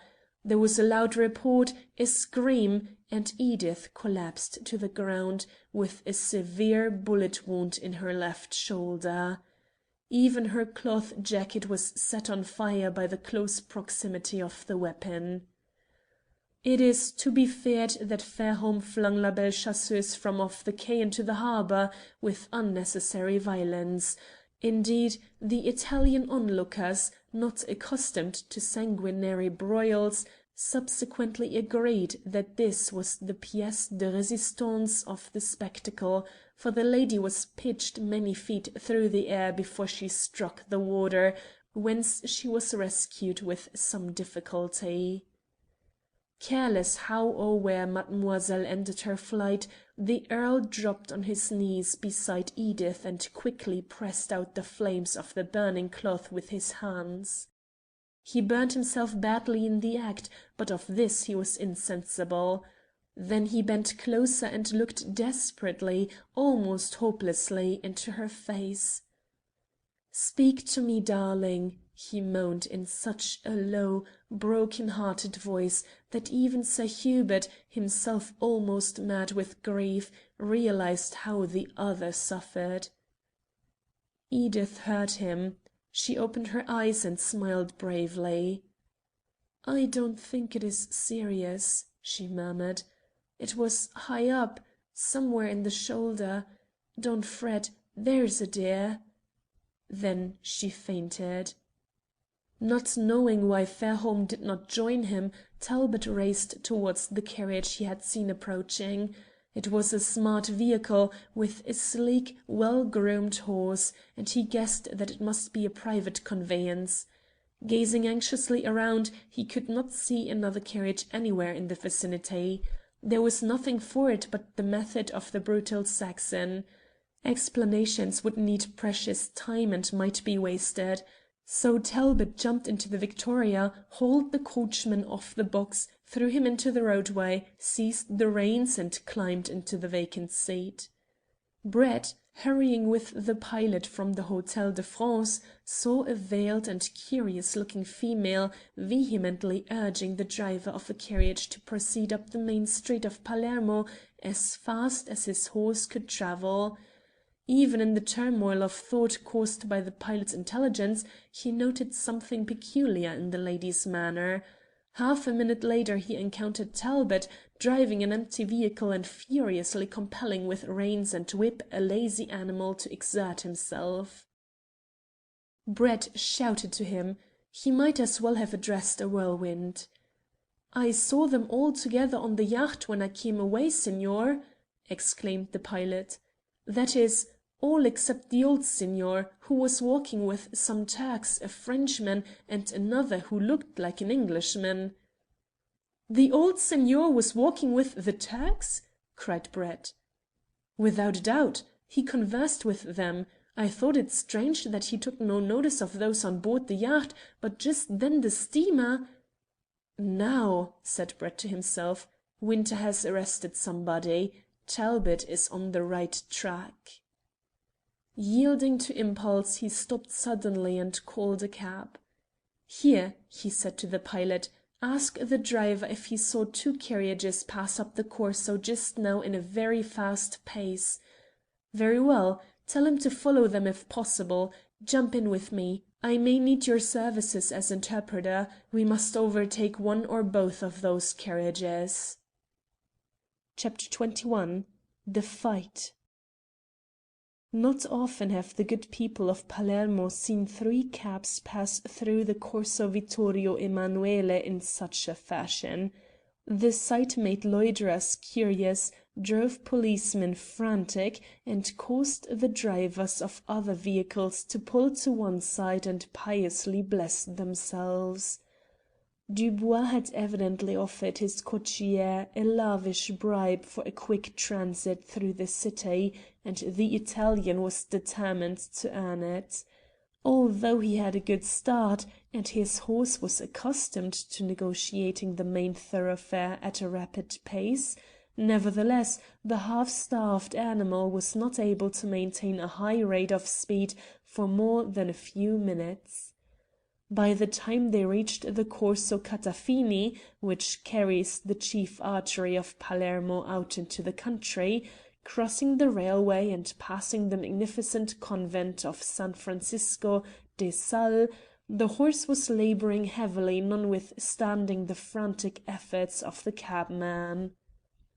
It was at this point, when mounting the bridge, that Dubois knew for certain he was followed. 300 yards behind, he saw Talbot whipping an equally unwilling but better conditioned steed than that which carried his own fortunes.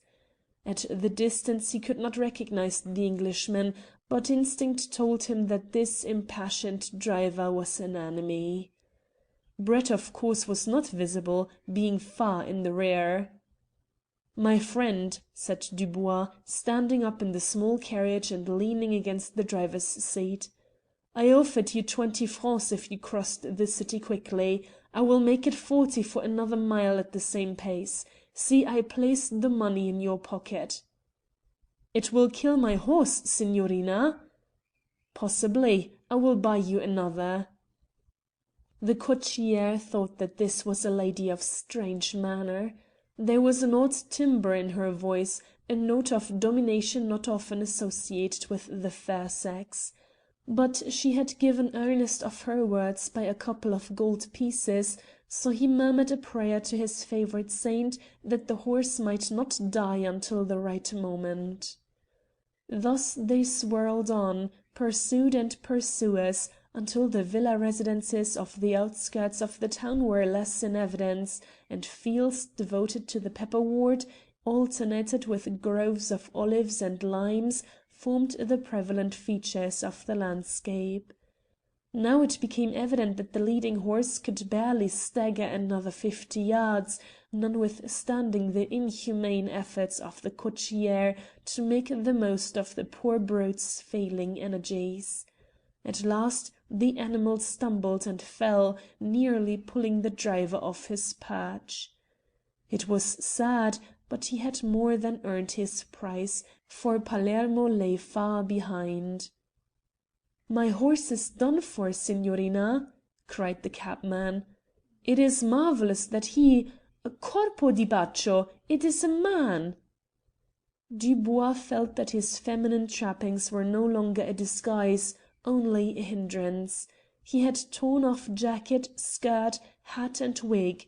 The frightened cabman saw his face, changed now into an athletic young man, attired in shirt and trousers, the latter rolled up to his knees, spring from the vehicle and vault over a ditch by the roadside. Some portion of the discarded clothing lay on the seat of the carriage, but Dubois had thrown the skirt over his arm. "Here, come back!" yelled the Italian. "What about payment for my dead horse?" But Dubois paid little heed to him. He was fumbling with the pocket of the skirt as he ran. Not until he had withdrawn a revolver from its folds, whereupon he at once threw away the garment, did the maddening remembrance come to him that he unloaded the weapon prior to the customs examination, and had forgotten to reinsert the cartridges. They were in the pocket of his serge coat, the coat which mademoiselle wore. She, like a prudent young woman, had been careful to reload the revolver she carried, and which she transferred to her new attire when, at the last moment, Dubois suggested the exchange of clothing as a final safeguard in the most unexpected event of police interference with their landing. Henri Dubois could not afford to expend his breath in useless curses, but his eyes scintillated with fiery gleams. He, the man who took no chances, who foresaw every pitfall and smiled at the devices of outraged law, to compromise his own safety so foolishly. For an instant he was tempted to fling the weapon away, but he controlled the impulse. As it is, he thought, this fellow who is pursuing me may not be armed, and I can terrorise him if he comes to close quarters. Moreover, this superlative scoundrel could feel tightly fastened around his waist a belt containing diamonds worth over £1,000,000 sterling. Such a censure was worth fighting for, whilst his pocket-book contained ample funds for all immediate necessities. If the worst came to the worst, he carried a trustworthy clasp-knife, and he was an adept in the savate, the system of scientific defence by using hands and feet which finds favour with Parisian sports. On the whole, Henri Dubois made for a neighbouring wood in a state of boiling rage at his momentary lapse concerning the revolver, but conscious that he had many a time extricated himself from a worse fix. 100 yards in his rear ran Jack Talbot. The Englishman, notwithstanding his recent imprisonment, was in better condition than Dubois. He was a good golf player and cricketer, and although in physique and weight he did not differ much from the Frenchman, his muscles were more firmly knit, and his all-round training in athletic exercises gave him considerable advantage. Thus they neared the wood, neither man running at his top speed. Both wished to conserve their energies for the approaching struggle. Talbot could have come up with his quarry sooner, were it not for the paramount consideration that he should not be spent with the race at the supreme moment, whilst Dubois only intended to seek the shelter of the trees before he faced his opponent. The Frenchman did not want witness. Neither was aware that Brett and the Italian pilot had by this time reached the place where the two leading carriages were halted in the roadway. Without wasting a moment, the barrister leapt the intervening ditch and followed the runners across the field, whilst behind him, eagerly anxious to see the end of this mysterious chase, came the sailor.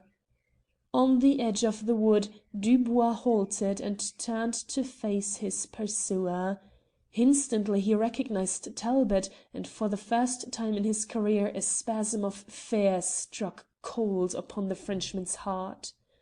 In the young Englishman he recognized the only man who had cause to hate him with an implacable animosity. But the unscrupulous adventurer quickly recovered his nerve. "So it is you who follow me so closely," he cried. "Go back, my friend. This time I will not tie you on a bed. You are becoming dangerous. Go back, I tell you." And with these words he levelled the revolver at Talbot's breast, for the latter was now within 50 yards of him. But Jack was animated with the mad elation of a successful chase, and governed by the fierce resolve that his betrayer should not escape him. For an instant he stopped. It was only to pick up a huge stone. Then he ran on again, and, careless whether Dubois fired or not, he flung the missile at him. The Frenchman barely succeeded in dodging, as it passed unpleasantly close to his head. He instantly understood that here was a man who could not be deterred by idle threats. To attempt to keep him at arm's length by pointing an empty pistol at him would merely court disaster. So now, with an imprecation of genuine rage, he flung the weapon at Talbot, who in turn was so surprised by the action that he did not get out of the way in time. It struck him fair in the chest and staggered him for a moment, whereupon Dubois ran off again in the interior of the wood. But Talbot's pause was only a matter of seconds. He did not trouble to pick up another stone. He felt with a species of mad joy that his enemy was unarmed, that he could throttle him with his hands, and wreak upon him that personal and physical vengeance which is dearer to outraged humanity than any wounds inflicted by other means. Dubois reached a small glade among the trees before he comprehended that his ruthless adversary was still close at his heels. He stopped for the last time, resolved now to have done with this irritating business once and for all. Talbot too halted, about 10 yards from him.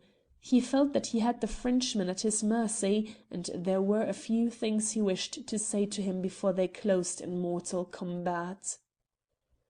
"This time, Henri Dubois," he panted, "I am not drugged and strapped helplessly to a bed. You know why I am here. I have followed you to avenge the stigma you inflicted on my reputation, and at the same time to recover the diamonds which you obtained by subterfuge and murder." The Frenchman was quite collected in manner. "I murdered no one," he answered. "I could not help the blundering of other people. If I am regretfully compelled to kill you today, it is your own fault. I am only acting in self-defence." "Self-defence!" came the quick retort. "Such men as you are a pest. Like any wild beast you will strive to save your miserable life.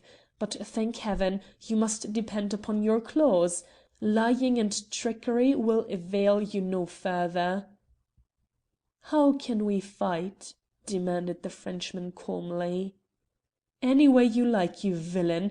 As man to man if you are able, if not, as dog to dog, for I am going to try and kill you." "But you are probably armed, whereas I am defenceless. My revolver, as you saw, was not loaded."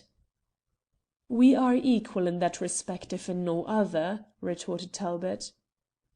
An evil smile lit up the Frenchman's pallid face. He pulled out his knife with a flourish and hissed, "Then die yourself, you fool!" He advanced upon Jack with a murderous look in his face. Talbot awaited him, and he, too, smiled. "You are a liar and a coward to the end," he cried. "But if you had 20 knives, Henri Dubois, I will kill you."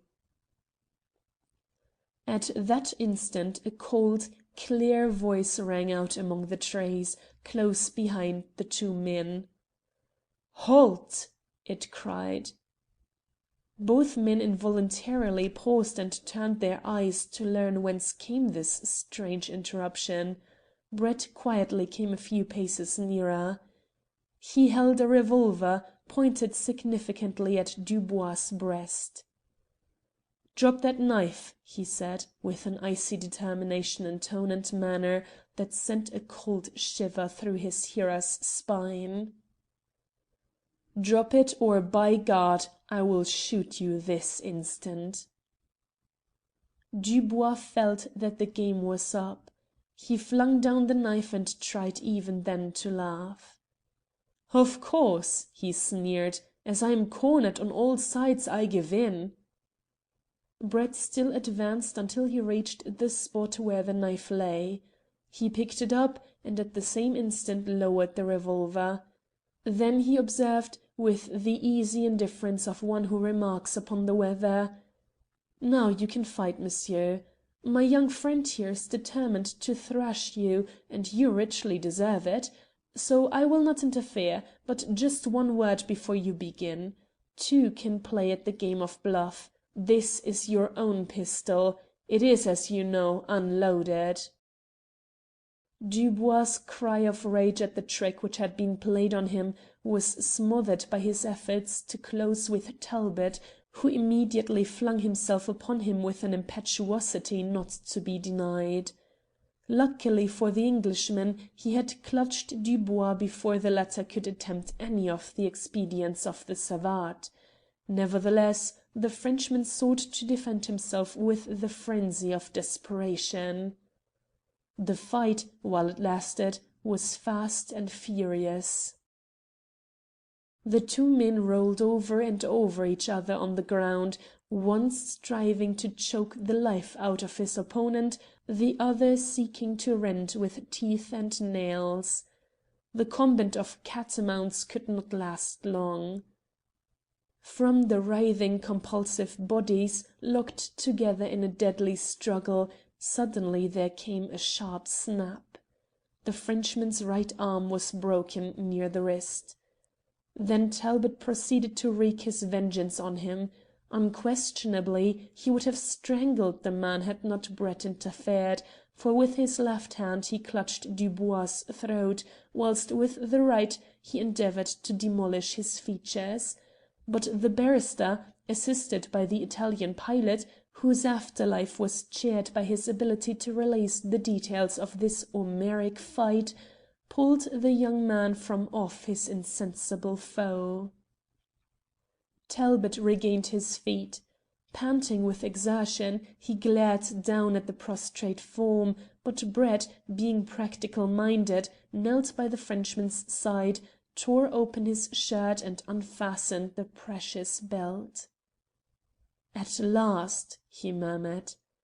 Peering into one of the pockets, which by the way of its bulging he thought would contain the imperial diamond, he looked up at Talbot with the words, "Now, Jack, we are even with him." It was the first time he had addressed Talbot by his familiar and Christian name. The very sound brought back the other man to a conscious state of his surroundings, and in the same instant a great weakness came over him, for the terrible exertions of the past few minutes had utterly exhausted him. "I cannot even thank you, for I am done up. But I owe it all to you, old man. If it had not been for you, we should never have found him." Brett's grave face wrinkled in a kindly smile. "I think," he said, "we are even on that score.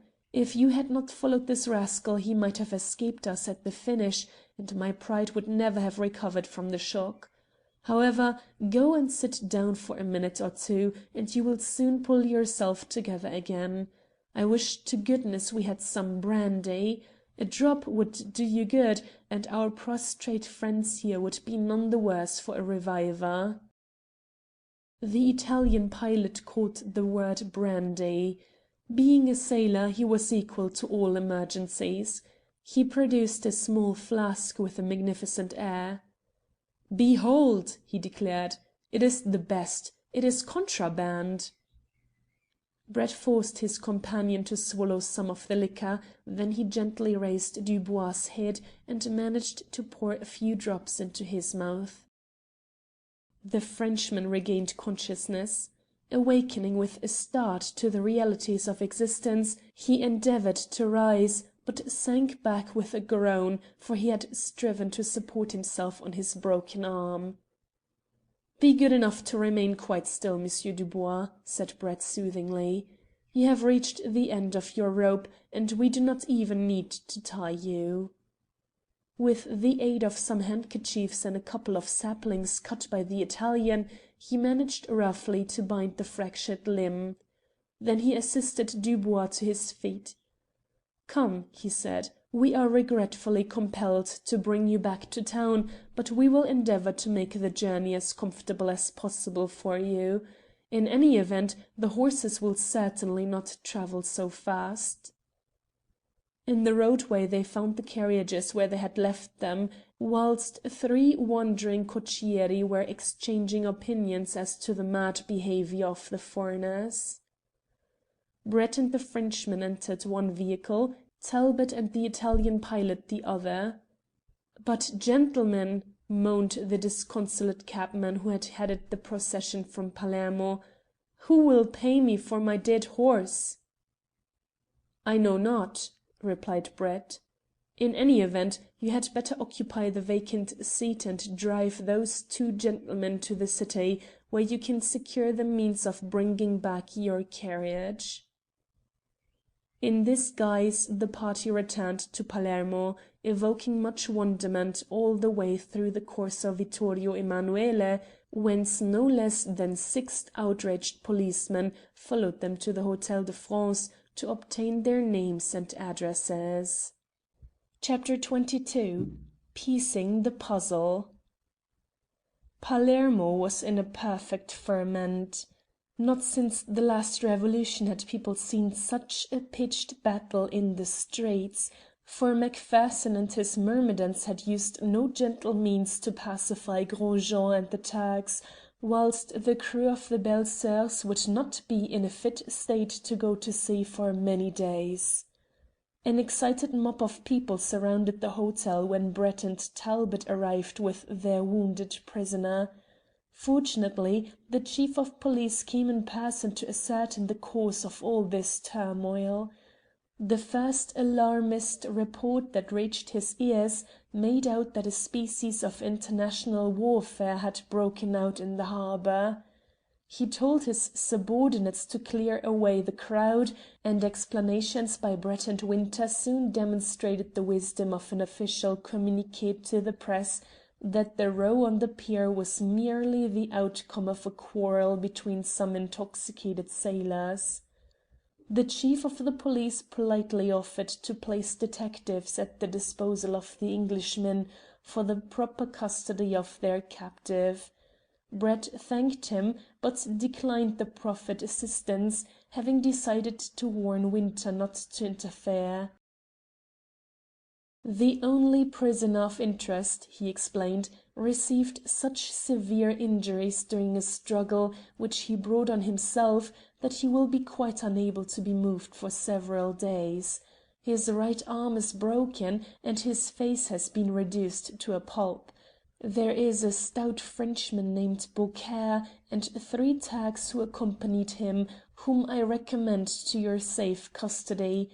We bring no charge against them, but it would be as well to keep them under lock and key until we have left Palermo." "Do you mean the innkeeper Gros Jean and the Turks who accompanied him from Messina by train today?" "Yes." "You need not trouble about them. They have all been carried to the hospital." "What!" exclaimed Brett. "How did they come to be injured?" "I cannot tell you exactly, but they, together with some sailors from the fishing smack, were knocked senseless by the crew of the steam yacht when the young lady was shot." "What young lady?" demanded Brett and Talbot together. This conversation had taken place in the entrance of the hotel, whilst Dubois was being carried to a bedroom by the servants. "Did you not know?" inquired the official gravely. "The young lady was of your company who stayed here with you, the niece of my lord, the elderly gentleman." "Edith! Shot, did you say?" cried her brother, leaning against the barrister for support. "Yes, but not seriously, I hope. She has been brought here. The doctors are now with her in her room." "Who shot her?" demanded Brett savagely. "The person who was flung into the harbour by the other, my lord. It is stated that she is a woman, but really at this moment I have not heard all the facts. She was carried to the hospital with the others."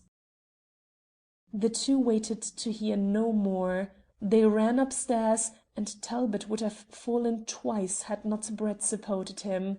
Reaching the corridor which contained their apartments, they found Sir Hubert, Lord Fairholme, Daubeny, and Mr. Winter standing silently, a sorrowful, motionless group, outside Edith's room. "What terrible thing has happened?" Brett asked them. "Surely Miss Talbot cannot be seriously hurt?" The only one who could answer was Mr. Winter. "We hope not, sir," he said, "but the doctors will be here in a moment. They are extracting the bullet now." Before the bewildered barrister could frame another question, the door of Edith's room opened noiselessly, and 2 Italian gentlemen emerged. One of them spoke English well. He addressed himself to Sir Hubert Fitzjames. "I am glad to tell you," he said cheerfully, "that the young lady's wound is not at all dangerous. It looks worse than it is.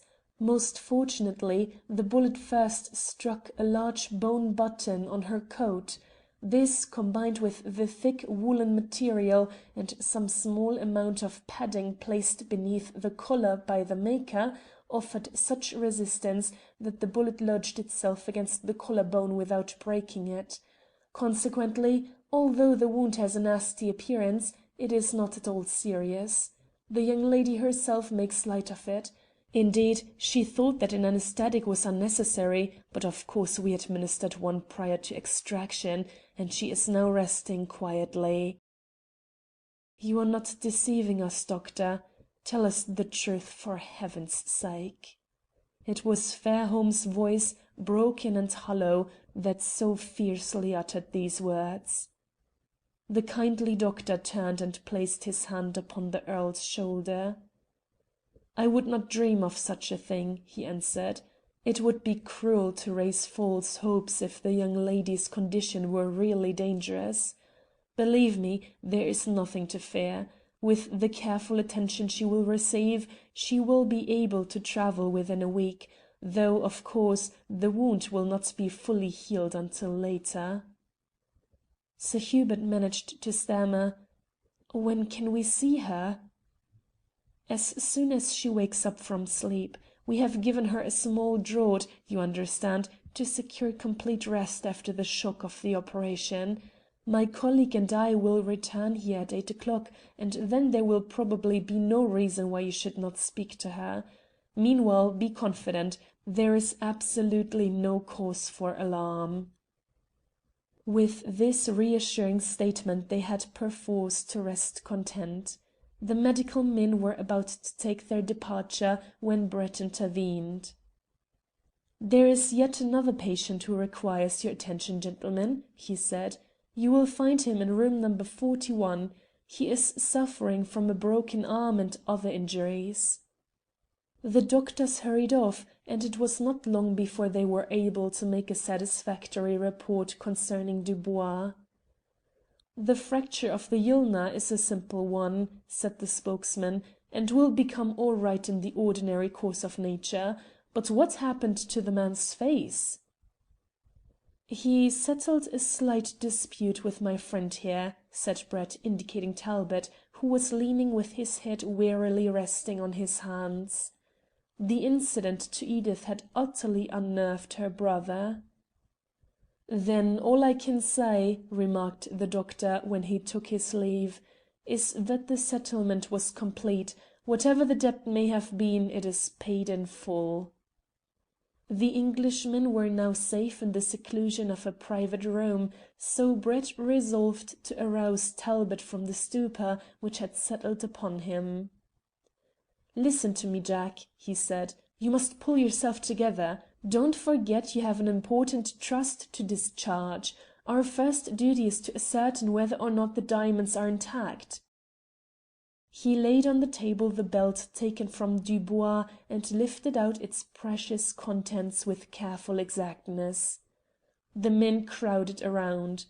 Even amidst the exciting events of the hour, the sight of the fateful stones which had caused so much turmoil and bloodshed could not fail to be deeply interesting. Predominant among them was the imperial diamond, luminous, gigantic, awesome in its potentialities. Its size and known value rendered it one of the most remarkable objects in the world, whilst even in its present unfinished state the facets already cut by the workmen gave evidence to its brilliant purity. Pulling himself together by an effort, Talbot advanced to the table and slowly counted the stones. There were 51 all told, and even the smallest of the collection was a diamond of great value.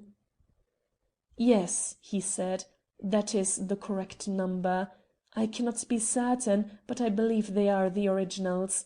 The big one certainly is. It will be one of the happiest days of my life when I see the last of them."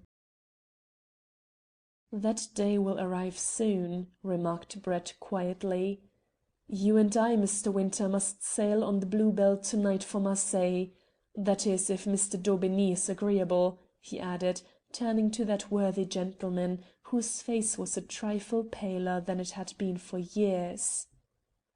"I am at your service, gentlemen," he announced promptly. "But what about Fairholme and the young lady?" he went on, turning to Sir Hubert. "I think I understand," replied the baronet.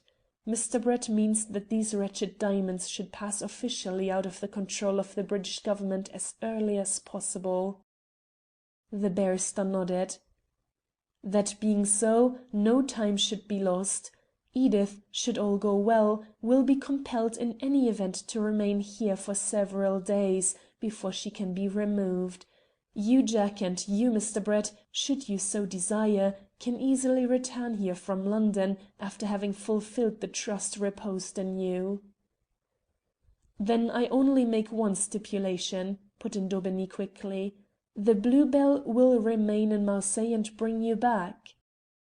His eagerness evoked a quiet smile all around, and it was generally agreed that this programme should be followed. In the brief discussion which ensued, Mr. Winter explained his earlier movements. The detectives attached to the British Embassy in Paris told him of Dubois' journey to Marseilles.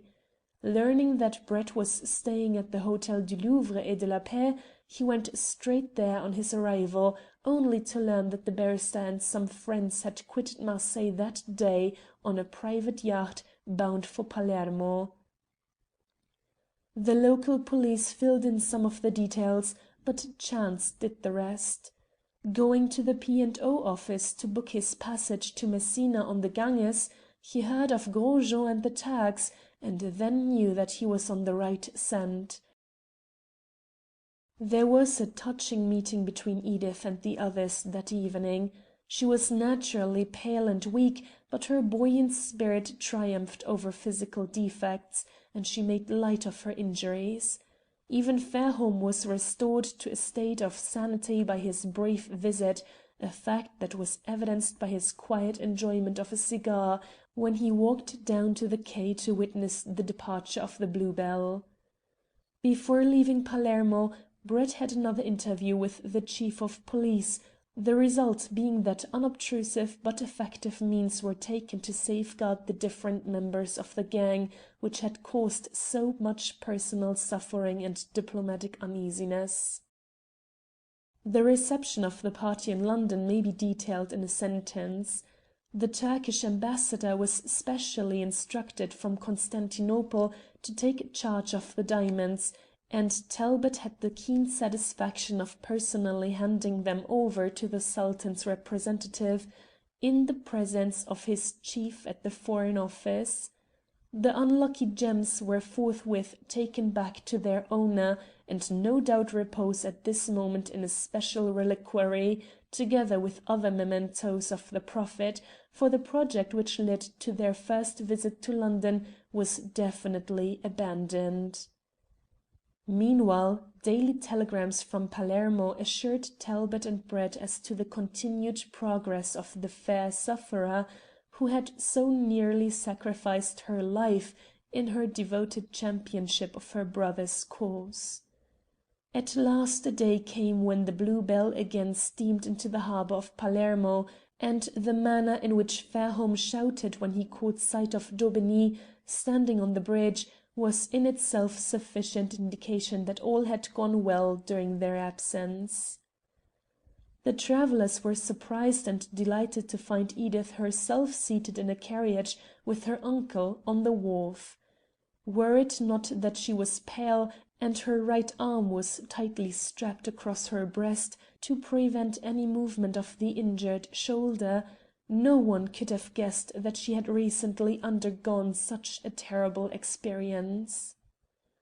But Brett, delighted as he was to meet his friends again under such pleasant conditions, experienced the keenest sentiments of triumphant elation when he entered the apartment where Dubois was still confined under the watchful guard of two detectives. Talbot accompanied him. The young Englishman had by this time quite forgiven his enemy. He felt that he was more than quits with him. Indeed, he was the first to speak when they came together.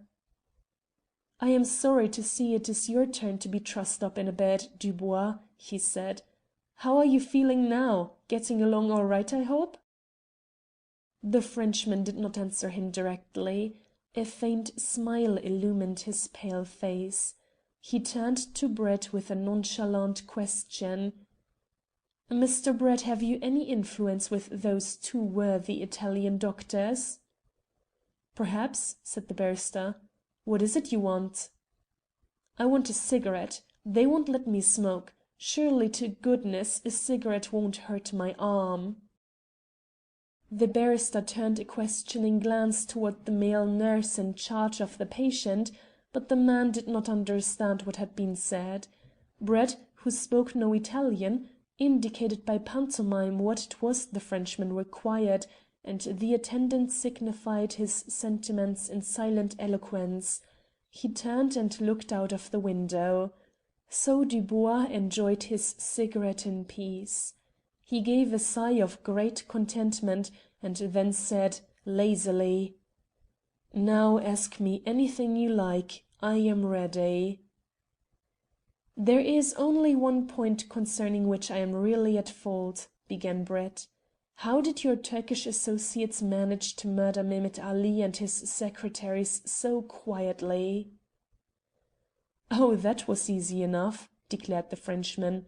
"You understand I was in no way responsible for the bloodletting, and indeed strongly disapproved of it." "Yes," replied the barrister, "I believe that." "Well, the rest of the business was simplicity itself.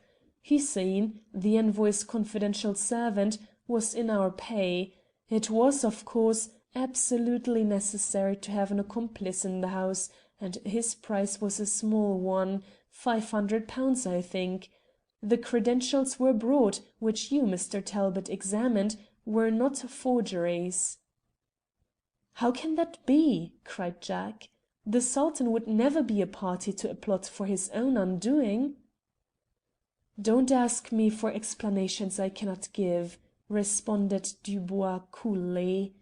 "The exact facts of the story can only be ascertained at Yildiz Kiosk, and I do not suppose that anyone there will ever tell you. No doubt you saw for yourself that Mehemet Ali was convinced. Were it not for you, he would have given up control that night. But you and your policemen, and your confounded English notions of right and wrong, rendered necessary the adoption of the second part of the plan we had decided on in case the first miscarried. After I left the house with you, Hussein brought in more coffee. That which he and my Turkish friends drank was all right. The beverage given to Mehemet Ali and his secretaries was drugged." "Ah," interrupted Brett, "that explains everything. But why was Hussein killed?" "That is another matter, which only a Turk can understand. These fellows believe in the knife or a piece of whipcord as ending unpleasant difficulties most effectually. You see, they were not ordinary rogues. They pretended to be conspirators actuated by pure political motives, motives which a common servant like Hussein could not really be expected to appreciate. So to close his mouth thoroughly they stabbed him whilst he was taking some loose cash from his master's pockets. Then it occurred to them that when Mehemet Ali and the others recovered from the effects of the drug, they also would be able to throw an unpleasantly strong light on the complicity of certain high personages in Constantinople. This was sufficient reason for the adoption of strong measures, so they also were peacefully dispatched." "But where did the knife come from?" pursued Brett.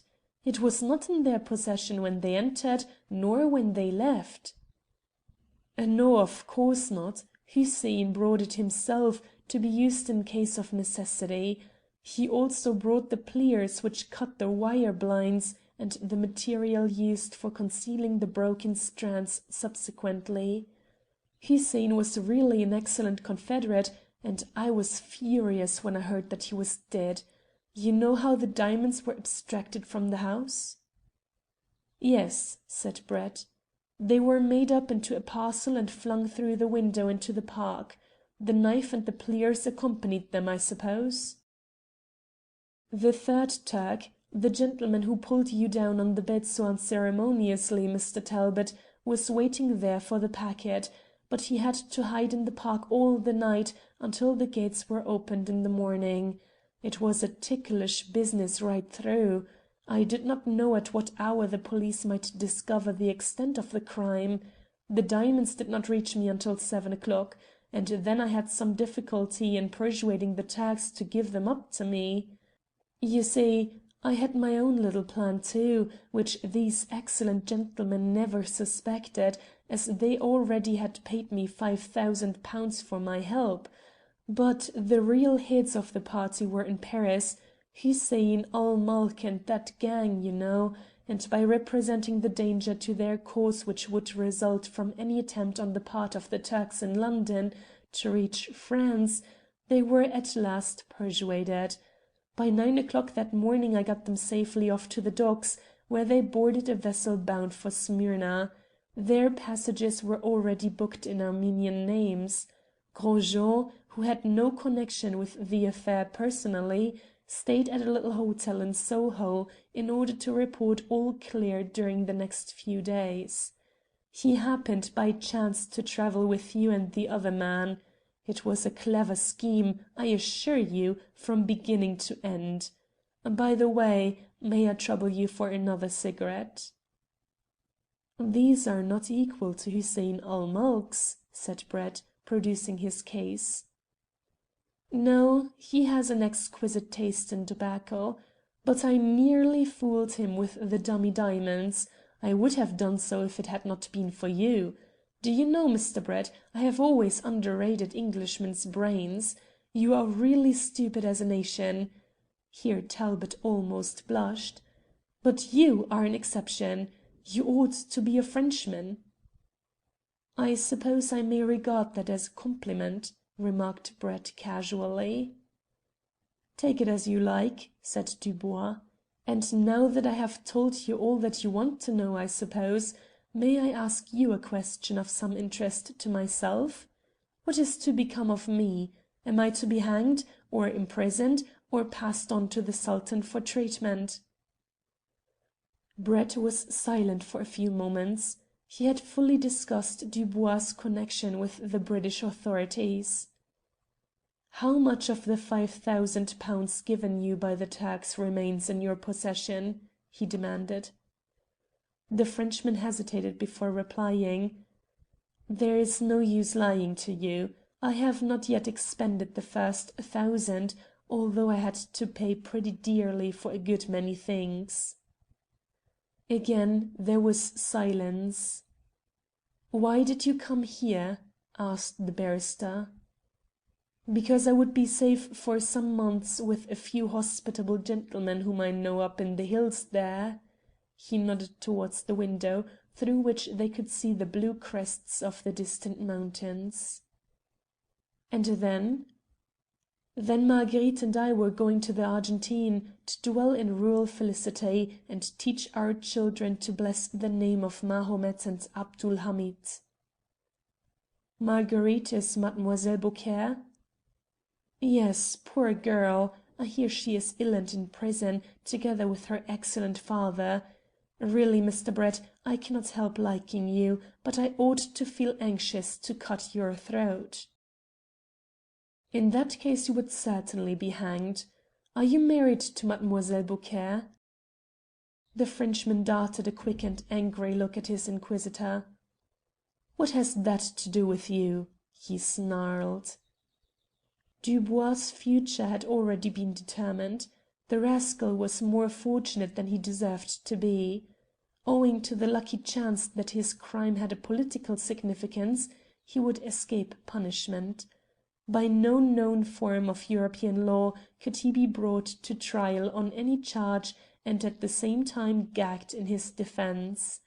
The slightest public reference to either the theft of the diamonds or the Sultan's original intentions with regard to them would create such a storm in the Mohammedan world that no man could prophesy the end. When the Ottoman Empire is next torn asunder by civil war, other thrones will rock to their foundations. Half unconsciously, though he had a glimmering perception of the truth, Henri Dubois was saved by the magnitude of the interests involved. Brett knew exactly how to deal with him. But a fantastic project had arisen in his mind, and he determined to graft it upon the drastic expedient adopted by the authorities. He abruptly broke off the conversation and told the Frenchman that he would call again during the afternoon. True to his promise, Talbot and he visited the injured man some hours later. This time they were accompanied by a stout individual and a closely veiled lady, Gros Jean and his daughter. The meeting between Henry and Marguerite was pathetic. It was at the same time exceedingly French and somewhat trying to the nerves of the Englishmen. At last the couple calmed their transports, and Brett promptly recalled them to a sense of their surroundings by reminding them that there was serious business to be discussed. "I am commissioned to inform you," he said, addressing Dubois, "that if you proceed direct to the Argentine, never attempt to revisit France, and keep your mouth closed as to your attempt to purloin the Sultan's jewels, you will be set at liberty here, and no effort will be made by the French or English police to arrest you. The infringement of any of these conditions will lead to your extradition and a sentence of penal servitude for life." "Ma foi!" cried the Frenchman, looking intently into the barrister's inscrutable face. "Why such tenderness?" Brett would not give him time for prolonged reflection. "I have not yet finished," he said dryly. "I imagine that Mademoiselle Beaucaire cannot produce a marriage certificate. She will be supplied with one to permit her to travel with you as your lawful wife." The pair were startled. They somewhat relaxed the close embrace in which they sat. The man's handsome face flushed with anger. The woman became a shade paler and looked from the barrister to her lover. "Good," growled Gros Jean. "Quite right." "We can manage our own affairs," began Dubois savagely, but Brett again took up the parable. "You owe this lady a deep debt of gratitude for her unswerving devotion to you. She has helped you to lead an evil life, let her now assist you in a better career. You have your chance, will you take it?" La Belle Chasseuse sat mute and downcast. This personal development came as a complete surprise to her. Pride would not permit her to plead her own cause. Dubois glanced at her covertly. He was still annoyed and defiant, but even he, hardened scoundrel and cynic though he was, could not find words to contest Brett's decision. The barrister deemed the moment ripe for his final smashing argument. He came somewhat nearer to the bed, and said with exasperating coolness: "There is a secret room in the Cabaret Noir, the contents of which have not yet been too closely examined by the police. It is in their charge. At my request, backed up by the British Foreign Office, they have thus far deferred a detailed scrutiny. Perhaps if the external influence is removed, they may press their investigations to a point when it will be impossible to permit your contemplated voyage to the Argentine. You know best. I have nothing further to say." Dubois looked at him in moody silence. The Argentine, with £4,000? Yes. But a wife! Suddenly all eyes were attracted to Gros Jean, who emitted a gasping groan. His fat cheeks were livid, and huge drops of perspiration stood on his brow. Feeling that the others were regarding him intently, he made a desperate effort to recover his composure. "It's nothing," he gurgled. "The English gentleman's proposal with regard to my daughter interested me, that's all." Dubois and the innkeeper gazed intently into each other's eyes for a few trying seconds. Then the Frenchman drew Marguerite closer to him with his uninjured arm, and said: "Let us get married, ma petite. It is essential." And married they were forthwith, a priest and an official from the mayor's office being in waiting at the hotel. Whilst they were signing the register, Gros Jean motioned Brett to one side. "Allow me to thank you, monsieur, for the kindness you have shown," he murmured. "Touching that hidden room in the cabaret, now do the police really know of it? You were not joking?" "Not in the least." "Then, monsieur, I accompany them to the Argentine," and he jerked his thumb towards Dubois and his wife. "Paris is no place for me." Soon after the ceremony Madame Dubois asked to be allowed to visit Edith. When the two women met, Marguerite flung herself impulsively on her knees and sobbed out a request for forgiveness. Miss Talbot should have been very angry with her erring sister. She was not. She took the keenest interest in the Frenchwoman's romantic history. They talked until Fairholme became impatient. He had not seen Edith for 2 whole hours. 6 months later, when the Earl and Countess of Fairholme returned from a prolonged wedding tour on the Bluebell through the Norwegian fjords, Brett was invited to dinner. Talbot was there, of course, and Daubigny and Sir Hubert. "Constantinople must be a queer place," observed Jack after the first rush of animated converse had exhausted itself. "Surely there are no more diamond mysteries on foot?" cried his charming sister, who looked delightfully well, and brown as a berry with the keen sea breezes of the hardy north. "Not exactly, but I made some inquiries through a friend of mine in the legation. Hussein ul Mulk and his 2 Paris friends are quite important functionaries in the palace. You remember that the other pair of scoundrels escaped to Smyrna?" "Yes," cried everybody. "Well, Mehemet Ali's relatives heard the truth about them by some means.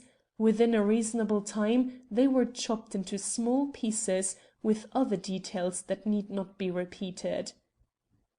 "Dogs or pigs?" inquired Brett. "Dogs." "I wish you wouldn't say such horrid things," protested Edith. "Is there any news of Monsieur and Madame Dubois and the fat man Gros Jean?" "You will receive some in the drawing room, Lady Fairholme," said Brett, and not another word of explanation would he give until dinner was ended. In the drawing room her ladyship was delighted to find a splendid cockatoo, magnificent in size and white as snow, save for the brilliant red crest, which he elevated when they all crowded around his handsome cage. "The happy couple in the Argentine sent him to me to be presented to you on your return," explained the barrister. "He is named Le Prophète, and he talks beautifully. Indeed, his language is most emphatic, but it is all French." "What a darling!" cried Edith. "I do wish he would say something. Cher Prophète, parlez avec moi." And immediately the cockatoo stretched his wings and screamed: "Vive Mahomet! Vive le Sultan! À bas les Grecs! À bas! À bas!" Finis.